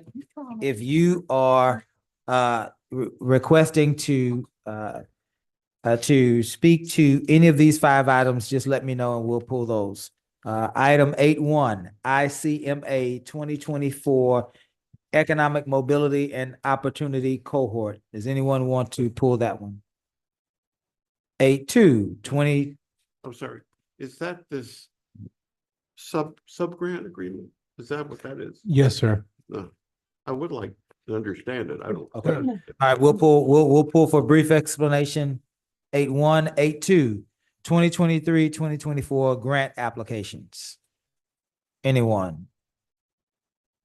8.3, audit update.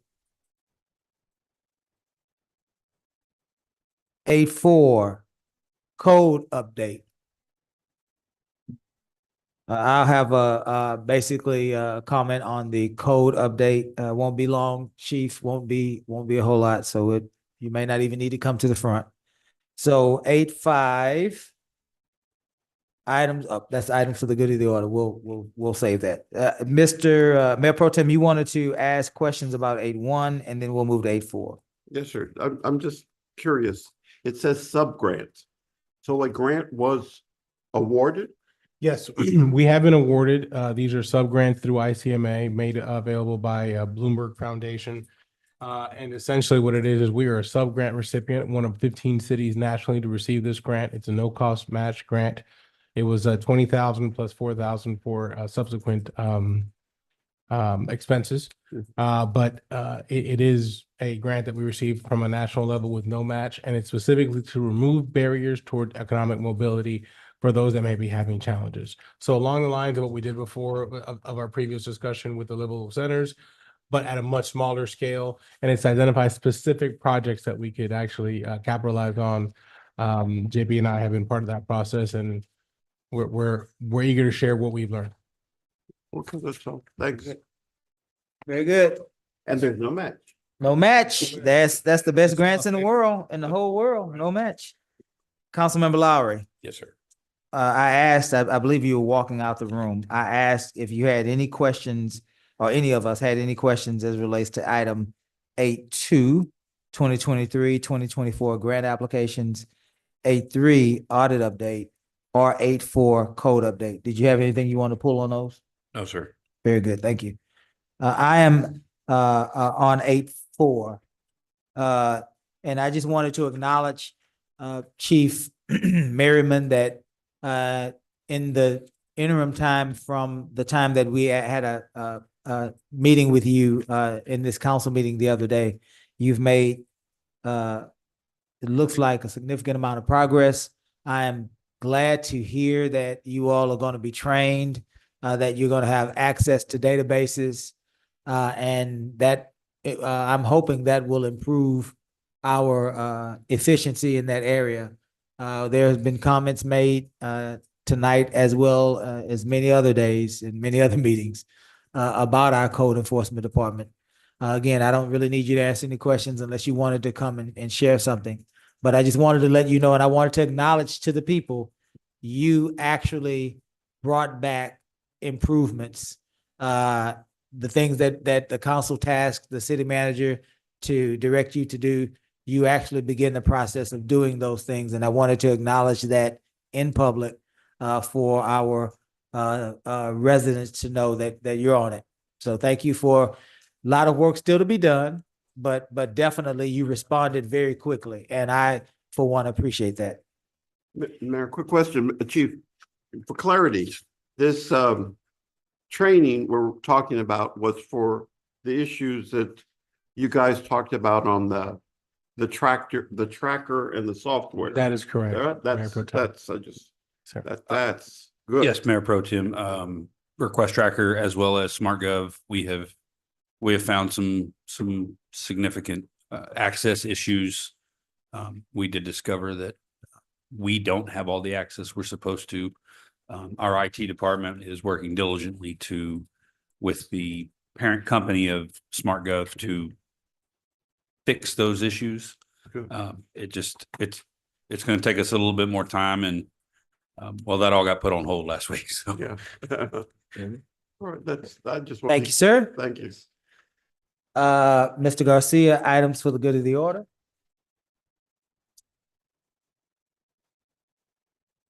All right, Mayor, not at this time, besides the fact that we're gearing up for budget season. We're dealing with some nicks and bruises. Yes, you.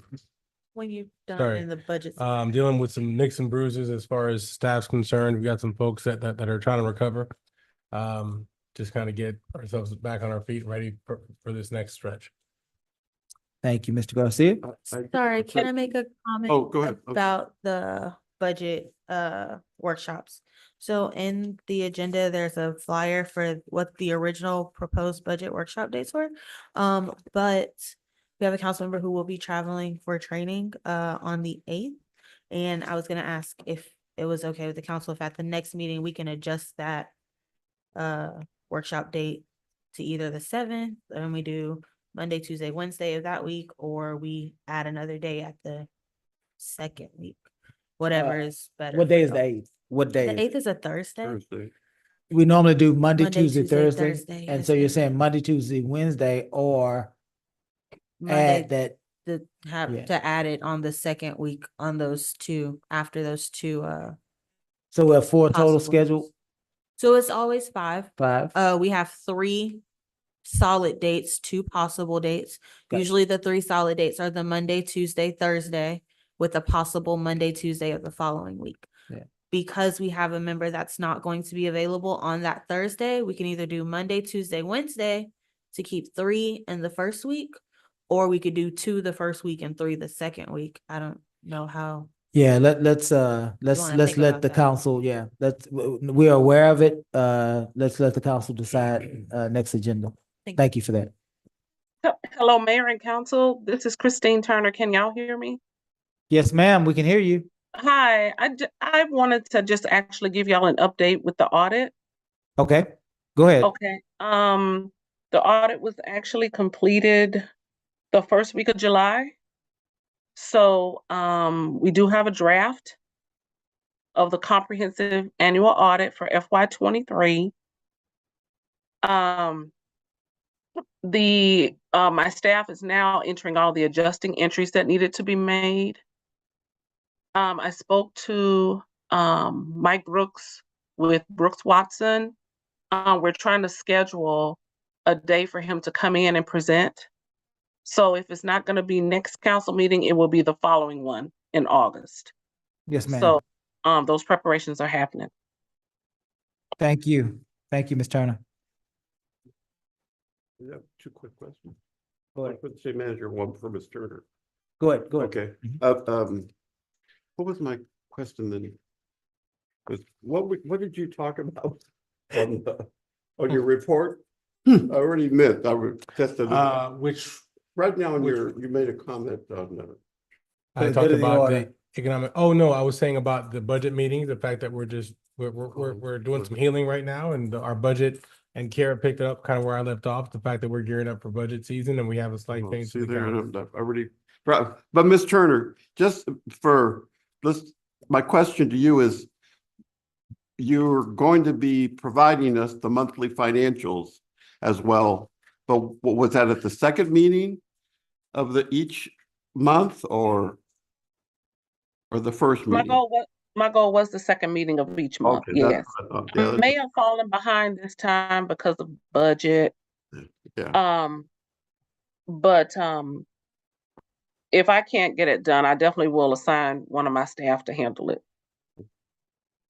All right, thank you. And as requested by council, for us to try to move things forward with the audit, normally we don't get to the audit until pretty much after the fiscal year.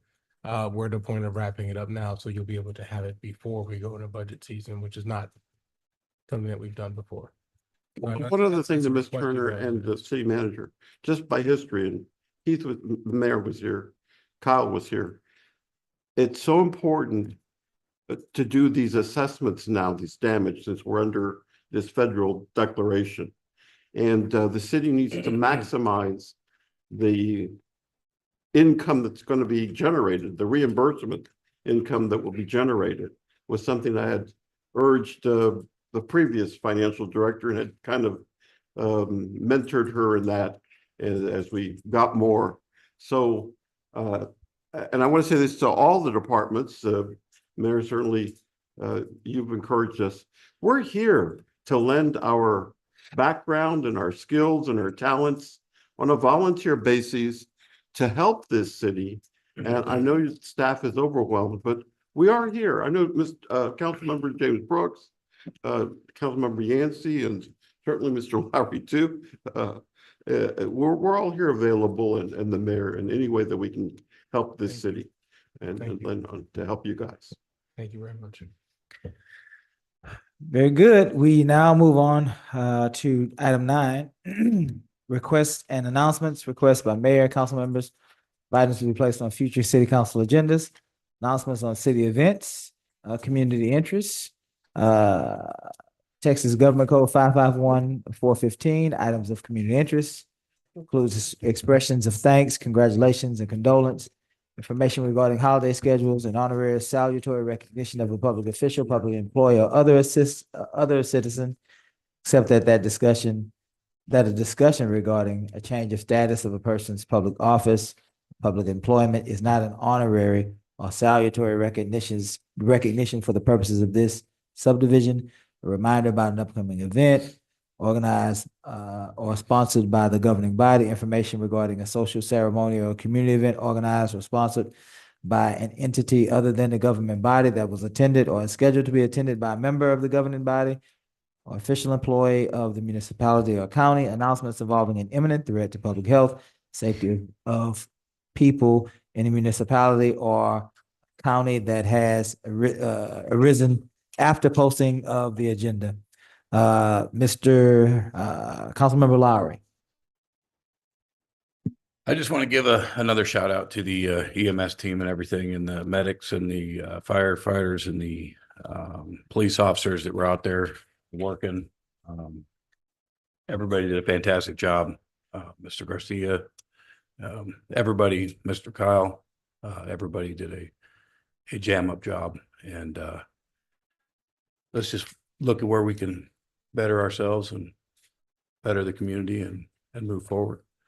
Thank you to all the people that helped each other out, the neighbors that reached out to each other and helped the elderly, the single moms. It's kind of a number one priority for me. But thankful for the community to just how they organize so fast.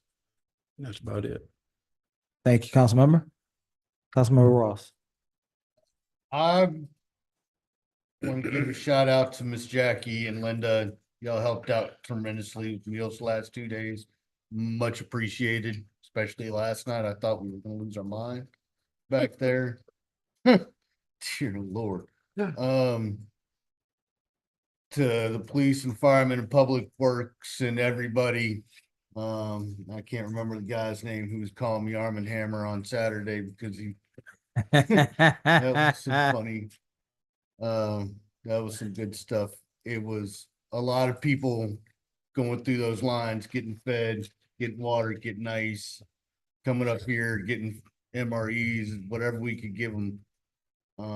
I enjoyed being able to have conversations with people and just everybody acting civil and nice with each other up here. It was great. Unfortunately, I'll be going out of town tomorrow though. I am going to Utah to Discovery Day with Brick and Minifigs to try to bring a franchise to the city within the next 6 months, so that we can have a little Lego store in town. Me and my business partner, well, he might be watching. He's a Marine, not a former Marine, because you're never a former Marine. He's a Marine. We're hitting the road as soon as EDC meeting's over, and we'll be back Saturday afternoon and hopefully have some good news on when we'll be opening up. So that's all I got. Thank you, sir. Councilwoman Yancey. Just ditto to what everyone else said about the first responders. To Senator Mays Middleton and State Representative Terry Wilson, who made themselves readily available to the different questions to Sam Harvey with FEMA. that explained everything to us, the difference between what happened in 2017 when Governor Abbott requested an expedited federal declaration. And so these were some moments that we took a little bit longer, and to the families that we helped. And Joe, thank you so much, Joe Campion, for trying to help those families relocate. And we're kind of still in the midst of that as well. And to those of you who called and checked on me, because my husband was out of town, my mom was out of town, so it's me and my boys trying to take care of the church and also the Lamarque community. So I was really disappointed to hear a fellow council say that we were not all working and that we were shut up in our house. That's just absolutely absurd. When I was in the same clothes for almost 2.5 days, trying to make sure that the District 8 residents got what they needed, passing out food to Katie at the new director of the Galveston Food Bank that saw that we needed food pretty quick. She delivered that to the cooling center for us. And then after that, it just got contagious, and Joe got food and all of that. And so thank you, Mayor and Kyle, for allowing us to participate and get food to where it needed to go. It's a lot of work done. I know you guys are exhausted. I'm out of town on business, trying to save public education here in America. And of course, everyone is asking how is Houston doing? And so I've just been telling them to pray for us. So I'm really hoping that our governor can get some answers, and that, as Lord Divine has asked us to get in touch with the PUCs and our state utility commissioners. And so there's an order and there's a protocol that we have to follow as council people, to follow the emergency director. I learned a lot during this process as well. Of course, this is not my first hurricane. I grew up on the Gulf Coast. And I know for some that may not have been here as long, perhaps you don't know, but this is a great place to live, but it's also a place that you have to be prepared for. And as we talk about climate change, things of that nature, I think we saw some of that. Though they said it was a category 1, it definitely didn't feel like it. But I'm glad that we've got some solutions on the table that everyone can look at. But I'm praying for us that we can show professionalism, because our children are watching how we deal with conflict. And so I meant what I said when I said, we have to learn to pray for each other and help one another. And thank God for that we're still here. So again, Mayor, thank you for showing us some of the things that we needed to know as new elected council person. One thing that Joe and I have learned is that sometimes it's easier being a volunteer, but when you're an elected official, you do have to follow a certain protocol. And so we learned that just to make sure that we were all on the same accord, because you're right. When the utilities was like, it's going to be Tuesday, then it wasn't Tuesday. And they said it's going to be Wednesday, and it wasn't Wednesday. So sometimes it's better just to wait to assess all the information. So forgive us if we were just trying to make sure that the people had what they needed, but we did learn a lot. And I think I look forward to the results as we make this better, because we know the storms are going to continue to come. And I pray that we're better prepared and ready as a team, working together in one direction, as adults should know and intelligent people should know how to do. So once again, thank you to the District 8 volunteers who came together, the churches, the pastors, who all I had to do was make a call and they were there. And to there were some elderly people that did get sick. And my husband and I were with them yesterday, as one of our Texas City residents and church members had a blood stroke probably as a result of everything that's happened. And that's why I said, even after the storm, it can be post-traumatic. So just all of this confusion sometimes can cause other people anxiety. So let's be very careful. People want peace.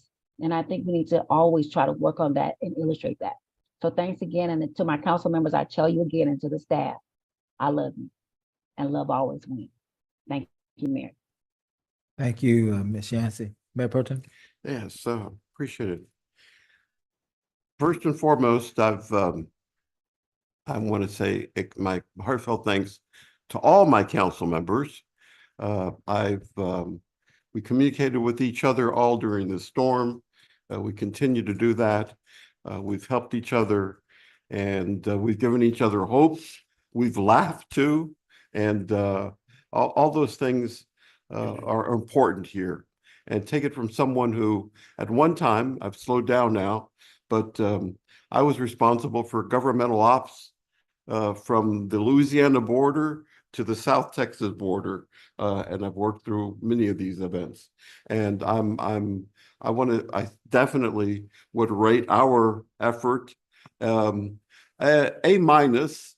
There's never perfect, but an A minus. There's always room for these listening and to do better. I will admit that being from the area, I thought this was going to be just a little old blow, and it was not going to be a big problem. I'd sleep through it and no problem. Well, God had other plans for us, and he certainly has alerted us all in terms of what we can do better when the big blow comes. And there's going to, there's certainly some challenges there. I want to take this time for community. Please, I don't care if you have insurance or not, whatever. There were some changes that were made in the FEMA assistance program for individual assistance. I was part of one of the groups. They were implemented in March of this year. For example, in the past, if you had any sort of insurance, you were denied. That's a big change that occurred. When you get on the application site at disasterassistance.gov, it's a very short form. You can indicate if you have insurance.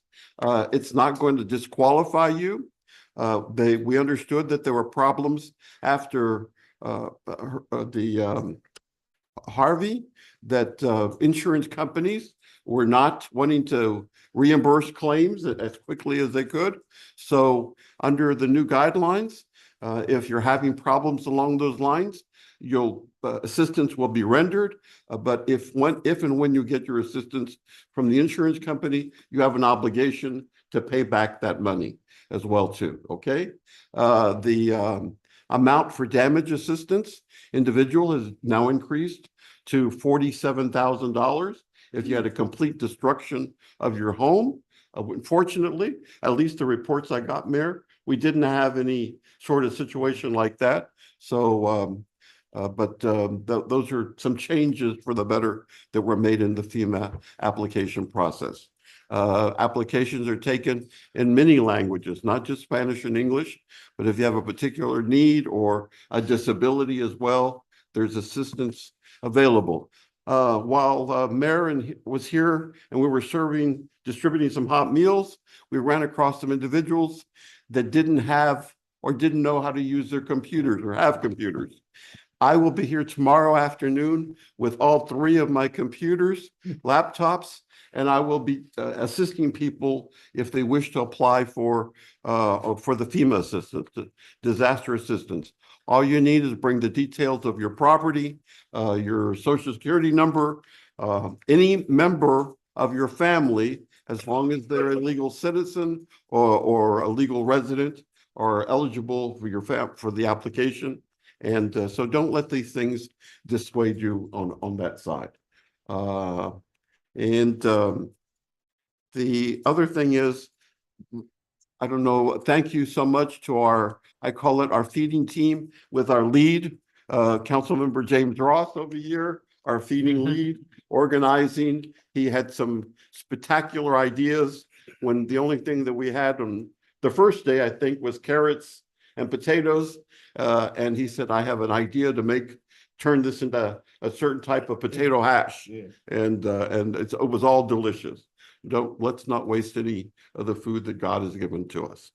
And I'm hopeful, and I can't promise, but we only put out the word once we know we're getting a delivery, that we'll have one last opportunity for feeding again tomorrow, is what my request is. And so look out for information on that as well too. My thanks to everyone, and I'm honored to be part of each one of you and your activities. Thank you.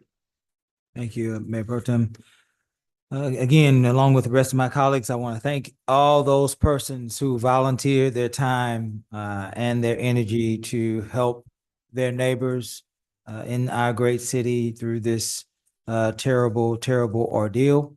All of those persons who worked, staff members who worked through this event. I want to give special thanks to you because this is and was and is a very difficult task. Storms are very, very difficult on municipalities, on the residents first and foremost, on the staff members, and on volunteers. There will always be room for improvement anytime those exercises have to be undertaken because people aren't perfect. And storms are very unpredictable. And so when you get imperfect people and unpredictable storms together, there are always rooms for improvement. We heard earlier this evening, we heard the concerns of our residents. I, for one, recorded those concerns. The rest of the council listened to those concerns and staff as well. We were informed and we will move forward with a better plan. That's how it happens. Perfection is not a goal. Perfection is a journey. Let me say,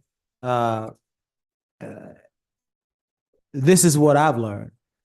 I've learned that being the emergency management director is a very serious role. You are the agent of the governor of the state of Texas, and your task is to keep those Texas citizens, those Lamarque residents, safe. There is a lot that goes into that, a lot of decisions that have to be made, a lot of information that has to be processed. And it's not an easy thing to do. We are learning together. This is a new council. Again, I have fought fire for 17 years. I have been in the midst of storms, fighting fire, rescuing folks. I've been on this council, preparation and recovery of several storms, as well as I was born and raised on an island. I've been through my share of storms. But when you are the emergency management director, you have a specific role, and you have to focus on that role. And consequently, I want to thank the rest of my colleagues on council because every council has a way of contributing. I was working with Kyle and JB to make decisions so that we could stay safe. But Councilmember Ross was passing out food, preparing food, serving food, and helping city employees as many ways that he could. Mayor Pro Tem Compion was our leader with resources and the Red Cross, and he brought all sorts of resources to our community that we would not have otherwise been able to get so quickly and so effectively if it had not been for him strategically being a part of not only this council but of that organization. Councilmember Lowry went to help residents by removing trees from their yards and perhaps removing trees from power lines that were down to help assist in the matter. Councilwoman Yancey helped our residents by trying to help them to prepare their documents so that they can be aided by FEMA and other organizations, things that she did the last storm, I believe, that we had. And so every one of us contributed to this effort. And I am thankful that we did. Is there more learning to do amongst council members? Yes, there is always more learning to do. We don't have these types of situations every day. And so the role of an emergency management director and how that interacts with council, those are things that we can learn. And as I've always said, councils are very different. And so we have to learn each other and learn how to move with one another. All in all, though, I believe that we all found our lane and we were all able to be effective in assisting our community. And I'm thankful for that. I wanted to give you a few updates, if I can, Kyle, on the Emergency Operations Center note. Wednesday, this Wednesday starts our debris pickup. Is that still the plan? As this Wednesday, our debris pickup will start. Crowder Gulf will be the debris pickup company. It will not end Wednesday. It will just start Wednesday. And so if you have not received power, or perhaps your power is just now returning, you still have not days, but at least weeks, perhaps 2 weeks even, a time that will be set by myself and this council to get your debris cleaned up into the curb. But we wanted to let you know it starts Wednesday. The cooling center has remained open and is open even right now, and it will close 24 hours after the last person has received power in our community. That was the directive that was given to the emergency management coordinator. So long as one of our residents are without power, that cooling center stays open because we want to make sure that we have all of our residents taken care of and all of our residents having access to air, to water, and to food.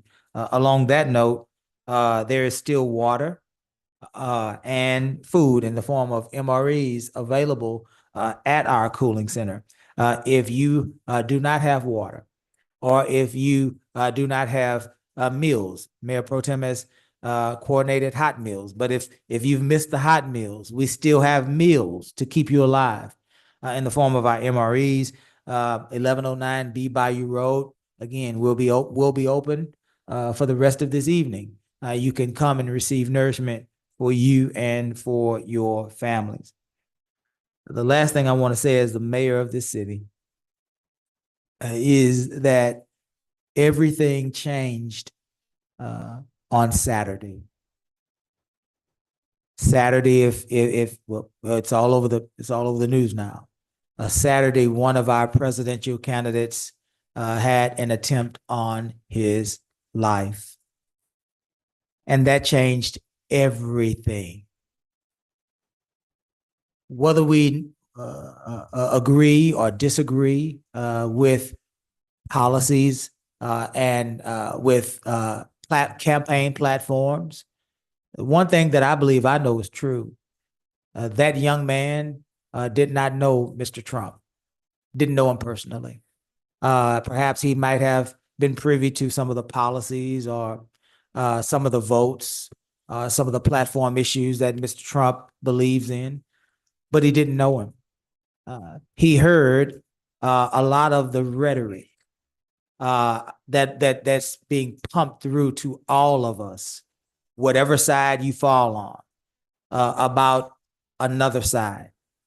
And those types of things prompts people to act in ways that can be very detrimental, not only to folks like Mr. Trump or Mr. Biden or us as elected officials or governors or whomever, but it could be detrimental to the people that are associated with those people or innocent bystanders that just so happen to be enjoying their First Amendment right. Mr. Trump, thank God, survived, but there was one person, and I believe two other people, one person killed and at least two other people wounded by that event. And Saturday should have changed everything for all of us. We can agree, and most times we do as a council. We can disagree, like we did, like myself and Mayor Pro Tem did earlier on a decision as it relates to taxpayer dollars. But the rhetoric has to stop.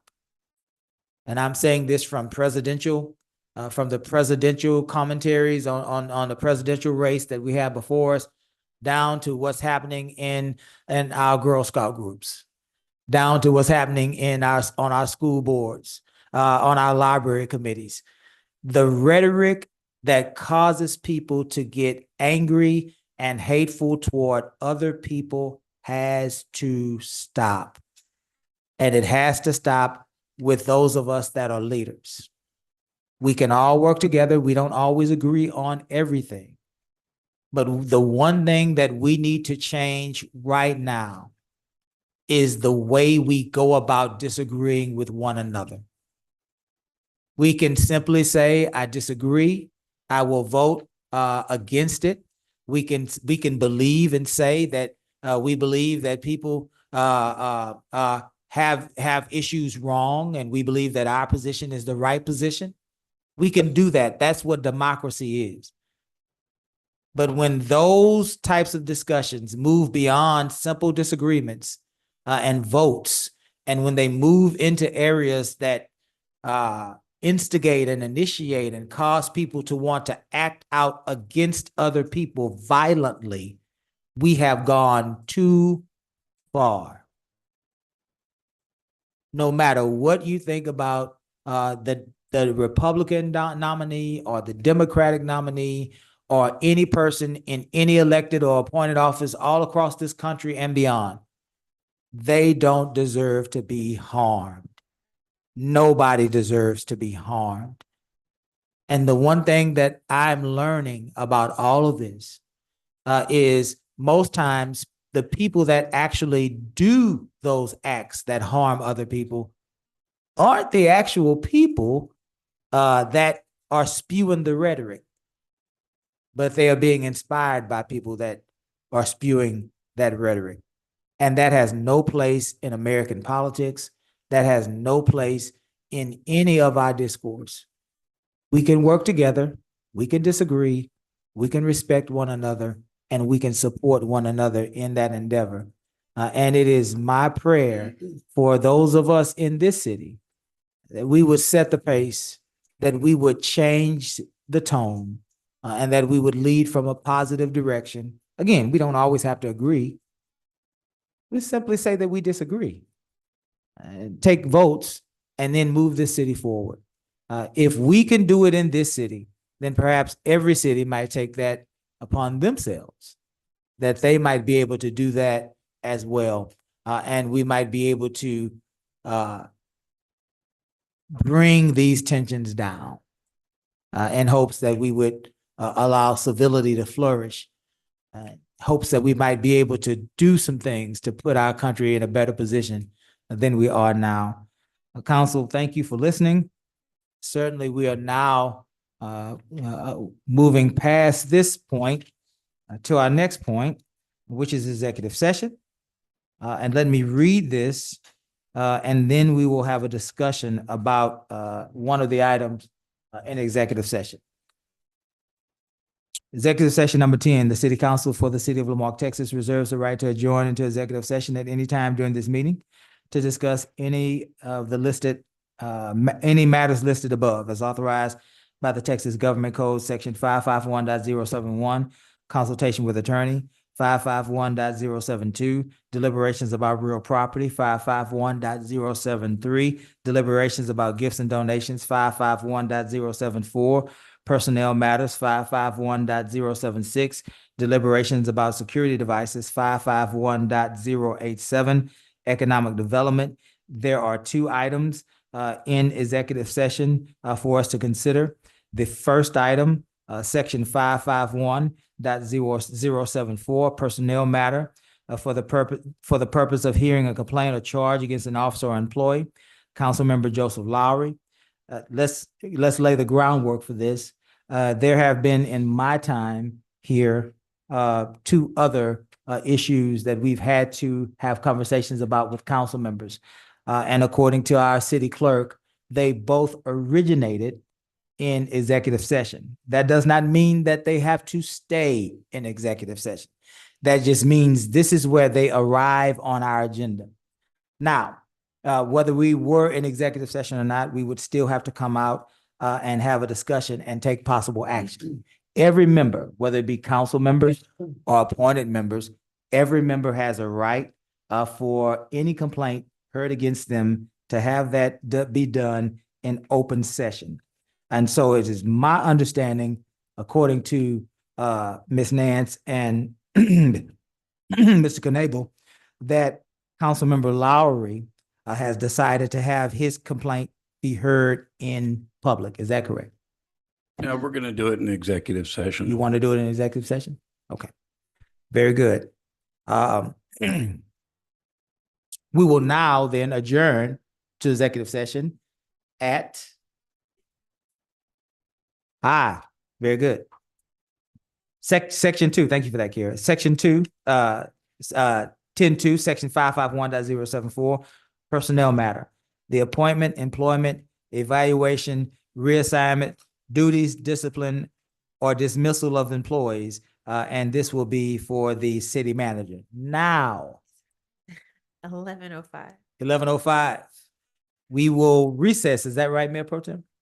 We will recess into executive session at 11:05.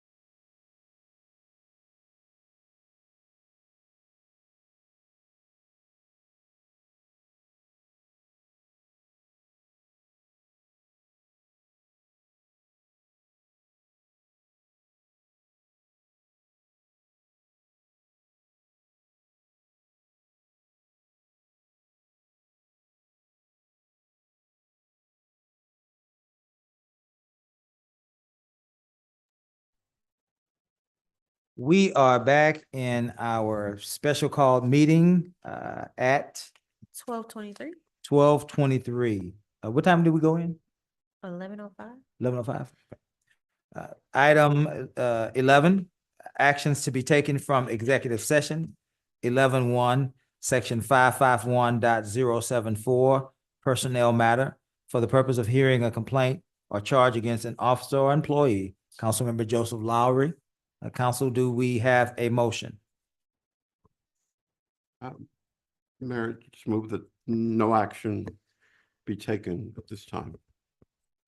Very good. Does that mean, Gus, what does that mean so that we're all clear in him saying that?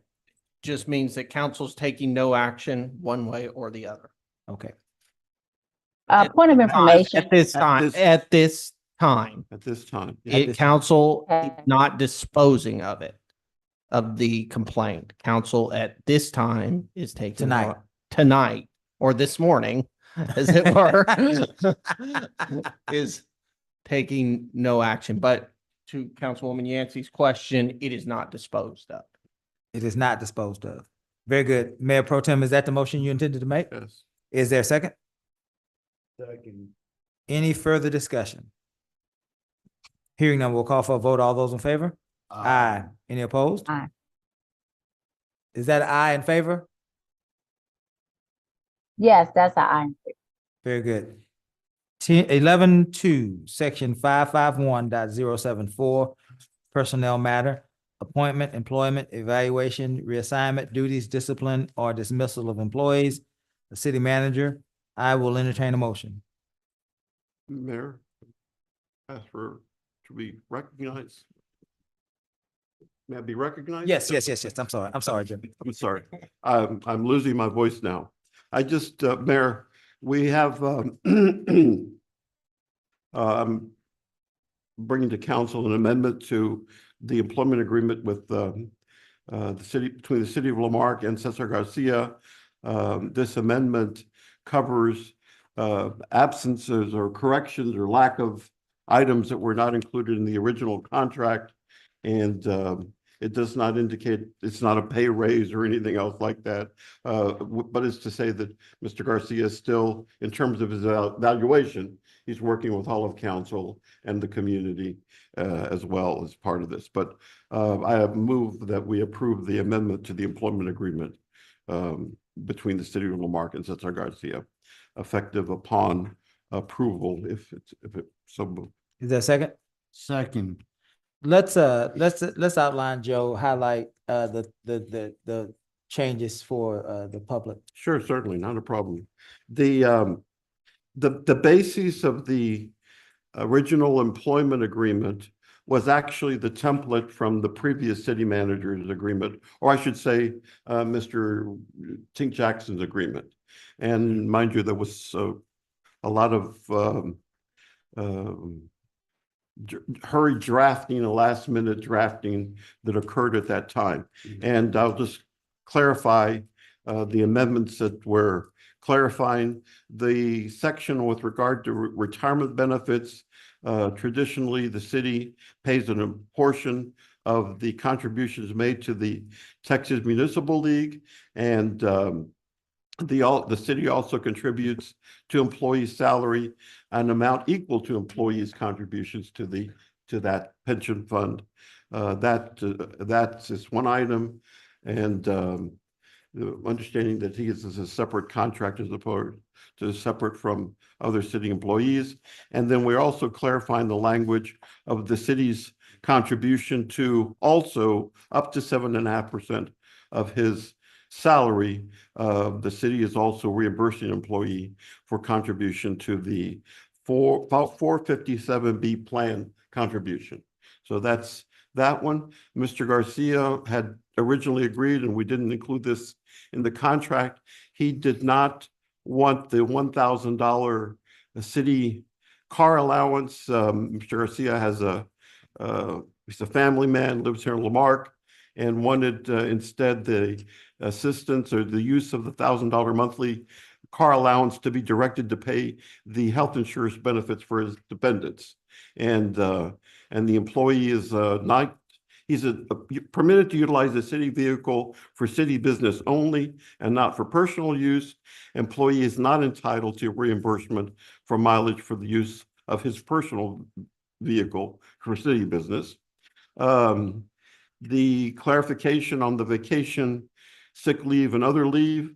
Upon separation from the city for any reason, employees shall be entitled to and be compensated for all unused vacation leave and up to the maximum allowable accrued sick time. And then finally, there was a clarification and amendment with regard to the termination, severance pay, and disability. And it reads as follows: the compensation in the form of a 6-month salary plus 1 additional month accrued on every anniversary date not to exceed 12 months. There's a limit on that. That didn't exist in the previous agreements. And for the avoidance of doubt, and we have Mr. Osteen here, who's our great charter person, expert. For the avoidance of doubt, this severance includes the 1-month severance pay included by the charter. And those are the amendments that we've done. Very good, Council. Do we have any questions or comments on these amendments? Let me say I have a comment on 2 of them. The first is the movement of the car allowance. There it is. There it is. The car allowance. Moving from car allowance to what will be salary. It'll have to be salary now. So that we would be very clear, Mr. Garcia is not receiving a $12,000 raise. That is not what's happening. His car allowance is being eliminated. It's $1,000. And that money is being moved over to his salary because he has other obligations, I'm sure, that he would like to meet. It's not a raise. It's just a reallocation of monies, number 1. So I want us to be clear. Number 2, Gus, did we correct the ambiguous language in the portion as it relates to, let me see that, if you don't mind, as it relates to the retirement benefits? Let me pull it up there. Remove the That phrase. all employees. Yes, yes, Is that corrected now? yes, yes. So I'm go ahead, Gus. No, that's all. So I'm prepared to vote. Here's my heartburn on this one issue. It was prior to this, it was ambiguous. And so I know that there may be an effort by council to reimburse for those months of where there was not a contribution. I believe it was ambiguous. And so I will not support that. The council can support that. That's all right. And I will support the council in supporting that. But just from a language perspective, it's giving me heartburn, has nothing to do with Mr. Garcia or anything of that nature. But we do at some point need to move forward, up or down, yea or nay. Gus, how do we do? I don't want to vote against the entire deal, but I if I vote for it without if I vote for the reimbursement, then it would be contrary to what I believe the language suggests. So I can do this very quickly, council. This is housekeeping. I will make a motion that we not reimburse Mr. Garcia for the city's contribution on his behalf to the retirement fund as delineated by this document. Don't have to have a second, but I do have to clear my conscience and represent what I believe. Is there a second? Is, Ms. Turner's not on the online to, but Yeah, that would be, if the money has already been set aside once, then I believe it should be paid to him. If it's not been set aside, then I agree then. But I believe it has been set aside was what we were. Very good. Good. Councilmember Ross is correct. We did cover this with our funds, and that had already been allocated in the budget that we approved. Very good. Ms. Yancey, did you, Councilwoman No, Yancey? I was saying Miss Turner is on the line. She is on the line. Ms. Turner, did you have anything to add? She's probably asleep. She's probably asleep. Yeah. So let me take. I'm sorry, I stepped away. I'm so sorry. What was the question? I believe the question was about potential monies that were allocated for the city's portion of the city manager's obligation to the retirement fund. I believe money was saved up well, not saved up, money was set aside to pay this Mr. Garcia's portion. It was never allocated, and the language up until tonight was ambiguous. But the question for you is that money still available? If it was budgeted, I would say yes. I can dig into his budget to make sure those monies, there's a cushion available that will tell me that it was. And I will check into that and email the council. Yeah, you had already done that, Ms. Turner, by the way, when you met with Mr. Ross and I, so I'm comfortable with your previous representation, but. Okay, good. So let's bring it on into the barn. I'm going to ask again, so that my position is clear, for a second on that motion. To not reimburse the 30,000. Again, this is council, and so we have to get through this part. Is there a second? Hearing none, the mayor's motion dies. And now we are back entertaining, I believe, Ms. Nance, the Mayor Pro Tem's motion. Is that right? Was there a motion approved by Mayor Pro Tem? Who made the second? Mr. Ross. So now we're in discussion. Let me say for the record what I believe, again, has nothing to do with our council or Mr. Garcia.